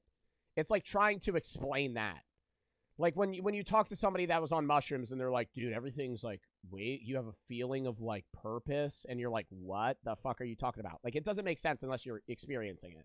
And I feel like I can semi understand what they're saying, but at the same time, I'm like, I don't, dude, I feel like this would trip me out. Like, if I just randomly switched I feel like you can't be an influencer. There's a lot of jobs you couldn't do. If I had DID and I just randomly switched midstream and I had fucking dissociative amnesia and I'm just sitting in my chair in front of a camera like, it would be terrifying. But what would that feel like? Like, I don't want to have DID, but I want to know what, like, feeling like you have a different fucking state of identity. Like, yeah, when I'm like, when I'm on drugs or some shit, I might fucking trip out and feel like that. Like, if I'm fucking hallucinating. But, like, I'm saying, like, a genuine state of consciousness where you feel like you are a legitimate, different individual. Like, there's times where I dissociate all the fucking time. Maybe because of the weed. I don't fucking know. Or a multitude of other things. But, like, dude, I've never been, like, dissociating and been like, I identify as a different person. When I'm dissociating, I feel like I'm not a person. So I feel like that's the difference, is, like, they're dissociating in the sense of, like, they're literally a different person. Whereas I'm dissociating and I'm just like, I don't exist. Experience what's happening. That happens to me every day, bitch. That happens to me on stream sometimes. Yo, swear to God. Sometimes I'm streaming and, dude, I'll be fucking... you won't even know that it happens to me because I'm not fucking... like, I'm just zoned in, right? I'll have fucking thought, like, just derealization, like I'm watching my life from a TV and I'm still talking how I am now, but I'm not controlling shit. It's just happening. Like, I'm sitting here on stream entertaining. I'm trying to fucking be entertaining. I'm talking to you guys, all this other shit, fucking talking about that shit. And you're fucking sitting there, and I'm just, like, in the back of my head, I'm like, damn, bro, like, this doesn't feel real at all. But at the same time, I'm actively talking while having those thoughts in my head. It's fucking weird. My alt. And but who's me? Who's me? That's what I'm not getting. I don't like, I'm getting upset because I want to know. Who's, like, they're saying, they tell me their names. Who's me? You're you. I know! What do you mean, you're you? I'm not at... Who's me? Meaning, like, they're talking about all the personalities, right? And they tell me, I'm assuming, like, a rooted consciousness with, a, like, the average person, rooted consciousness, personality. Sometimes they separate, you dissociate, boom, boom, boom, boom, boom, same person, right? Them, and this is how I'm understanding it, rooted consciousness, me, the personalities, right? 1, 2, 3, 4, 5, 6, however many they have, and then those kind of connect or disconnect. My issue, and I think what also hurts how people perceive DID, is too many people self-diagnose themselves with whatever on TikTok. I think not just TikTok, but just social media in general. People will be like, yeah, I have this. And I'm like, oh, really? And they're like, yeah, I think I have it. Bro, saying you have DID versus actually having diagnosed DID, two different things, right? Like, you could think you have DID and have something entirely separate, right? Or just have nothing at all. Like, if you're going to tell me you have DID, or just anything in general, if it's diagnosed by a psychiatrist, fine, right? Yo, he's doing a great job as being an interviewer.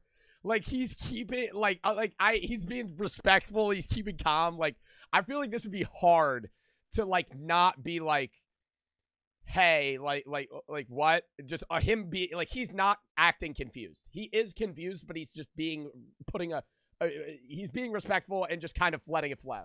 Dude, he's doing a good job. Because I would be like, I wouldn't know what to say.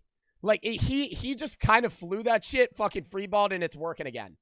I feel like if I was there, I would fucking say something that would be upsetting. I wouldn't know what to do. Somebody said, is this a kink? This isn't a kink. Also, I really doubt that they date. Because I don't see how that would work. where you're going to have, you can't have a significant other because you have so many different altered personalities where you're not going to be able to ever be with someone. Especially seeing that some of them are like, this is like the alter of a child. And then some are men, some are women. Yeah, yo, hold up. What if one of the alters just fucking hated Anthony Padilla? Nah. Oh my God. Yo, that would be bad. Like, if they didn't inform him of that, like, it just switches and you're like, and he's like, what's up? And they fucking hate Anthony Padilla. I do get it a little bit more now. I'm glad I watched that video. It's still very confusing. 77,000 comments. Some of the child alters hold some of the worst trauma. Yeah, 1.3 million likes. I like that video, dude. That was nuts. I'm surprised I haven't seen that video. Came out in 2020.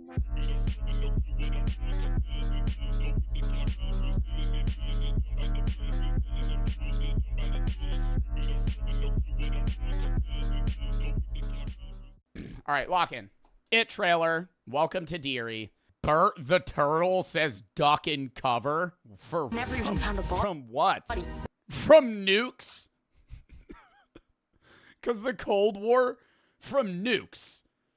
If a nuclear bomb drops, you ducking and covering under your school table, you're cooked. You're dying. That's not doing anything. Even like a missile. Like, if they fucking strike the school, everyone's dead. That's a real fact. Bert the Turtle says duck and cover was a real thing. No. Oh my God. Dum dum, beetle dum dum, beetle dum dum, beetle dum dum. There was a turtle by the name of Bert, and Bert the turtle was very alert. When danger threatened him, he Holy f***, this is like dystopian. Oh my God. never got hurt. He knew Did the government put this out? just what to do. He ducked and cover, ducked and cover.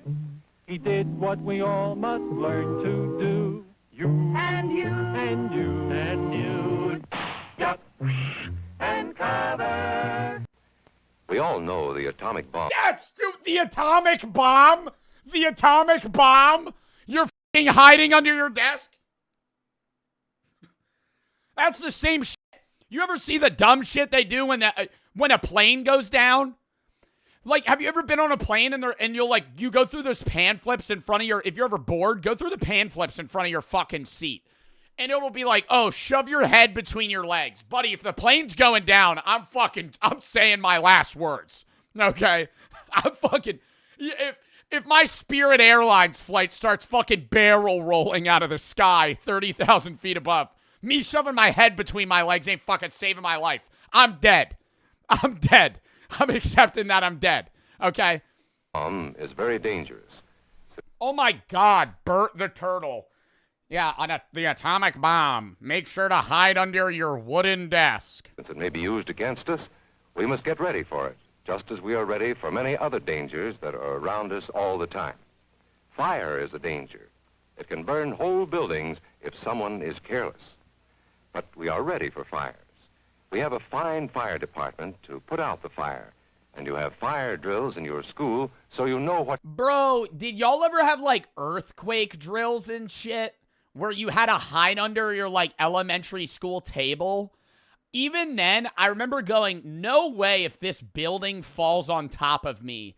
My fucking table, that one of the legs is always too short and it goes like this.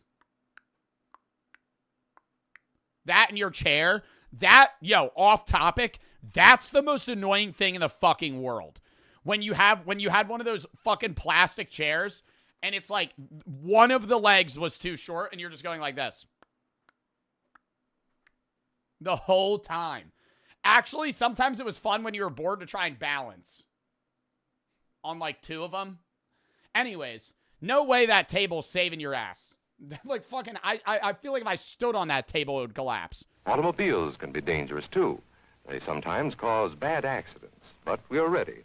We have safety rules that car drivers and people who are walking must obey. Bro, no way this is from the 50s. Those were the cars in the 50s. Why? I feel like if you took this picture, I would think this is like a traffic guy I would think this is like 1920. Drivers and people who are walking must obey. Now, we must be ready for a new danger, the atomic bomb. Yeah, about on the same level as a car. You know, a car crash. You know, cars are scary. Another danger, kids, the atomic bomb. First, you have to know what happens when an atomic bomb explodes. You will know when it comes. We hope it never comes. Like this kid right here, bro. Are you fucking... You'll know when it comes? You're not gonna know shit! Your ass is dead! What? I would be sitting here, I'd go, oh, what's that bright? And then I'm evaporated. Evaporated. I don't exist anymore. No part of me is here. Even if you're outside of the blast radius, okay, you're gonna fucking die of radiation poisoning in fucking 2 days. You're gonna be literally, it's gonna be like one of those cartoons where I'm just bones. All my flesh singed. It looks something like this. There is a bright... Oh my God, they were showing kids the atomic bomb blasts in fucking elementary school. Flash, brighter than the sun, brighter than anything you've ever seen. If you were not ready and did not know what to do, it could hurt you in different ways. It could knock you down hard or throw you against a tree or a wall. It is such a big explosion, it can smash in buildings and knock signboards over and break windows all over town. But if you duck and cover like Bert, you will be much safer. Oh my God, they were showing people this?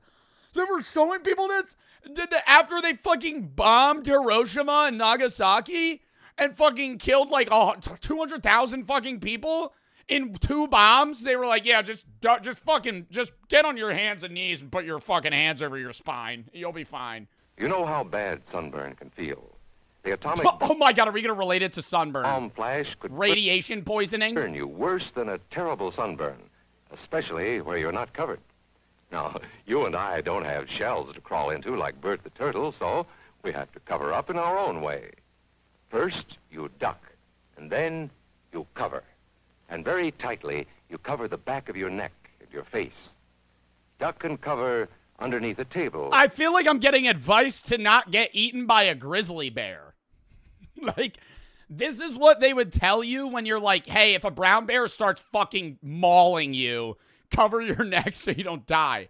I would never assume this is what they're... Yeah, you gotta make sure you have your SPF fucking 80 on for when the nuclear blast hits.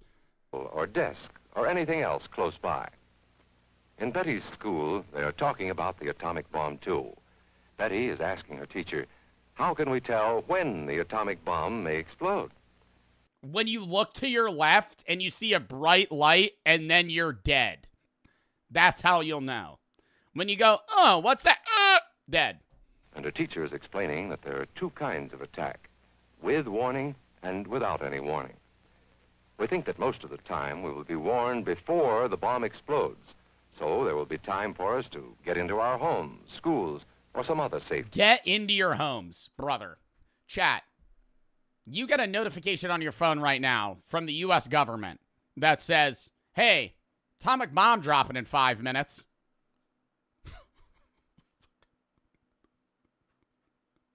Are you trying to do something? What are you doing? What are you doing? I mean, depending on if they were like, hey, it's going to hit here. If you're in your basement, you'll live. I'll be like, okay, you know, maybe I'll try to fucking like hide in a bathtub or something. But if they're like, yeah, nuclear bombs hit New Jersey, I'm going, okay, I'm dead. So might as well, you know, cue a game of Marvel Rivals. No. I would probably just start like saying goodbye to people because that's realistically what's going down. I jork it to Emma Frost Futa one last time. Okay. Place. Our civil defense workers and our men in uniform will do everything they can to warn us before enemy planes can bring a bomb near us. You may be in your schoolyard playing when the signal comes. Holy fuck, that would be so scary. Oh my God. Did they have to do nuclear bomb drills in the 60s? Or the 50s? Bro, imagine hearing that outside. That signal means to stop. Did they tell them it was a drill? Because that's what I hate. When have you ever do drills in school and they won't tell you it's a drill? And you're like, is this shit serious? And the teacher's just like, and they're stone cold Steve Austin. They're lying to your ass. No? Yeah, dude, imagine, though, you do a fucking drill. They don't tell you it's a drill. I'd be like, dude, we're about to die. Stop whatever you are doing. Leave your backpack? Nah, I'd grab my backpack. And get to the nearest safe place fast. I've said that, though. I remember when I was in high school and we had, like, fire drills, I was like, I'm grabbing my backpack. I was like, I'm not leaving my shit. Like, unless the fire's literally right next to me, I'm grabbing my stuff. You know? If it's on the other side of the building and I got, like, 10 minutes to get out, what am I going to fucking leave all my stuff? Now I'm just burning money. Atomic bomb can come at any time, no matter. All right, let's be real, though. You hear that siren? There ain't no single file line. You hear that siren? You'd be running. Always running, or just you'd sit down. You'd be like, there's no point. Remember, the flash of an atomic bomb can come at any time, no matter where you may be. You might be out playing at home when the warning comes. Then be sure to get into the house fast, where your parents have fixed a safe place for you to go. If you are not close to home when you hear the warning, go to the nearest safe cover. Know where you are to go, or ask an older person to help you. Ask an older person to help me. They're not helping me for shit.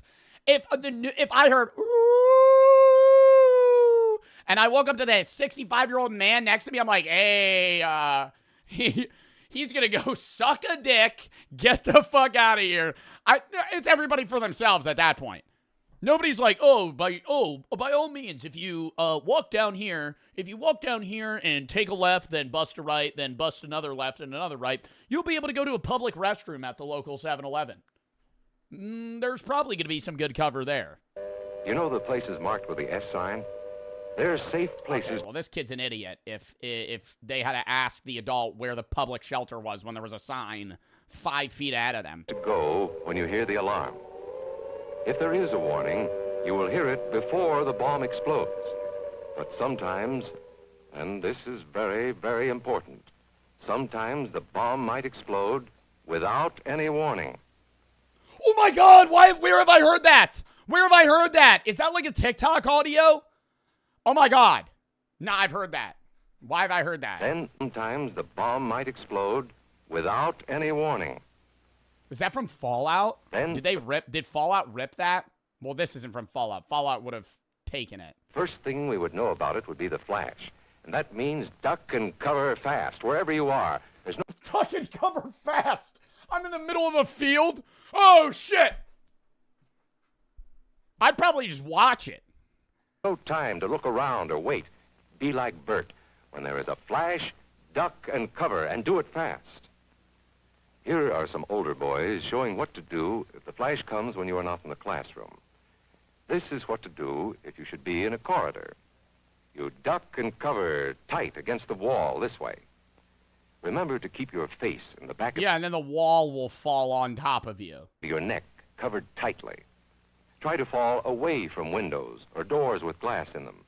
Then, if the glass breaks and flies through the air, it won't cut you.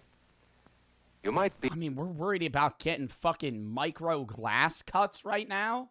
Are you serious? Here they are on their way to school on a beautiful spring day. But no matter where they go or what they do, they always try to remember what to do if the atom bomb explodes right then. It's a bomb. Duck and cover. You're not reacting like that. Unless they drill it in their head. Chat, you see that big-ass flash, you're going to go, huh, what's that? You're going to turn your head. You're not going to see the flash and go, that's the nuclear bomb, and immediately fucking jump dive to the fucking brick wall next to you. Paul and Patty know what to do. Why are we watching this? We were watching a trailer for it, and then now I'm just watching this video. Paul covered the back of his head so that he wouldn't be burned, and Patty covered herself with the coat she was carrying. Yeah, the coat. The old coat that's flammable. They knew how to duck and cover. They acted right away when the flash came. If they had been at this doorway when the bomb flashed, Paul and Patty would have ducked and covered this way, like this girl. Heavy doorways are a good place to duck and cover. She will be safer, too. Bro, did the government actually, like, say this shit because they thought it would help? Or is this literally just, like, a fucking effort to make the public not terrified of getting blown up by a nuke? Because none of this is keeping you alive. I would get in a fridge. I'm pretty sure a fridge is actually a bad... That's like a movie trope, right? What movie is that from? That's not actually going to save you. You would singe alive.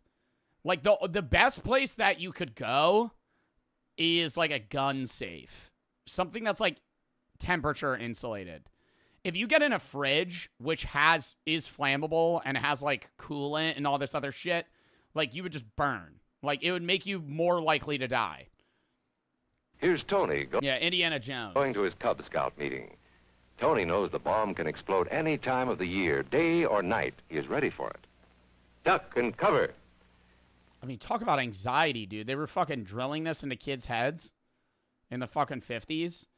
He knows every day, every night. So he's just, like, always head on a swivel, just waiting for a fucking bright flash. Imagine having anxiety in the fucking 50s.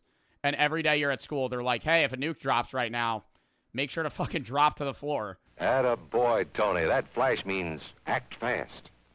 Tony knows that it helps to get to any kind of cover. This wall was close by, so that's where he ducked and covered. We must know how to duck and cover in the school bus or in any other bus or streetcar. Duck and cover. Don't wait. Duck away from the windows fast. The glass may break and fly through the air and cut you. I can't believe... I've never heard of this. I can't believe this is real. No matter where we live, in the city or the country, we must be ready... If you're in the country, you're probably chilling. If you're in the middle of nowhere... all the time. It's unlikely they would be dropping a nuke on you. The atomic bomb. Duck and cover.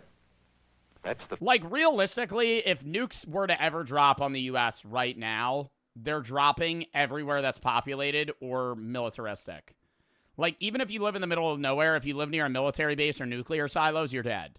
But they're going to blow up D.C., they're going to blow up New York City, they're going to blow up L.A., San Diego, Miami, Orlando. They're blowing up, like, every big city in the U.S. And then just all the military bases. The first thing to do. Oh, New Jersey, I'm cooked. New Jersey, that's why, like, whenever, I remember way back, we had a conversation about nuclear bombs. They're like, oh, what are you doing? I'm accepting that I'm dead. In New Jersey, you are near D.C., Philadelphia, and New York City. All of those fucking places are getting bombs dropped on them. New Jersey's off the board. Like Chief Keef said, that shit's getting wiped off the fucking planet, dude. That's not even on the map anymore. Everyone in New Jersey's dead. The next important thing to do after that is to stay covered until the danger is over. Yes, we must all get ready now. Until the danger's over? What, are you going to sit in that position for fucking 40 years? The nuclear fallout? We know how to save ourselves if the atomic bomb ever explodes near us. Yeah, that's how they'll save themselves. What are the fucking comments on this video? What are we supposed to do when you see the flash? Not if, when. When I watched this film in grade school in the 50s, I believed I'd soon be dead, crispy fried. I just watched again here and laughed so hard I couldn't finish. My teacher's playing this next week. The PTSD from Shipwrecked is not ready for hearing that song in school. Lightning storms must have been entertaining in the 50s. Dude, literally, kids probably going, ah! People make fun of these old civil defense films, but you have to remember a lot of these, especially this one, would be shown at schools. They were made for children. Make sure that they didn't scare the children. Then just don't tell them. Don't tell them about nuclear bombs. Keep them closeted from everything that's going on. Like, at that, why are we telling them that the nuke's going to drop? Just tell them nothing. Let them live in La La Land when they're 6. And then if they end up getting fucking singed alive, they end up getting singed alive. Like, they would find out? Maybe. I don't know. I feel like if I was a parent in the 50s, I'd be like, yeah, dude, the bomb drops, you're dead. I'd shoot him straight. I'd be like, Timmy, let me keep it a stack with you, okay? Bomb drops, you see that flash? You got about 3 seconds to say your goodbyes in your conscious brain before you don't exist anymore. Oh, my God. Love how the civil defense worker completely unscathed helps the little girl get onto the bike and send him on his way as if nothing happened.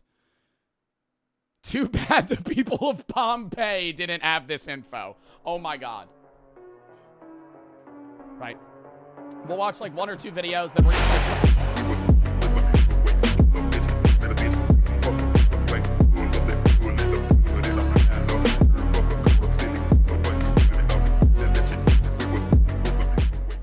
asked 1,000 people to rate their attractiveness from 1 to 10. What do you think the average person's going to say? Probably like a 7. Not even, I'm not trying to do no 6, 7 joke, but like probably 6.5, 7. I think the average person would rate themselves a 7. Most people, I would assume, would rate themselves lower than the average person would rate them. Or much higher. There's no in between. You know, and I'm not saying there's any objective attractiveness scale. But say somebody is averagely rated a 7, they'll probably rate themselves a 6 or a 10. There's no in between. And I love self-love, right? And I love the idea of being happy with yourself. But whenever I do see videos of people like, rate how attractive you are, scale of 1 to 10. And they're like, 10. Don't you think that's a little cocky? You know? Like, that'd be like outwardly being like, yeah, I'm really fucking smart. Like rating yourself a 10. Like you're not even gonna, there's no, like, I think a level of self-love is like, I'm a 9, you know? But a 10? A 10? You think there's not, like, I mean, that'd be like, yeah, I'm a fucking genius. Just walking in, yeah, I'm actually pretty fucking smart. I'd say, I think I'm better than the average person. I'd be like, whoa. How attractive do you? Depends how they say it. I agree. I agree. If they're like, how attractive are you? And then they go, well, for self-love, a 10. Versus like a cocky way that they say 10. How attractive do you think you are on a scale from 1 to 10? We have asked 1,000 people this exact. I would say I'm an 8. I would like, being genuine, I would say I think I'm an 8. I think average is a 7. Joe, you're a 1. Fuck you. I think I'm an 8. I'm not a 10. Chat. Stop. Thank you. Anyways, no, I would say I'm an 8 because I think average is a 7. And everybody always says average is a 5, and I've fucking gotten mad as shit about this before. You're never going to rate somebody a fucking 5 when you say average, okay? I think men, do you think men or women rate higher or lower? Maybe we'll see in this video. I got to stop yapping. Question. But there's a problem. Most people asked on camera will say, I'm a 10. All of us are 10. 10. Damn. Really? I would if somebody walked up to me on the street, what are you? I feel like the average person's not going to say a 10. I feel like women will rate themselves higher than men will.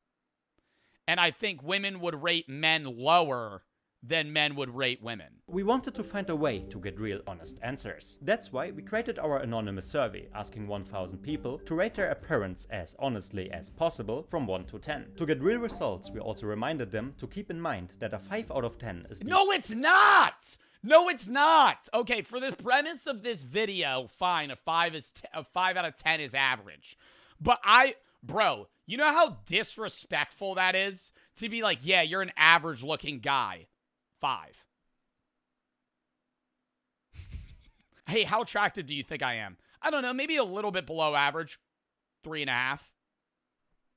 I'd be like, bro, you're saying I look like the Hunchback of Notre Dame. You call me a 3.5. 7's average. 6 is below average. Average score and not bad at all. We didn't like, bro, 1 through 3 is you're fucking ugly. Bro, I don't think I've ever, maybe like you're gonna meet like 4 people in your life that you're like, yeah, you're a 2. That's fucked to be like, yeah, you're a 2. Each person's age and gender, so we could compare the different groups later. And finally, for reference, we also asked each participant to rate this person in the photo from 1 to... Ooh, what am I rating this guy? 9. I don't like the mustache. 6? Really? Maybe I'm too nice. I'm rating that guy a 9. That guy's attractive. That's an attractive man. Facial symmetry, he's got a good jawline, good hair. He has nice fashion sense. I like his eyes. 10, which will play an important role later. 6? You're rating this guy a 6. What's your 10? In the video. After collecting data for about 2 months. God damn, dude, this world's cooked. You think that guy's a 6? I would say maybe you go 7.5. His chin's crooked? I mean, now we're just nitpicking. Now we're being mean. After collecting data for about 2 months, we finally hit the goal of 1,000 participants. And the results were so much different from all the public street interviews you always see. Out of exactly 589 men and 411 women, the most common answer, as you might have guessed, was 7 out of 10. Nearly 20% of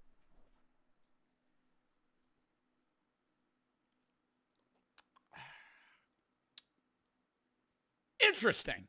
Interesting. The average person rates themselves a 7 because that's what an average is. That's pre-watch. I've been saying this for a year now. For many, it's probably the safe zone. Not arrogant, but above average. On the other hand... No, it's not above average. If you say you're a 7, you're thinking in your head, I'm an average-looking guy. 98 people... Nobody's gonna go, I'm an average-looking guy and rate themselves a 5. Call themselves exactly... Bro, dead ass. Next most popular is a 5. It's because they said 5 was average. Average by rating themselves a 5 out of 10. And then there's... Yo, I'm gonna get, like, pissed off, though, if people rate themselves a 1 or a 2. Like, you need better self-love. You know what I mean? Like, a 1 or a 2, bro, that's, like, fucked. I feel like if you rate yourself a 1, you misunderstood the scale. I feel like nobody's a 1 or a 2. Bro. If you rated yourself a 1, you misunderstood that as, like, a 10. 45 people. Are you kidding me?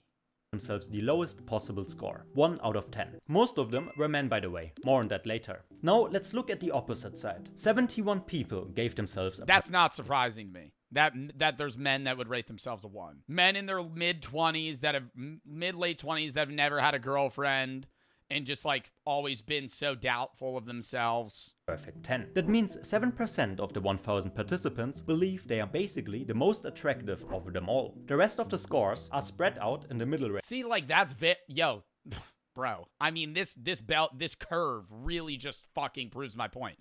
I think it's very fair to rate yourself like an 8. You see how big the drop-off is? Because once you get into the 9, 10 territory, you're basically claiming to be like a model. Resulting in an average score of 6.3 out of 10. In total, 678 participants gave themselves a 6 or higher. That means nearly 70% of people think they are better looking than average, which is mathematically impossible, but psychologically totally expected. A study from the university... I mean, it's mathematically impossible in a very objective sense, but attractiveness is so subjective. Like, if you yourself had every human put in front of you that was around your age, and you were to rate every single one of them, do you think you would rate do you think more than half or less than half of the population would be above 5? I feel like you would rate more people above a 5 than less. University of Southampton, England, actually gave this behavior a name, the self-enhancement effect. It's a tendency to overestimate your own qualities, especially regarding attractiveness. But fear... Alright, that guy's not a 10. I'd rate that guy like an 8. Regarding attractiveness. But fury aside, we wanted to test this directly. That's why every participant also had to rate the attractiveness of the reference person we included. As you can see, his ratings were all over the place. Oh! 5? Nah, I need to see some of these motherfuckers. I'm getting mad. You're rating Big Dog here a 5? You're rating him a 5? You're rating yourself a 9? Did we pull people straight out of a fucking Calvin Klein model book? What are we doing? What do you mean? You're rating this guy a 5? This guy's attractive. He's low-key a 6. Zod, you're crazy. I would accept you saying he's like a 7, but you saying he's... Bro, motherfuckers rating him a 4? Nah, that actually pisses me off. And people wonder... And that's why half the world ain't dating anybody. That's why half the world...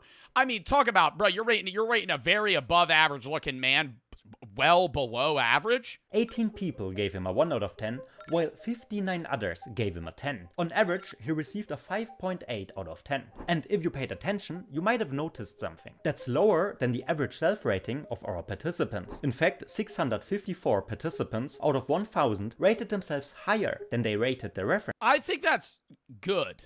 I don't want to sit here and get... I don't think that people should have rated themselves lower. I think they should have rated him higher. Okay? That's the point I want to make. I think you praising your own attractiveness to a higher scale than average is good.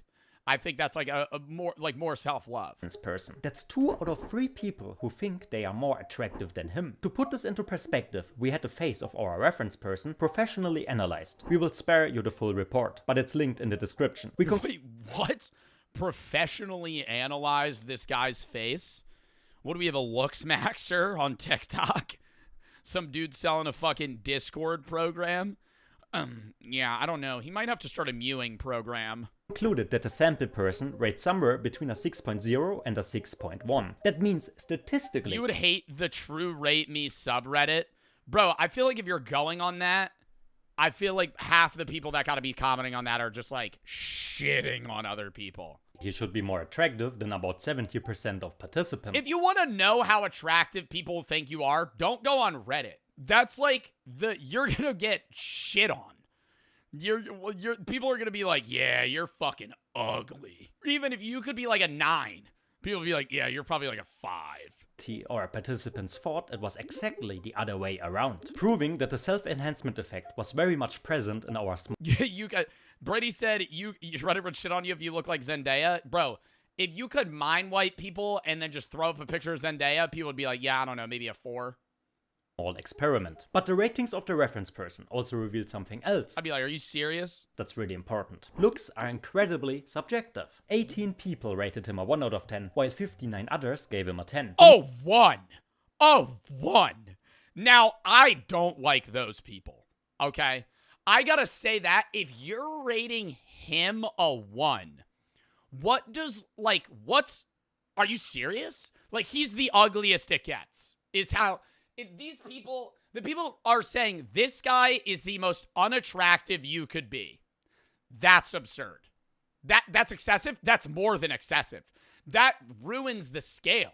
That means you're going into the negatives, because I could for sure fucking pull a random guy off the street that whoever rated this guy 1 would be like, ooh, wait, no, never mind. He's like a 6. Like, you're going to instantly bump him up. 18 people rated him a 1 out of 10, while all the people that ranked him 1 ranked themselves a 10. Oh, 100%. These people are just cocky. 59 others gave him a 10, believing he's one of the most attractive people out there. You simply can't be everyone's type. And honestly, you're not supposed to be. No matter how you look, there will always be someone out there that sees you as a perfect 10 out of 10, even if 999 others don't. Okay, what's also really interesting is the differences between female and male participants. We had exactly 589 male participants with an average score of 5.9 out of 10, and 411 female participants averaging a score of 6.9 out of 10. But here...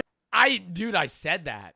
I said men rate themselves a whole point lower. But here's where the results completely surprised us. Out of the male participants, only 28 rated themselves a perfect 10 out of 10. In contrast, 43 female participants also gave themselves a perfect score. In relation, that means just 5... I think it's because, as well, women are usually approached by men in, obviously, straight relationships.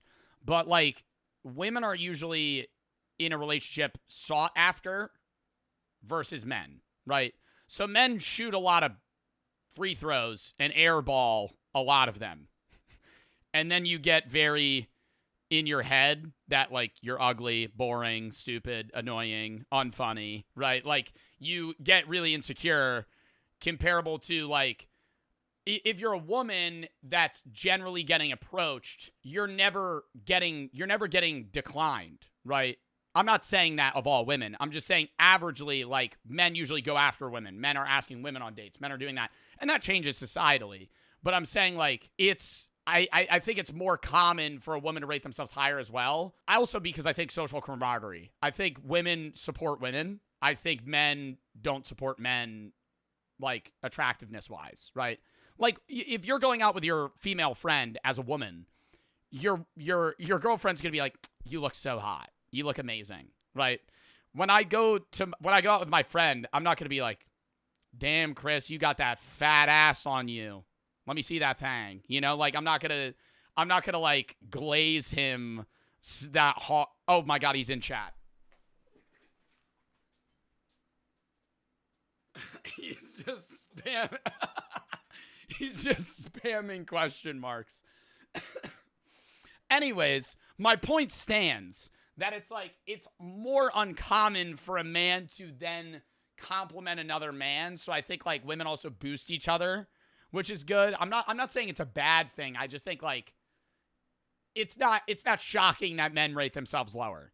5% of men rated themselves at the very top, while over 10% of women did the same, meaning that they were more than twice as likely as men to rate themselves a perfect 10. Additionally, the total average score of the woman was also nearly 1 whole point higher, and we're not alone with this finding. A 2018 study titled "Almost Every Woman Thinks She's Hotter Than Average," yes, that's the actual title, found that 94% of women believe they are more attractive than the average woman. But why? The most common theory explaining this phenomenon is called the social feedback loop. Women usually tend to get way more positive feedback and praise about their looks. This kind of overly positive feedback, combined with the self-enhancement effect, could explain the significant differences in 10 out of 10 ratings we saw in our experiment between male and female participants. But how about the lowest score? Yeah, like, you're never really, like, bro, if you're a woman in a given day, there's gonna be people that are, like, dickheads about your attractiveness on social media, but you're also, like, dude, even just, like, Instagram posts.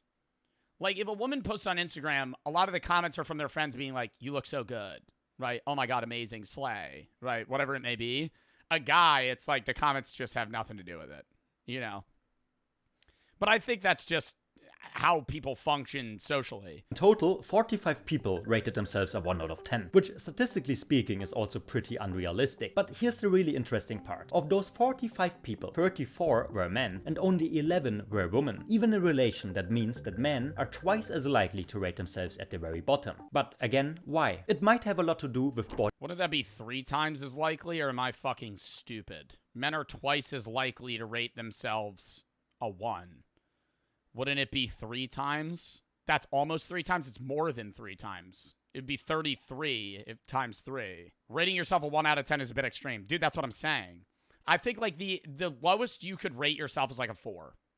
Respectfully. I think if you're rating yourself a 1, 2, or 3, you're crazy. Are twice as likely to rate themselves at the very bottom. But again, why? It might have a lot to do with body image pressure. The fitness industry, Instagram aesthetics, and the whole high-value male culture constantly push the idea that you need to be tall, shredded, rich, with a perfect face, or you don't measure up. Well, you could also look back at, like, if you go back, like, 80 years or so to, like, early bodybuilder era, like pre-Arnold, right? Like male fitness magazine type stuff. The average guy shown on that magazine had less muscle than me, right? The average person, the average male was just not dad bod, but, like, everybody looked the same, right? In terms of physique. Now I feel like people range so widely in type, what they want to look like, how big they want to be, how jacked they want to be, how in shape they want to be. So it's just like, now it's so subjective, especially with social media. I think with social media with men as well, and it's the same thing with dating apps. Men view themselves lower because the average man gets, like, no game on social media or dating apps. I think it's like the top 5 or 10% of men get, like, 85% of matches on social media apps, whereas women, it's much more widespread. That goes back to my point of, like, men going after women, right? Like, if you're, like, a top 10% man, you'll get all the matches, but if you're, like, even if you're, like, a 7 out of 10, people are just gonna fucking no. So you're always going, like, well, there's always somebody better than me.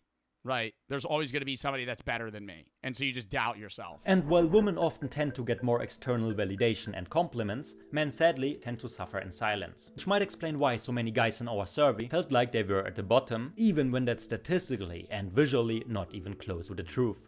Okay, you might remember that we also asked the participants to give us their age, just to see if there are any differences. But we didn't expect the result. I think the older the person, the higher they'll rate themselves. I think teenagers would rate themselves the lowest because they're the most insecure at that era, right? I think the older you get, the more comfortable you would be within your own looks. To be so drastically different. We divided the participants into 3 age groups: 15 to 20 years old, 21 to 30 years old, and 31 years and older. I feel like actually, lowest, highest, most average. Because I think it's like insecurity leading into just high ego self-praise.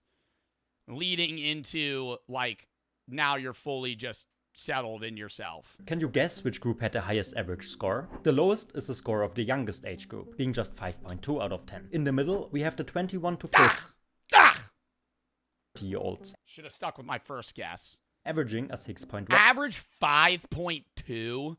1 out of 10. And the 31 years and older scored the highest average. 7.3. The average 31-year-old rated themselves as 7.3. At 7.3 out of 10. As you might have noticed, the older the participants were, the higher they rated themselves. But why is that? Younger generations have grown up in a world where every face is filtered and every body retouched. Everything is just a highlight reel from someone else's life, not reality. And over time, I don't understand the purpose of people using like Facetune. Because what does it achieve? You know? Like, you're getting likes on social media, but you know you don't look like that. And then it ruins the whole environment of people being able to feel like themselves, because now everybody just edits their own photos to look a specific way. It's different from like a filter or removing like acne. I'm saying like people like dead ass photoshopping their images. Time that destroys your self-image. The younger you are, the more you tend to compare your looks to others. But as people get older, I mean, like, bro, like, are you serious? These people are models. Like, they have fully symmetrical faces. Where the fuck did they just go? Like, these people have fully symmetrical faces. Tend to compare your looks to others. But as people get older, looks usually play a smaller role in how we see ourselves. Confidence starts to come from other things, like caring for people you love. So that concludes the experiment we've been running over the past 3 months. If you appreciate the work and time we put into this, then please leave a like and subscribe. And if you want to understand how others actually perceive your face, check out our website link below. Do you think... I think the rating would change too, depending on the individual's personality. I think I've said this before, and I'll agree with other people that'll say this, that I think looks is first and foremost what people notice about you. But after they get to know you, I think it would change. Like, if you would rate somebody a 9 and then they're a douchebag, like, you're probably going to bump them down to like a 7, right? Or like a 6. Or vice versa. If they're a 6, but they're like the most interesting person you've ever met, now they're an 8. You know? That was a fucking good video. Next.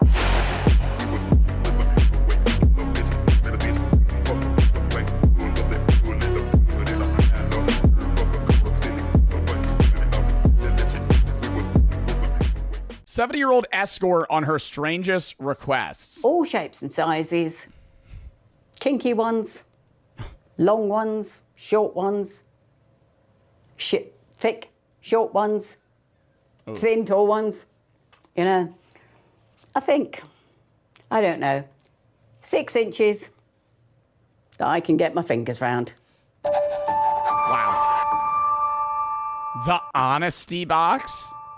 Hi, my name is Caroline V. I'm an escort. I've been doing it for 6 years, and I'm here to... What's the difference between an escort and a prostitute? Escorts, I think, it's like the legal version of it, where you're basically like paying to go out to dinner with them, and they'll go on a date with you, and then coincidentally you end up having sex versus just paying for sex. Stay to answer all those lovely questions that you've been dying to ask an escort, but you wouldn't like to ask to their face. What is your This is like one of those Google question reviews. Rate per hour and what's included? Okay, my rate per hour oh no, Granny. Is 120. 120 an hour? And basically includes most normal things. So it's all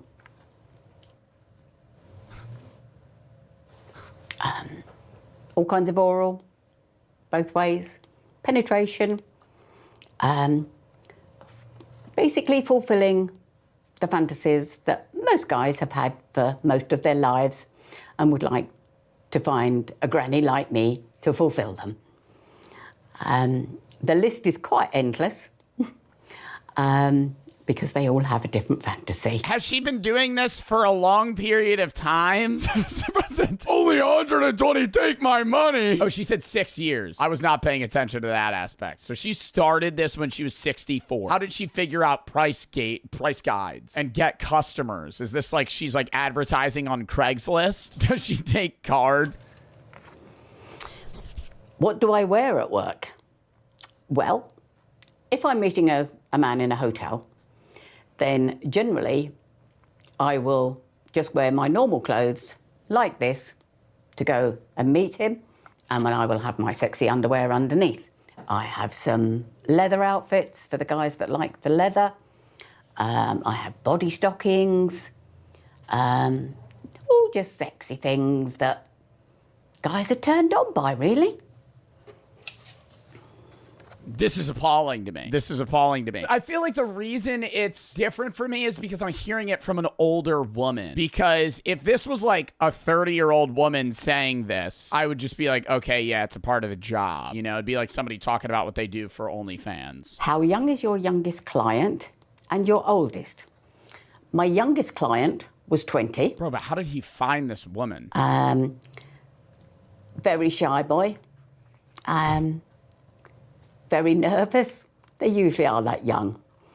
And my oldest was, now that's debatable. I had a man come to see me, and on his profile it said he was 71.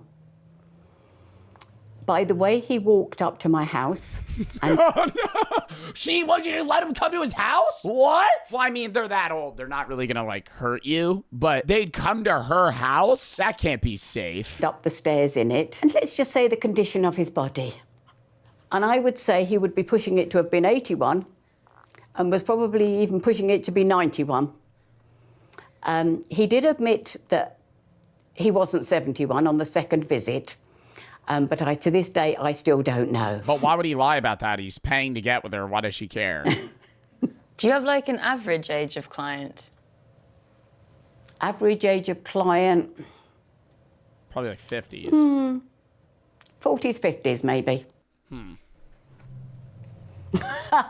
I love ones like this. What's the average penis size? Oh, no, no, no. Is this TOS? Is this allowed? You gotta see it through? That's it. Can be that. Or it can be that. That? What's the weirdest request you've What? had? It's a toss-up, isn't it, between sucking the dog off and doing scat, really. Not quite sure. Me. Oh, poop stuff? Your mind up, really. Which one you think is the weirdest of those?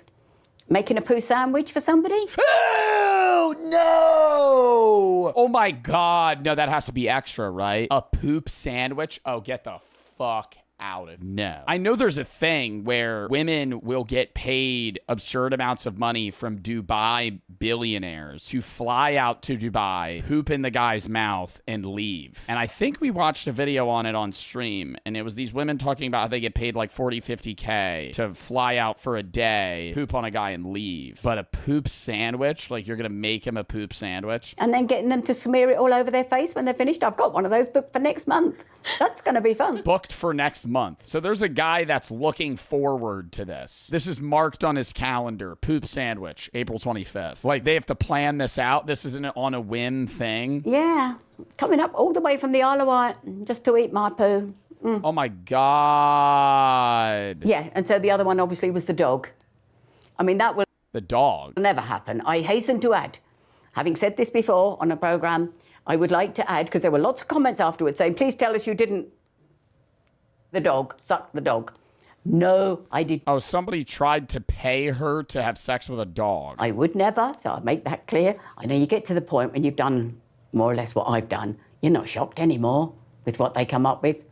Because when they message... What could they ever do that's possibly more appalling than a poop sandwich? I feel like that's peak craziness, right? Pee in mouth, that's not even nearly as bad. They sort of say, can I ask you something? I've had this fantasy. And you wait and you think, I wonder what this one's going to be. And usually it's actually quite normal. Do you think she gets requests on what she's supposed to eat prior? Because the guy eating the poop sandwich is probably going to have some sort of like, hey, I would like this or this. Or they just want me to be their granny, you know, or their auntie or whatever. And I go, yeah, that's no problem at all. Oh, yes, that reminds me of a client I saw where he wanted to meet me in this hotel, but he wanted me to fill a large bottle with my pee. No, I can't, bro. The way she so casually describes this. Which was probably over 3 days' supply. It was a big 3 days bottle, you know. And so I took it with me, and then we were to take it into the Travel Lodge restaurant where we were, And he had it behind the menu and he was to drink it whilst we were having our meal. That was interesting. The first time I'd ever had anything to do with water sports and urine, etc. And then he drank it when we went back to the hotel room. That can't be, like, safe. That has to be, like, a health hazard. Bro said IRL chug jug. He's sitting at the restaurant just drinking a bottle of urine. Whilst he was dressed up as a maid. Such a random fantasy. Do I orgasm at work? I have never, unfortunately, had an orgasm with a, shall we be polite here, with a penis. With fingers, or with a tongue. Okay. Next question. Because they're guaranteed, unlike fingers, tongues, and men. Oh! And they love watching me. Grandma, no. Because if they haven't come by that time, that certainly finishes them off. What's your favourite sex position? I mean, I love cowgirl, you know, missionary. I did a video a couple of weeks ago, and never done one before, where this guy... Video? So she does do OnlyFans. Well, Bob the Builder. And one of my clients wanted to see me being from behind. And I'd never done that before, but we gave it a go and it worked very well. So we're going to try that one again. But again, I think it was, again, to do with the body sizes and shapes. Wait, who wrote these questions down for her? For men, doggy is the favourite, I think. If anybody would like to confirm. Can you give us an example of some No. This is like pulling teeth watching this video. Oh my God. dirty talk? Okay. I don't want to hear it. Dirty little... Come on, get your out. Oh, come on. Oh, come on now. It ain't that big of a deal. Get it out. Come on, come and show us what you got in there. Oh, is that it? Oh, that's a pathetic little thing, isn't it? Oh, what the? She has customers that want her to parade them. What do you expect me to do with that? Oh, God. So why did you come to see me then? Did you want a nice little granny, you know, polite and nice and sweet, you know, wouldn't do anything? Or do you want somebody that talks dirty like a... Hey, what do you want? I'll do it for you. Have I had sex today? Will you? Some people think sex has to be penetration. For me, that's not the case. Sex can be a... And I did give a today. Got a very... Do you think she's a grandma? No, probably not. I'm just thinking, like, imagine you're at, like, fucking Christmas dinner. She's, like, making the like, basting the turkey, just telling you story. You're just like her youngest grandson, just getting told all these stories. So what do you do for work? Oh, well, you're not old enough to know that yet. Because from the moment he walks in the door, he's... until he leaves, or until he's shot his load. So he comes around fairly frequently, does odd jobs for me in the house in exchange. So she's like friends with these guys. But he doesn't last very long, bless him. Okay, so I don't have to suck very long before... with sex whilst aging. Dude, I had to learn about that in college. That's like an actual class that you could take in college is about old people. And it's like how they have... We had a whole class, a whole week's class on how old people have sex. You've told us this? No, but like the whole week was just like, hey, how they deal with the issues of like, you know, biological aging. Now, are we referring to me as the... You volunteered? It was an easy class. Escort, or is it was also one of the only gen eds online. Guys that come to see me, the clients. With me, as a 70-year-old lady, my biggest challenge is... Oh, no. Hormonal. Oh! Once us ladies have been through the menopause, we have a few issues. Oh, okay.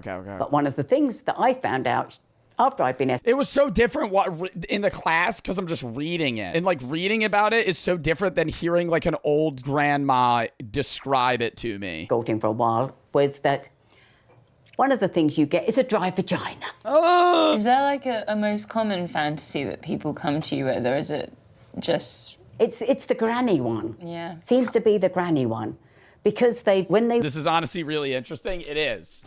I'm like tiptoeing around like, hey, what am I allowed to show here? Were younger, they would go and visit, or they would either go and visit their granny, or their granny would come to visit them and they'd kind of ogle at them and wonder what was up the skirt, you know, and watch and look at the stockings and have thoughts about, you know, playing with them and seeing what knickers they had on, or so they've had these ideas from about a neighbour or an aunt or you know, somebody older than them, much more mature, and they think, I just really like to do the business with them and see what it's like.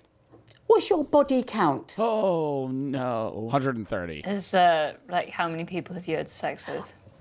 That was the first thought that came to mind. It's probably about 1,000. Oh, 1,000? She said she's been doing this for 6 years? I mean, she could have done stuff before then, but 1,000? Because I saw several hundred when I was swinging. Because we did. Oh my God, she probably has kids. She was a swinger. And I was talking about how I heard about swinger parties with older people. One of my friends, like uncles, their family does that, and they go to a party, and at the end of the night, the women go grab keys out of a bowl, and whoever's keys they grab is the man they're sleeping with that night. And so everybody just kind of swaps partners. Did it on a regular basis. And when I go away touring, which is basically to go to... That was in The Grinch? Oh my God, it is in that Grinch scene. Are there swingers in the Grinch movie? Yeah. The two sisters who raised the Grinch are having their annual holiday get-together and flash a bowl of keys symbolizing a swingers party. Because the women go grab the keys out of the bowl. To a town, somewhere in the country, clients, I probably would have 2 or 3 a day. But then some of them are repeat, you know, so it's like, how many times have you... or... how many different people have you? How many times have I shit? How many days have I been alive? I just turned 23. So 23 times 365 is 8,395. I would say I at least shit 2 times a day, maybe 3. So let's factor another 500 just in there. Actually more. I would say I shit probably 3 times a day on average. So let's go times 3. I've shit around 25,000 times. That's too much? No, dude, I'm telling you, I have clean poops. I eat a lot of fiber, okay? You guys are snacking on some fucking Takis and some hot Cheetos and some whack-ass shit. You probably have brick poops, okay? When I had hemorrhoids, when I was in high school, yes, I wasn't pooping very often. Now, dude, I'm having clean-ass shits, and I'm pooping a lot, dude. It's normal. I think it's normal to poop like 3 times a day to like 3 times a week. A lot. How did your friends and family react when you told them what you do? My friend... Well, they probably already knew she was a swinger, so I doubt it was that big of a difference. Thankfully. Well, actually, no. Okay, I've got a mixture of friends. Some who are very broad-minded and said, good on you. I think that's wonderful and amazing, and if you're happy and you're safe, then good luck to you. Then I have some other friends who are Christian friends who I knew many years ago when I was a Christian, for 40 years not having sex. So that's another reason why I'm doing it now, because I'm making up for lost time. How broad-minded is this? Making up a lot, dude. 1,000 people? She didn't have sex for 40 years, and so in the last 30, she's been getting it on. Them. They have a pretty good idea what I do, but they still love me, and they're still really close, good friends, which is wonderful. Till she starts describing, all right, I made this one guy a poop sandwich. He ate that shit faster than a Subway footlong. It's the family. Kind of left them till last, which they wanted to meet a few years ago to discuss how we'd drifted over the past few years. Then I didn't really want to, because I thought, really? No, we've got nothing in common. Why would I? I know why we've drifted, because I know what you think about me. And I don't want to spend time with you. But all I got was a very... Yo, she'd be a chill-ass aunt, though. Not gonna lie. Grandma, I'd feel a little bit different. I'd be like, Grandma! But if she was like your great aunt, I'd be like, yeah, she's fired, dude. Seeing her on Christmas dinners, she has the craziest stories. She'd be telling me about poop sandwiches and shit. I'd be like, yeah, she has unlimited aura. Literally, I could just listen to her yap for 10 hours. Interesting email that said, in view of certain revelations in the media, it was all very formal, you know. In view of certain revelations in the media, we've decided a meeting would not be helpful. Read into that what you will. So I replied saying, if it's about the swinging, you know, you will not find an occupation in the land, whether it's your dentist, your doctor, your MP, you know, whoever, who doesn't swing. They're everywhere. If it's about the porn, which I kind of thought it might be, then all I'm doing is providing a service, you know, to all those men out there who like to twice a day, you know, in the morning when they get up with a hard-on and they need something to do. There are millions out there, trust me. Am I bothered? No. As Catherine Tate would say, bothered? No. Good luck to them. If they're happy, that's great. But don't judge me, you know. Yo, she's a chill lady, though. She's like, well, don't judge me. It's not that big of a deal. I am who I am. I mean, she's kind of right. I wanted to buy this lady a drink, just listen to her talk about life. I'd be cracking up, enjoying every second of the conversation. Yeah, dude, she probably has so many crazy fucking stories. That was so interesting. All right, next.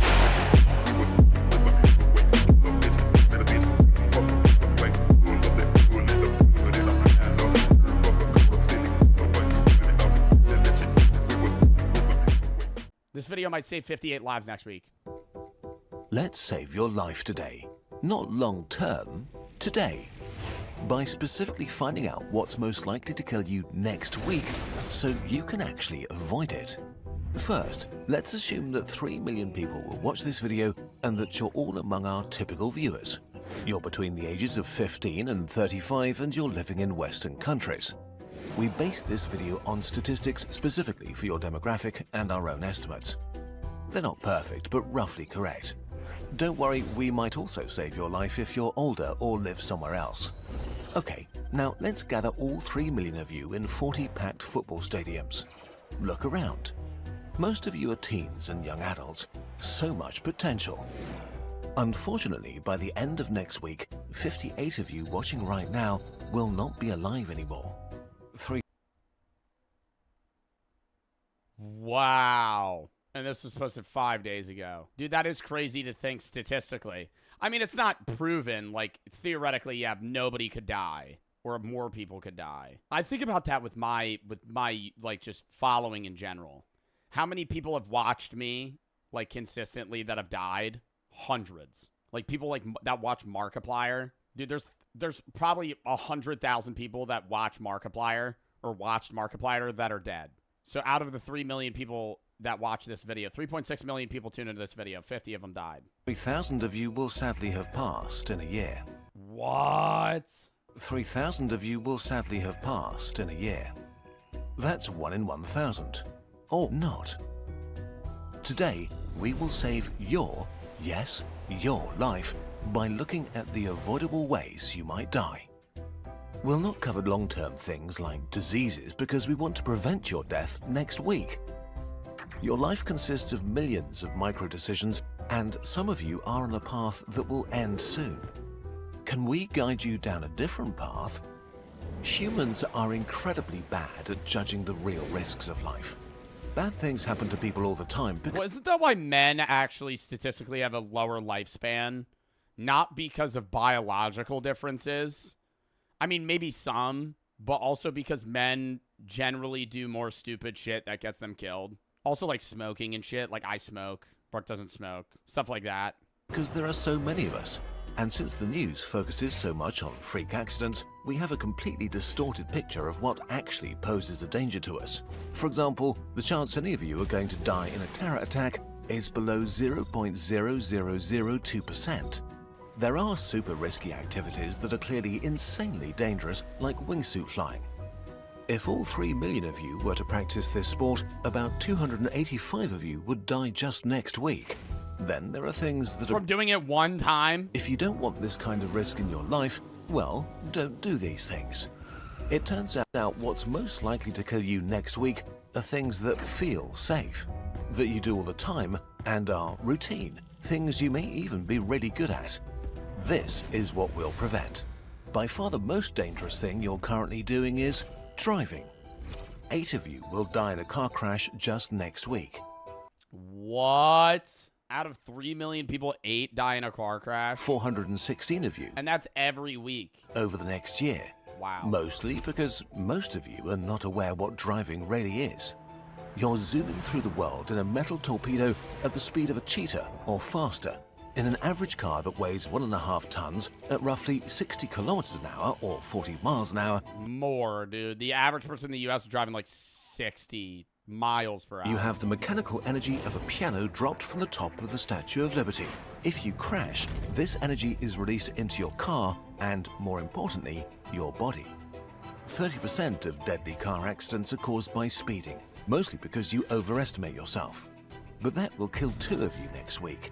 I will say that when I'm driving, I'm sometimes thinking in my head, depending on the speed that I'm going, if I were to run into a tree right now, would I die? And I feel like when I'm going 30, I'm fine, you know? Like I feel I'm looking past at how quick things are going by me, and I'm like, if I hit a tree right now, I would say I'm good. I'm not even saying I don't even think I would really be that injured. But like 40, I might have to, 45, I might have to go to the hospital. 50, 60, I'm likely gonna either be seriously injured or dead. 70, 80, 90, if I hit something, I die on impact, right? It's very straightforward. I crashed going 90, flipped, and was completely fine. Yes, because you flipped and kept moving. You hit something that moved. Or you crashed and then hit something that didn't move, but you kept moving, right? You were able to slow down. That's good. When you crash and you're able to slow down, great. Versus you hitting a thick-ass oak tree and just going thud, right? And just boom, stop. If you hit something, it clips, and then you tumble, the actual force of that impact is less than you just going wham right into a fucking tree. They always say, bro, my dad used to tell me this. He said, if you're ever in a situation where you're either hitting a tree or a car, hit a car. Because that motherfucker might move. And if you hit it, it'll move. Versus hitting a tree, because if you hit a tree, you're dead. You're not, like, if you hit something, I'm not talking like a small tree. I'm talking like a thick-ass oak tree. Like, say somebody's kind of swerving into you. It's sometimes better to try and clip them and fucking get in a car crash than just fucking mow down a tree. A lot of you watching tend to go the speed limit regularly, which saves very little time. If your destination is 20 minutes away at 100 kilometers an hour or 60 miles an hour, driving 15 kilometers an hour or 10 miles. How many viewers do you have that you think have died? Bro, but like, could I go off YouTube viewers, or are you saying TikTok? Because TikTok's, a motherfucker might watch one of my videos, follow me, and then never watch me again. That's like more than half of my followers. If we're going off how many of my 20-ish million TikTok followers follow me that are dead, 100,000. More. A lot. Like, a lot of people.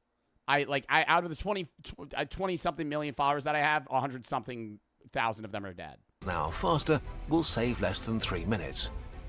But your probability of a deadly crash increases by 60%. So 2 of you may survive next week if you just tone down your speeding.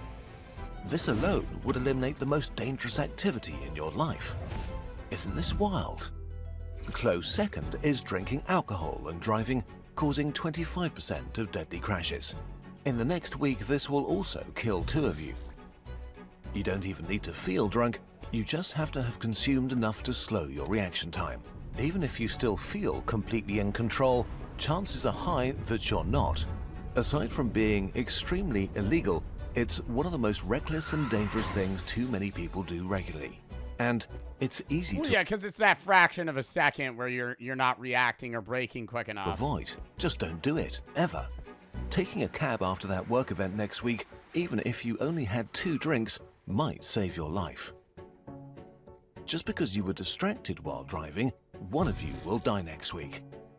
Maybe because you were eating or fumbling with the radio, but let's be real, probably because you were looking at your phone.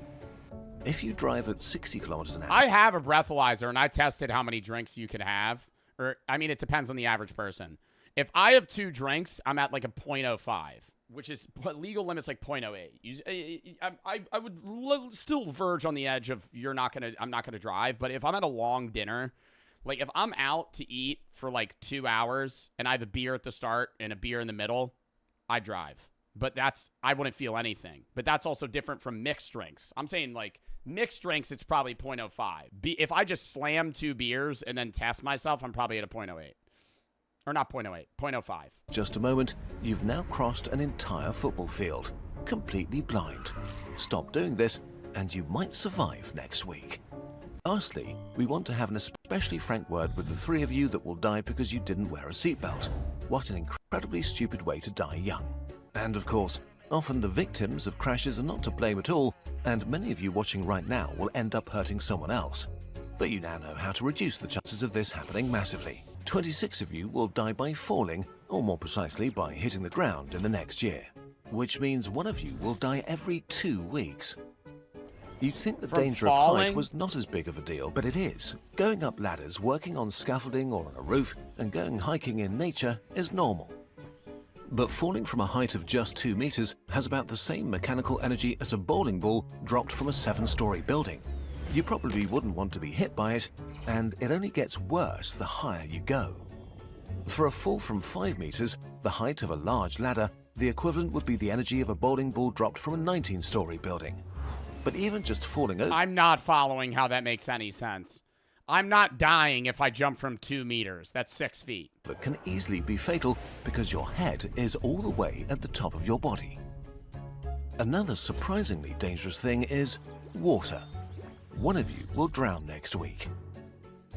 Being in and around water is fun and doesn't seem to be a big deal, mainly for 3 Wow, dude, how many people have seen me that have drowned? reasons. You'll underestimate how dangerous a body of water is and be taken by strong currents or riptides. You'll overestimate your swimming abilities. You're most likely a much worse swimmer than you think.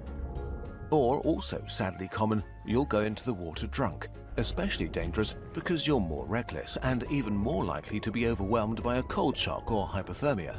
Harmless situations around water turn deadly so quickly that in the US, drowning is the 2nd most common cause of death by accident for kids, after you really may have guessed it, car crashes. Car crashes and then fire. So if you're going for a swim next week, keep this in mind. Make sure that the water is safe, assume you are at best a mediocre swimmer, and you won't die. Also, for the love of God, be careful on cruise ships. If you go overboard, you have a 60% chance of dying. Let's move on to the thing that will kill the most people. You have a 60% chance of dying if you jump overboard? Yeah, because they can't get you. You ever see the videos where motherfuckers will, like, dare their friend to jump off in the middle of the water and then they never find him again? I feel like we watched that on stream. It's like the middle of the night and they're like, dude, just jump in the water. Watching this video. This one is extremely sad and very delicate because sensationalist public discussion can make it worse. It's harming yourself. Statistically, about 10 of you could die this way next week. There's something that you might not be aware of that might save your life. The majority of these deaths happen in crisis situations, usually triggered by traumatic events and extraordinary circumstances that overwhelm people and undermine their coping strategies. Studies show that suicide rarely occurs out of the blue. There are warning signs, and often suicidal thoughts and feelings can be mastered by getting professional help, for example from a crisis intervention center. Most people who survive an attempt don't try again and end up being very glad that they did survive. It was just way too much for them, and they felt desperate. Yeah, dude, if you are ever going through something, get the help that you need. I mean, I say that all the time. Most people that go through these scenarios do get out of it, but it's also said that I think the average person has averagely 2 or 3 attempts for suicide where they don't kill themselves, and then the 4th are usually successful. So if you're ever going through something or you've attempted in the past and you're still here and you're thinking about it again, please get the help that you need. Genuinely. 988 is their suicide hotline, but you could also reach out to a family member, loved one, you know, friends. You could also go to a therapist, psychiatrist if your insurance and covers it, and they also have free help and stuff like that. And people always say they don't want to talk to 988. I'm pretty sure they have text hotlines as well. So you don't have to, like, talk to somebody on the phone. You're able to, like, type to them as well. It would be so nice if someone watching this who's in a bad spot decides to get help. You matter, you really do, and the world is better with you in it. Please stay with us. If you currently feel overwhelmed by life, seeking help is not weakness, it's strength. We've put some resources for you in the video description. This also means another thing. If you have someone in your life going through a crisis, withdrawing, expressing hopelessness, or talking about this topic, even jokingly, take it seriously. Show them that they're loved and Yeah, because some people comedically joke about it, and you can't really read through it because you think they're not serious, but they are. important. You personally could save a life, maybe next week already. You might never know, but worst case, you've been a true friend. Now for the final thing, and to be honest, this will not save your life next week, but maybe this year. Cancer is sadly a real risk even for your age group and will kill 5 of you next week. The most common being thyroid, breast and testicular cancer. The author of this video had cancer at the age of 32. If he'd been aware of this risk and went to regular checkups, this could have been entirely avoided. So this is also a personal heartfelt recommendation. We collected a few resources about screenings and self-checkups in our sources for you. Check them out. At least one type of cancer. Yeah, you got to check your nuts in the shower for the guys. Sorry. You feel lump? That's what they told me. I'll do it. I haven't done it in a while. You gotta do a little daily checkup. You got a little lump in your nuts. Melanoma or skin cancer. You might be surprised how... Oh, dude, I gotta go to the fucking dermatologist again soon. ...how deadly this is, but as a great philosopher said, the sun is... What do you mean check your nuts? You gotta... Bro, I don't like talking about this shit. You gotta make sure your nuts don't have lumps on them, because if they have lumps on them, that's a fucking tumor. And then you have testicular cancer. The deadly laser. And then they gotta whack it off. It's burning your skin with the energy released from trillions of tons of plasma. The solution couldn't be simpler. Use sunscreen. It's been a while or you've been in the water. Cool. Apply it again. About 9 of you will die of melanoma in the next year, so sunscreen might save your life. Okay, let's wrap up. Just by being more aware and modifying your behavior a little bit, you personally could survive next week. Dozens of all of you... What about girls, Joe? We get ball cancer too? No, you don't. You get breast cancer more than men, though. Hopefully, you'll be able to tell... Checking right now. Thanks, Joe. Brother, you don't need to tell me that. You don't need to tell me that. You know, we're good if you don't tell me that. I'm just trying to be, you know, health conscious here and saying, hey, guys often get testicular cancer. And you don't have to tell me, you don't got to tell me that. And if you have people in your life that do or don't do the things we talked about today, please send them this video. It might save their lives too. Life is just the best thing, and we hope to celebrate it together for as long as possible. All right, well, that was a W video. All right, chat, W stream. Hope you all had fun watching. I had a fun time streaming. We're going to call that there.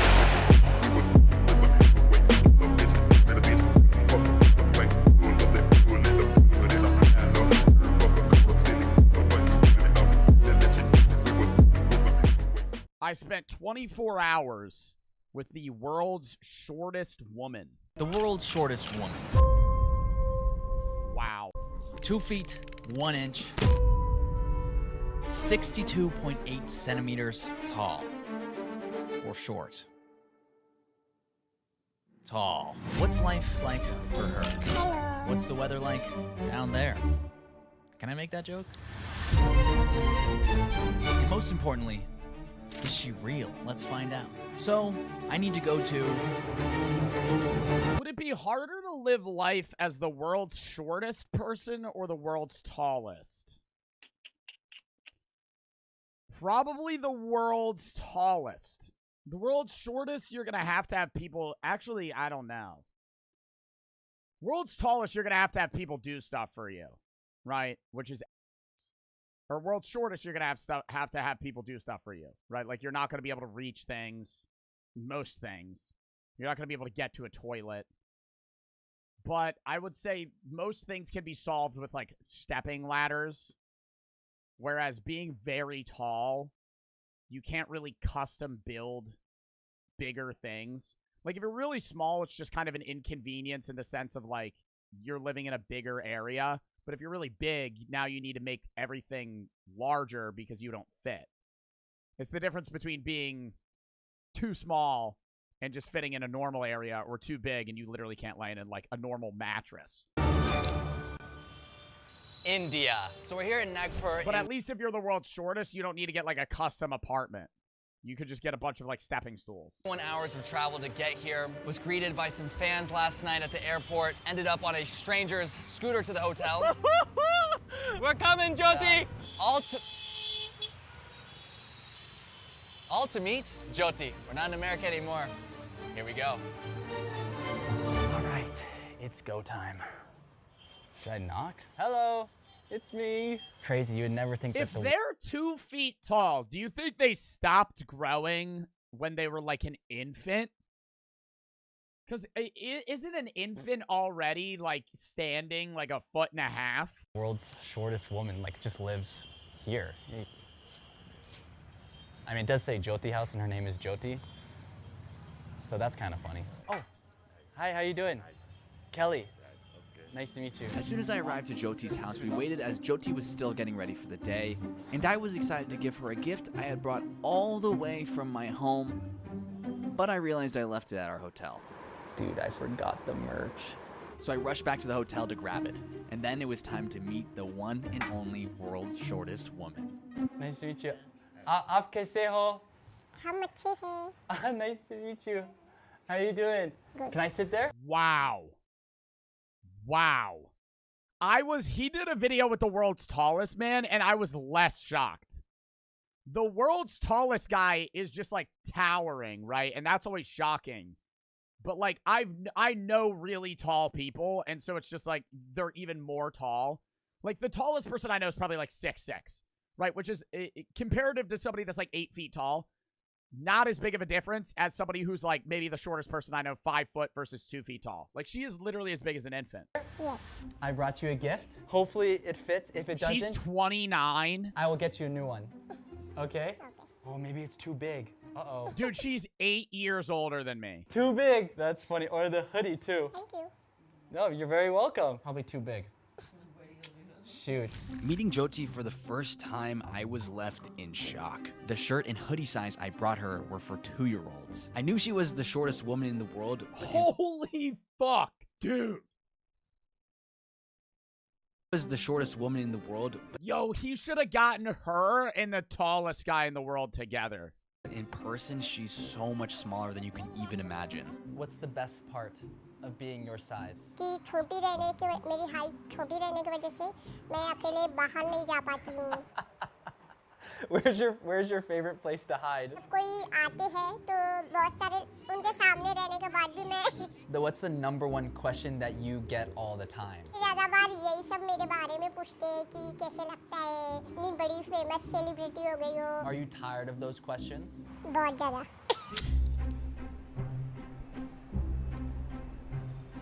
Oh, thank you. ये मेरा room है. I would be so scared I would run into her. I would be so scared I would run into her, dude. Oh my god. Because if he, like, kicked her by accident, like, that'd be dangerous. Like, that, I feel like that's actually a downside. Maybe being the world's tallest would be easier. Like, or not easier, but it's, like, less unsafe. Like, if she's walking in public, like, she's not able to walk in public. Like, the world's tallest guy needs, like crutches and assisted things. But if she's walking in public, you would just kick her. You would just run into her, and that would be like a fatal injury. Oh, this is her room. Can I try? Yes. Very nice. Very nice. Do what excites. Yeah, that's nice. So next, Jyoti invited me to her room, and everything was honestly pretty normal. She showed me how she does her makeup, which she loves doing. मुझे makeup बहुत पसंद है. And then I remembered a question I really wanted to ask her. What is it like being so short? What did you call me? Oh, I'm sorry. I did not mean to. I am so sorry. Oh. Oh. Oh. My man go, oh. Oh, like that sheriff, bro. She gotta get a gun. She should get a gun for self-defense, honestly. Okay, I won't ask that question. Thank you. After recovering from that hit, Jyoti had a question for me. Which hold a gun, she died? Dude, they make small guns. They make miniature guns. She could hold one. Wanted to try to carry her. Okay, how do I carry you? Like, sorry. Sorry. Like this? Like that is better? Arms here? Okay. I just don't know what's the best way. Well, it's awkward, because he's holding her like she's a baby, but she's 30. So it makes for an awkward situation. So I'm understanding why he's somewhat hesitant to to do this. Is that good? This is good? That's funny. How much? Hey, money. You have to give me. No. Holding an iPhone, dude. Look at her hold an iPhone, bro. Holy shit. Like,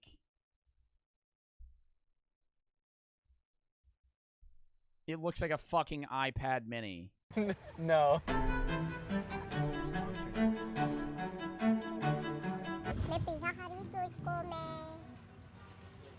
You haven't even tried it. It's already good? Yes. Cheers. Let me try it. I give it an 8 out of 10. You like spicy? Oh my gosh, I'll take some. My man was gonna rate that an 8 out of 10 regardless if it was good or not. I can handle Imagine it. he was like, that shit's trash. Ooh, pepper flakes.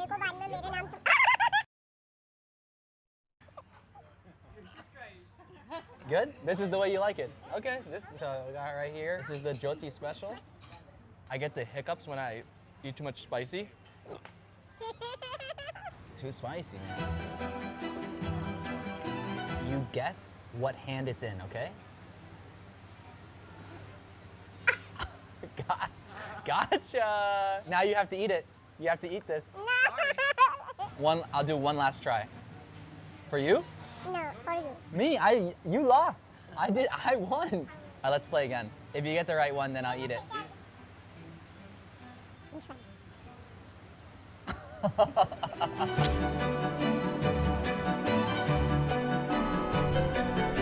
I have questions for you, okay? You ready?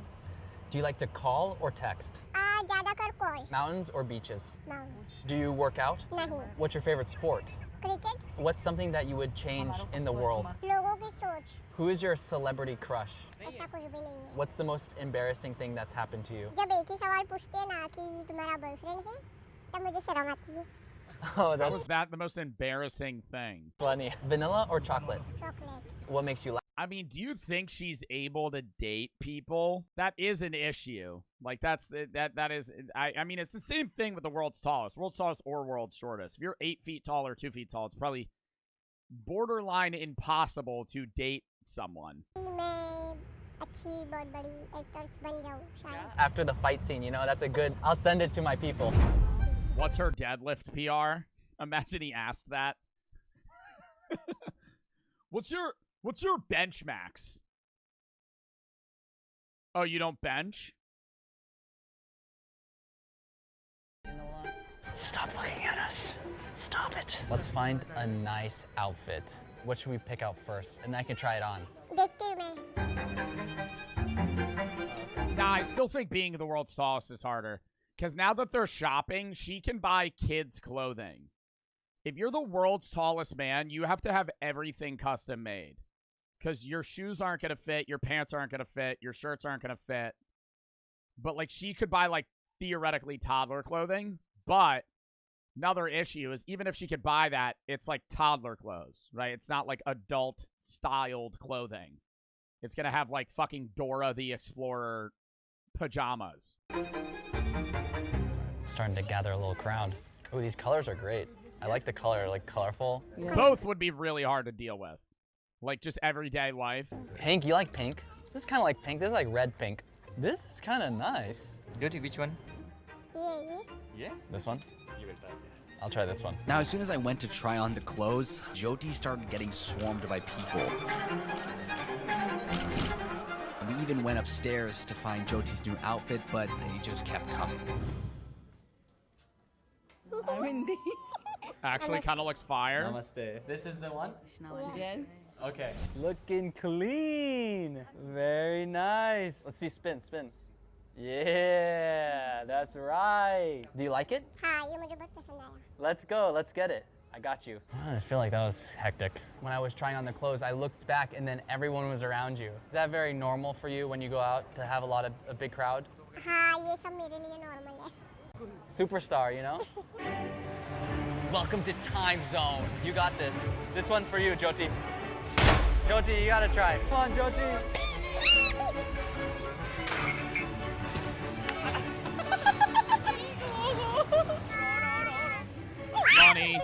Money.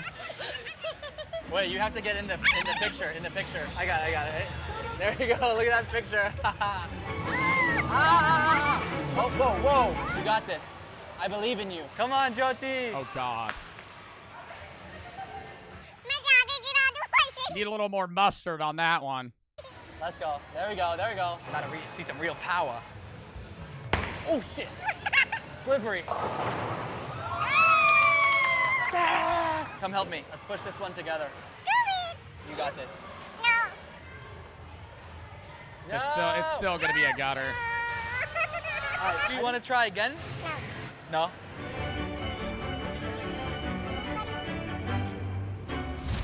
All right, so we were just in this arcade right here, and man, there were so many people trying to take pictures with Jyoti, and they were just very pushy too, so tough. That's tough. This is the craziest looking amusement park I've ever seen. Like, I don't know if you're looking at this decor, but it's crazy. So this is the entrance. Oh my gosh, this is the entrance to the amusement park. This is so funny. They're constructing the amusement park as we come in. This is sick and really sketch.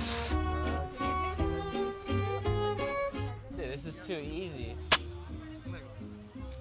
I missed. How did I miss? You want to shoot it? Nice. Wow, what a crazy place. Come on, Jyoti. I'm decking those fucking cans. What? Are you giving me a fucking soccer ball? Wow, what a crazy place. Come on, Jyoti. Come on. She can't get on any rides? Well, yeah. How tall do you have to be to ride an amusement park ride? Dude, you have to be decently tall. Like, if you're, like, below 5 feet, I don't think you can ride amusement park rides. If you're, like, 4'10", I don't think you can ride amusement parks. Or ride rides at amusement parks. We're, like, over 6'6". Oh, yeah. Oh, we get a basket. So we win this. This is ours. Okay. Such interesting games. We won, like, a basket. I like his jacket, TikTok jacket. That's a nice jacket. Can't even get TikTok in India, but he's got the crew neck. You know, that's respect right there. Let's go do that one. All right, this basket. Well, yeah, they're also probably paying much less to enter the what's it called? The game, right? Like in the U.S., you're probably paying like what, $20 to get 4th rows. They're probably paying way less, so the prize is obviously going to be less. Amongst the myth, she can obviously ride amusement park rides. Dude, I don't know if you guys are seeing this track, but it's literally like a circle. Like I would not feel safe, dude. They're constructing it as they're going on the fucking ride, and there's just loose wood. Really like a circle. Like it just goes right around in this circle. Woo! When we started our ride, in the middle of the track there was a man washing himself. And then as we turned the last corner, I noticed that there was also an entire little house all in the middle of this roller coaster. And then we proceeded to go around this track about 20 times. 20 times? Why are there people living in the amusement park?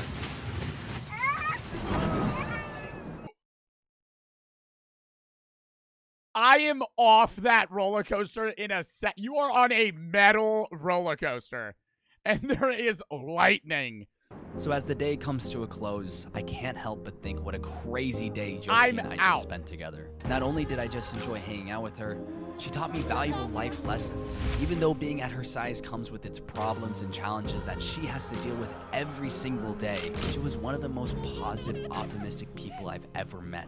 Taught me you can always focus on the positives, that you can achieve anything, that limitations are only really perceptions, and that if you approach life with a smile, life will smile back at you. She might be the world's smallest woman, but she definitely has the world's biggest heart. But the day isn't over yet. All right, when I tell you, though, if I was the person responsible for holding her, I would have the death grip of a lifetime, dude. I would be utterly terrified that if I dropped her, she would fucking die. Especially on this ride where you're going like almost vertical. But the day isn't over yet. Soaked from the amusement park, we dried off at her house, where I had to ask her one last burning question before we said our goodbyes. You know, I have a weird question. How far do you think I could kick you? I don't know. Let's see. I think I can make a 10-yard field goal. I think I can make a 10-yard field goal. You want to see? Okay, let's see. They're gonna edit. They're gonna edit her into like a doll. Okay. All right, stay right there. Oh, a 10-yard field goal, surely, dude. If I get a wind up, oh hell no, it's gonna cut. Oh, oh! Imagine he slips and actually kicks her. Some Mario Galaxy type shit. That was a good ass video, bro. I gotta sub to this guy. Banger video. She seems so nice. Yeah, she does seem nice.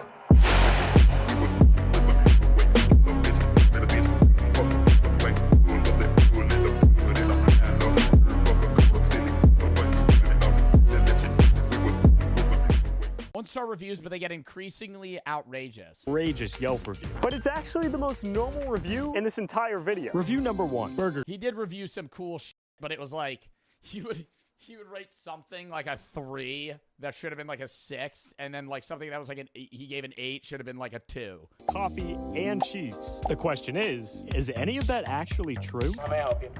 I went to a chicken place once that was out of chicken. It sold like fried chicken and wings, and it was like a local joint, and I like pulled up, and they were like, yeah, we're out of chicken. I was like, you're a chicken place, and why are you open? You know, you're out of chicken. You know, and they had like fries and like maybe like sides. I was like, why are we here? Let's do a normal cheeseburger. Okay. And then, do you guys have coffee? Yeah. 88 second window, please. Let's see. Will it really take 23 minutes? We're moving up. And to make sure these places get the review I feel like you got to do ones that are more recent, because like over 3 years ago, their staff has probably drastically changed. So like if there was one for like a month ago, it'd be like, oh, it's the same people working there, so you're gonna get the same service. Really deserve. I'll be reviewing my experience, and we'll see. Do these restaurants actually deserve 1 star? Don, your first mistake was ordering a coffee from Burger King. I didn't even know they sold coffee. Yo, we're moving. Yes, let's go. Doesn't every fast food place sell coffee, but it's just like straight black coffee? Sweet. Don, what are you talking about?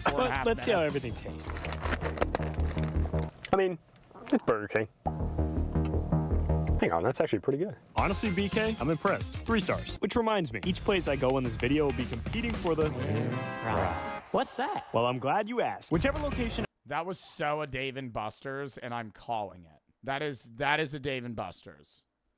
You know, I think that's where he's gonna hit us with a curveball. It's not a fast food joint. That is just a Dave & Buster's. Whichever location I give the highest rating, I'll single-handedly make them 5 stars on Yelp. I'm just gonna spam 5-star Yelp reviews until they ban me. So good job, BK. You're first for now. Ooh, spooky. Now we're starting to heat up a little bit. Location number 2, Dunkin'. And you can't forget about Dave's. We love you, Dave. Our second review today comes from Jeff T. My wife loves Dunkin'. I, however, not so much. Every time I order something from here, it is screwed up. Today, I asked for a caramel swirl. I taste it, and yup, no caramel. I wish my wife did not like. Yo, I will say every Dunkin' I go to, they fuck up my order. I say, let me get a, okay, this is what I'm gonna pull up. Hold up. If I say, let me get a chocolate glazed donut, right? Are you gonna give me 1 or 2? Let me get a chocolate glazed donut. That's what I say. Which one are you gonna give me? Everybody's saying 2. You're dead wrong. A chocolate glazed donut. I have to say frosted. That's my problem. But I'll say that, right? I'll say that, and they'll still give me the wrong one. This is what I want. This is all I want. I could eat these every single day for the rest of my life, and I would be perfectly fucking content. It's not your wife's fault that she likes Dunkin'. It's your fault that you don't like Dunkin'. The test. Order a caramel swirl. Hi, what can I get for you today? Can I just do a caramel swirl, regular cream, regular sugar? Awesome. Thank you, you too. Oh. Nope. It's not boba. There's caramel. Honestly, Jeff, you have a good order pick. I mean, this is actually pretty good. Duncan, not bad. I'd say it's... I mean, dude, the one thing that I like, I would get it if he goes to a place and does like really shitty reviewed areas where it's like they have 5,000 reviews and their average score is a 1.5. But it's like he's doing like the one shot 1-star reviews. Every place has a 1-star review, right? Any restaurant you've been to, no matter how amazing you think it is, there's somebody that's like, I had the worst time of my life. I never want to come back here. This was the worst place ever. So it's like, if you see these, like, yeah, if some dude 3 years ago was like, they fucked up my coffee, the odds that they fuck up your coffee the next day are like kind of slim to none. The wonderful land of IHOP. Last time I went to an IHOP, the guy didn't pay, left, and then they went to his car to get him, and he ran back in the store and was like, hey, call the cops, all right? Hey, call the cops on me, all right? I don't give a fuck. I'll fight. He was like saying he was going to fight them or some shit, and then he was like, and then he got it, and then he left and like slammed the door, got in his car, and fucking sped off. Now, but boys, she's been looking for these for the last like 3 months, and I told her repeatedly they're not in my car. I didn't know they were. Our third review comes from Scott K. 1 star. 2 cooks came into the men's bathroom with their gloves on, did their business, to walk out without washing their hands or removing their gloves. Yelp. All right, so guys, the plan for today is I'm just gonna sit in the bathroom and just watch everybody. I'm gonna give the fucking cooks complimentary waters from myself, and I'm going to sit there and I'm gonna wait for them to come into the bathroom and pee and see if they have gloves on or not. For sure. So I went inside, catched a table for one, and grabbed a table. I just got seated in the perfect spot for this test, directly in front of the restrooms. The test, He's just sitting there.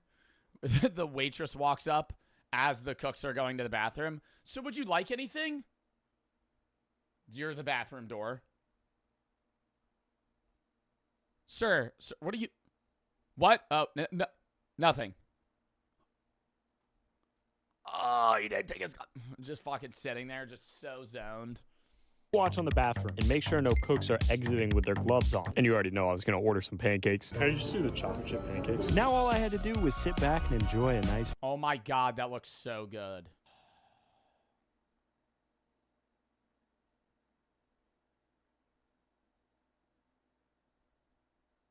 Bro, pancakes really are like a top 10 food all time. Like, genuinely. Like, that looks fucking amazing. Too much whipped cream. Fuck, get that the fuck off the goddamn pancakes. I don't like when they put whipped cream on my pancakes. Or butter, right? When they just do it, like, butter, yes, but not when it's just, like, that one block of butter that they just wedge in the middle just for show.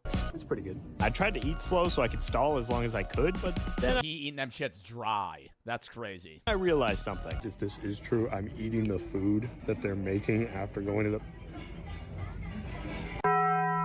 Like, honestly, would not faze me, though. If he took a shit with the gloves on, if I sat down at a Denny's and they hand my breakfast to me and they go, by the way, the cook pissed with his gloves on and made this, I'd go, okay. And then I'd just eat the whole thing. Slow service. Way overpriced for an hour of bowling. $42 per hour? Food was inexpensive, but poor quality, and took an hour to get chicken tenders and fries and stale nachos. Whole staff. It's a fucking bowling alley. Which was at max 3 That's every bowling alley. I go into a bowling alley expecting it to smell like cigarettes and there to be a, not judging, a very overweight guy at the counter, as well as, this is every local bowling alley I've ever been to. Pitchers of beer all over the floor, shitty service, dirt in the corner, and just fucking, like, just absolute, the most greasy food you've ever eaten in your entire life. That's what I'm expecting at every bowling alley I go to. The dissatisfaction and choose somewhere else. Kim, I don't know where else you want me to go. This is the only bowling alley we have. And to be quite honest, I love your pun on your review. So I went inside and got my bowling shoes. But when I took a look around, I noticed something. Watch the master. Yo, I have no clue if that's good or not. Did I do good? I don't know. Then I got myself a menu and I placed my order. The test. Ooh, bucket of beer. Enjoy any 5 bottles for $18. an hour. Does the food taste bad? And is bowling way too expensive? Could I do the nachos? Sure. I'll have that right up to you. Thank you so much. Let's see how long this takes. My mission today before I leave I feel like nachos are quicker to make than chicken tenders. this bowling alley is beat my high score of 134. Gutter ball. Can I hit one pin?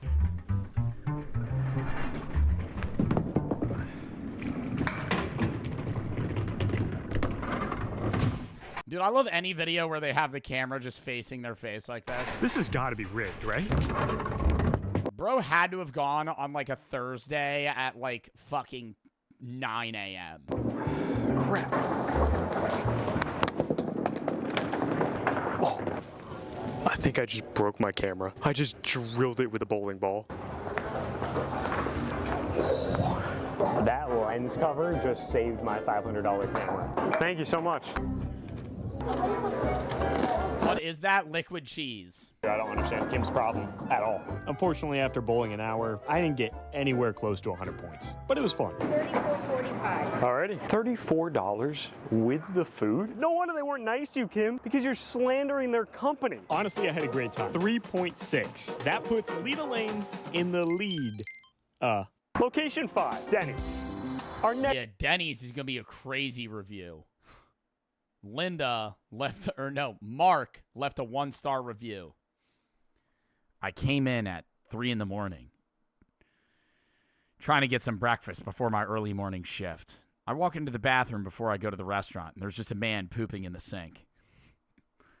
I go sit down, and the waitress doesn't come up to me for 30 minutes. Come to find out, the waiter was the guy pooping in the sink. He asks what I want, and I know he didn't wash his hands. I end up ordering something, and he goes into the back and makes it himself. He gives it to me, and there's actually just a dead rat sitting on the plate. 1 star. Next review comes from Brandy. I'd give 0 stars. Ordered through Uber Eats. 1. Gray hair found between 2 slices of bread in my French toast. 2. Orange juice was 3/4 of the way full. 3. Oreo milkshake arrived lukewarm, melted. 3. Cheesy eggs taste rancid. 4. French toast tasted like something I can't even describe. Thanks, Denny's. Let's test Brandy's 4 things. Except it's actually 5. Somehow 3 ended up on the list twice. Oh, welcome to my office, where we're ordering. Yo, there was a time I DoorDashed Denny's at my friend's house, and we all got 6 Grand Slams, and 1 showed up, and I walked out to the guy, and I was like, where was it? Or like, where's the other shit? And he went, rolled up the window, and then drove off. I loaded up my cart based on Brandy's list. Orders placed. And luckily for me, I don't even need to explain the test. Yes, yeah. First, the French toast. Let's get this baby open. That looks pretty good. Please don't be hair in this. I'm not seeing any hair. So let's dive in. Denny's French toast is kind of fire. Oh. That deserves nowhere near 1 star. The orange juice is basically all the way full. The eggs. They do not taste rancid. The milkshakes. Oh, miss, you're lucky. It feels cold. Denny's? Actually not a bad performance. A solid 3. Why is he giving every place a 3-star, though, if they, like, live up to everything they needed? 3.4. Welcome to our 6th location, Walmart. Not gonna lie, Walmart scares me a little bit. I feel like anything can happen here, and Walmart, 1-star review. Mark again. After I left the Denny's, I decided to go to the 24-hour Walmart to see if I was able to grab a late-night snack because of how disappointing my Denny's meal was. I walk in, and there's a naked homeless man on bath salts twerking on the aisle, twerking on the 4th aisle.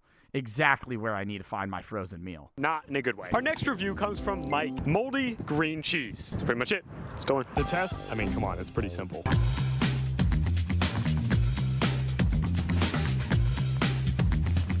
I mean, it looks okay to me. I'm gonna check every fridge here.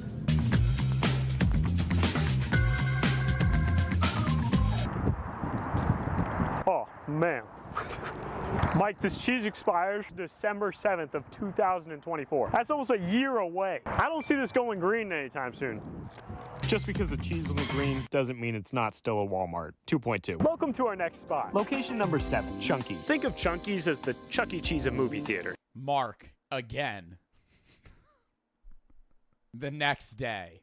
After how disappointing Denny's and Walmart were, I decided to go watch the new Morbius movie that just came out because I wanted to bring my hopes up. Ended up being a massive letdown. 2-star. Bah. Great concept. Who doesn't want to have a movie and a meal? The problem is hygiene. This place is crawling with filth. Everything is coated in greasy dirt. The whole place smells like a sewer. Please hire a crew to come deep clean this place. But we have a bonus review. We ordered popcorn around 7:30 and didn't get it until 8:30. It was also hard as a rock and was not good at all. Also, the root beer float tastes like soap. I recommend not going here. How do you make a root beer taste like soap? So I went in and got my ticket. I just get one ticket to whatever the next movie is. The test. Is this place disgustingly filthy? How's it going? Right when I walk in, there's someone vacuuming. Does the food take an hour? And does the root beer taste like soap? But that's when I found an arcade. Don't mind if I do. Y'all ready for this goated trick shot? Anyway, I got sat down for my movie, and as soon as I did, I placed my order for my food. Everything in here is wicked clean. And after a quick 12 minutes, my food came. Wait, there's movies where they deliver your food? I have only ever been to a movie theater where when I want something in the middle of the movie, I do the same thing when I'm pissing. If it looks like an unimportant part of the movie, I'll just go, I'll be back. And then I run, I'm dead ass, I sprint every time. Like if the movie's over 2.5 hours and I drank something or ate something before, I have to go to the bathroom during the movie. So I'll fucking sit down, and about an hour in, I start thinking about, oh, I'm going to have to pee soon. And then that makes me have to pee. And then I can't take it anymore, so I leave. And then I literally just I quick shuffle through there, shuffle like out of the theater because I don't want to look like a dumbass. And the second I open the door, I run to the bathroom. They might just win themselves the 5-star review. I have a confession. I didn't get popcorn. I got mac and cheese. Look, it sounded good, but it's been 30 minutes. Still no sign of my root beer float. Bro got a root beer float. It has officially been 45 minutes since I ordered my root beer float. The guy next to him, dude, can you get over your fucking root beer float, man? Just watch the fucking movie. It never came.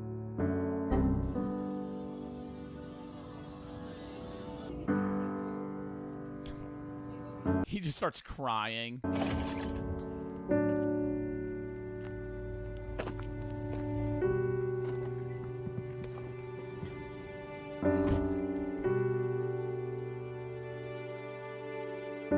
Chunkies, what happened? I honestly thought they were going to win there for a minute. 1 star. Welcome to our next location, KFC. Our next review comes from John T. Went there at 9:45. Sorry, we only have tenders. No chicken. I said, okay, I'm all set, because I wanted bone-in chicken, not tenders. The gentleman working the counter says I would be too. The only reason I put this so high on the list is because KFC, how do you run plot twist? Mark works at the KFC. Out of chicken? The test. See if they have chicken? And he didn't want to give them chicken because he had a bad day. So he just told them they didn't have chicken. For this one, we have a very special guest. My girlfriend. Why? Because she's been here when they actively did not have chicken. This is very true. She could be John. No. Hi, we're going to KFC. What can I get for you? Can I just do 2-piece fried chicken? Okay, anything else? Can I actually do double biscuits? Mac and cheese? Sure. You want mac and cheese? Yep, now I do. Good job, KFC. You had chicken. But how does it taste? I just don't understand how they run out of chicken. Like, is it like a very brief moment? Or like, I feel like they're just close. Like, if KFC doesn't have chicken, just fucking close. Close for the day. You know, open up tomorrow. Big sign out front. Sorry, no chicken. Everybody ate it. I might just censor that. It's very dry. Yeah, they're not winning the Yelp review. That shit looks good as fuck. I don't know what the hell you're talking about. That chicken looks good as hell. You have nice sunglasses, by the way. Are you wearing my big ones? No. Is that what? Oh my god. I can't.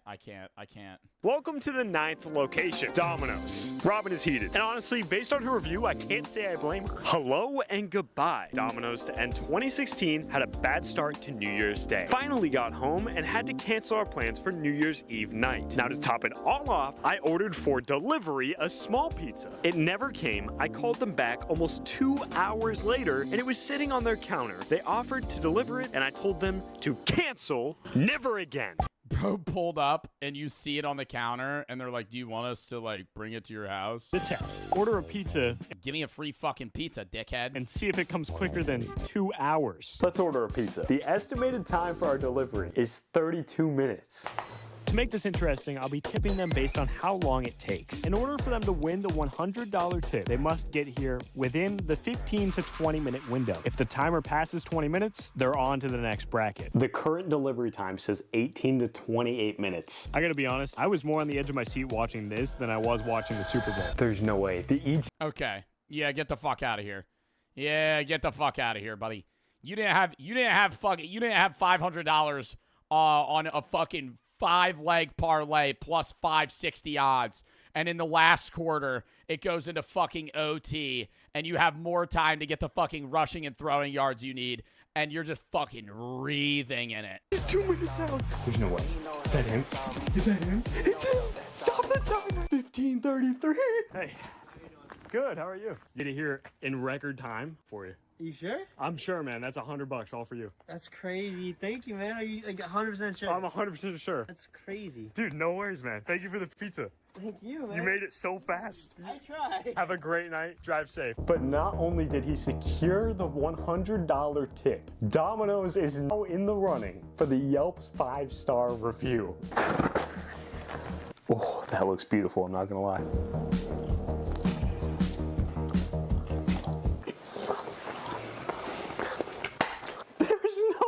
Domino's? I cannot believe I'm saying this. 4.1. Just like that, Domino's takes the lead. Welcome to our 10th and final review. Oh my god, it's Dave and Buster's? Who would have fucking guessed that? I had no idea based off the freaking blur. Our final review comes from Ryan. At first glance, it might not seem too outrageous. Just a normal 1-star review. Until you 1 star from Yelp.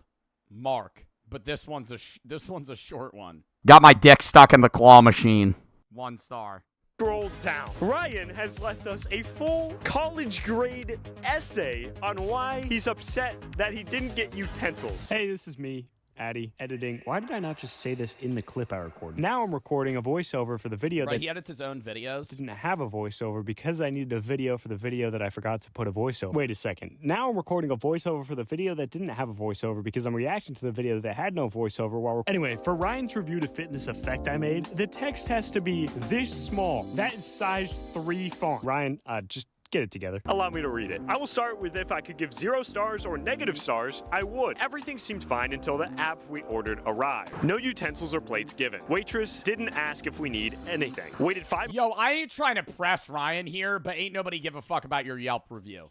So they used bar napkins as a plate and ate off the table, basically. I'm gonna spare you some time. There are 9 references of the utensils. I've never seen a man more worked up about not having utensils. The test. Do they give me utensils? You're telling me. You walk in, hey, can I have a fork? Yeah, sure, here. And then they leave. I'm not watching him play games. Stop. See, now they're teasing me with the chicken wings. Which actually were really good. And got myself a prize. Yo, you eat chicken wings really annoyingly, Addy. Love your videos, man. I hate how you just ate that chicken wing. That really bothered me. I mean, we literally debunked Ryan's review in like 5 seconds. So I watched some hockey, go Bruins, ate my wings, which actually were really good, and got myself a prize on the way out. But I think what all this really taught me is maybe we just need to look for the positives wherever we can find them. Dave & Buster's, good as always. 3.4. W fucking video. I enjoyed that.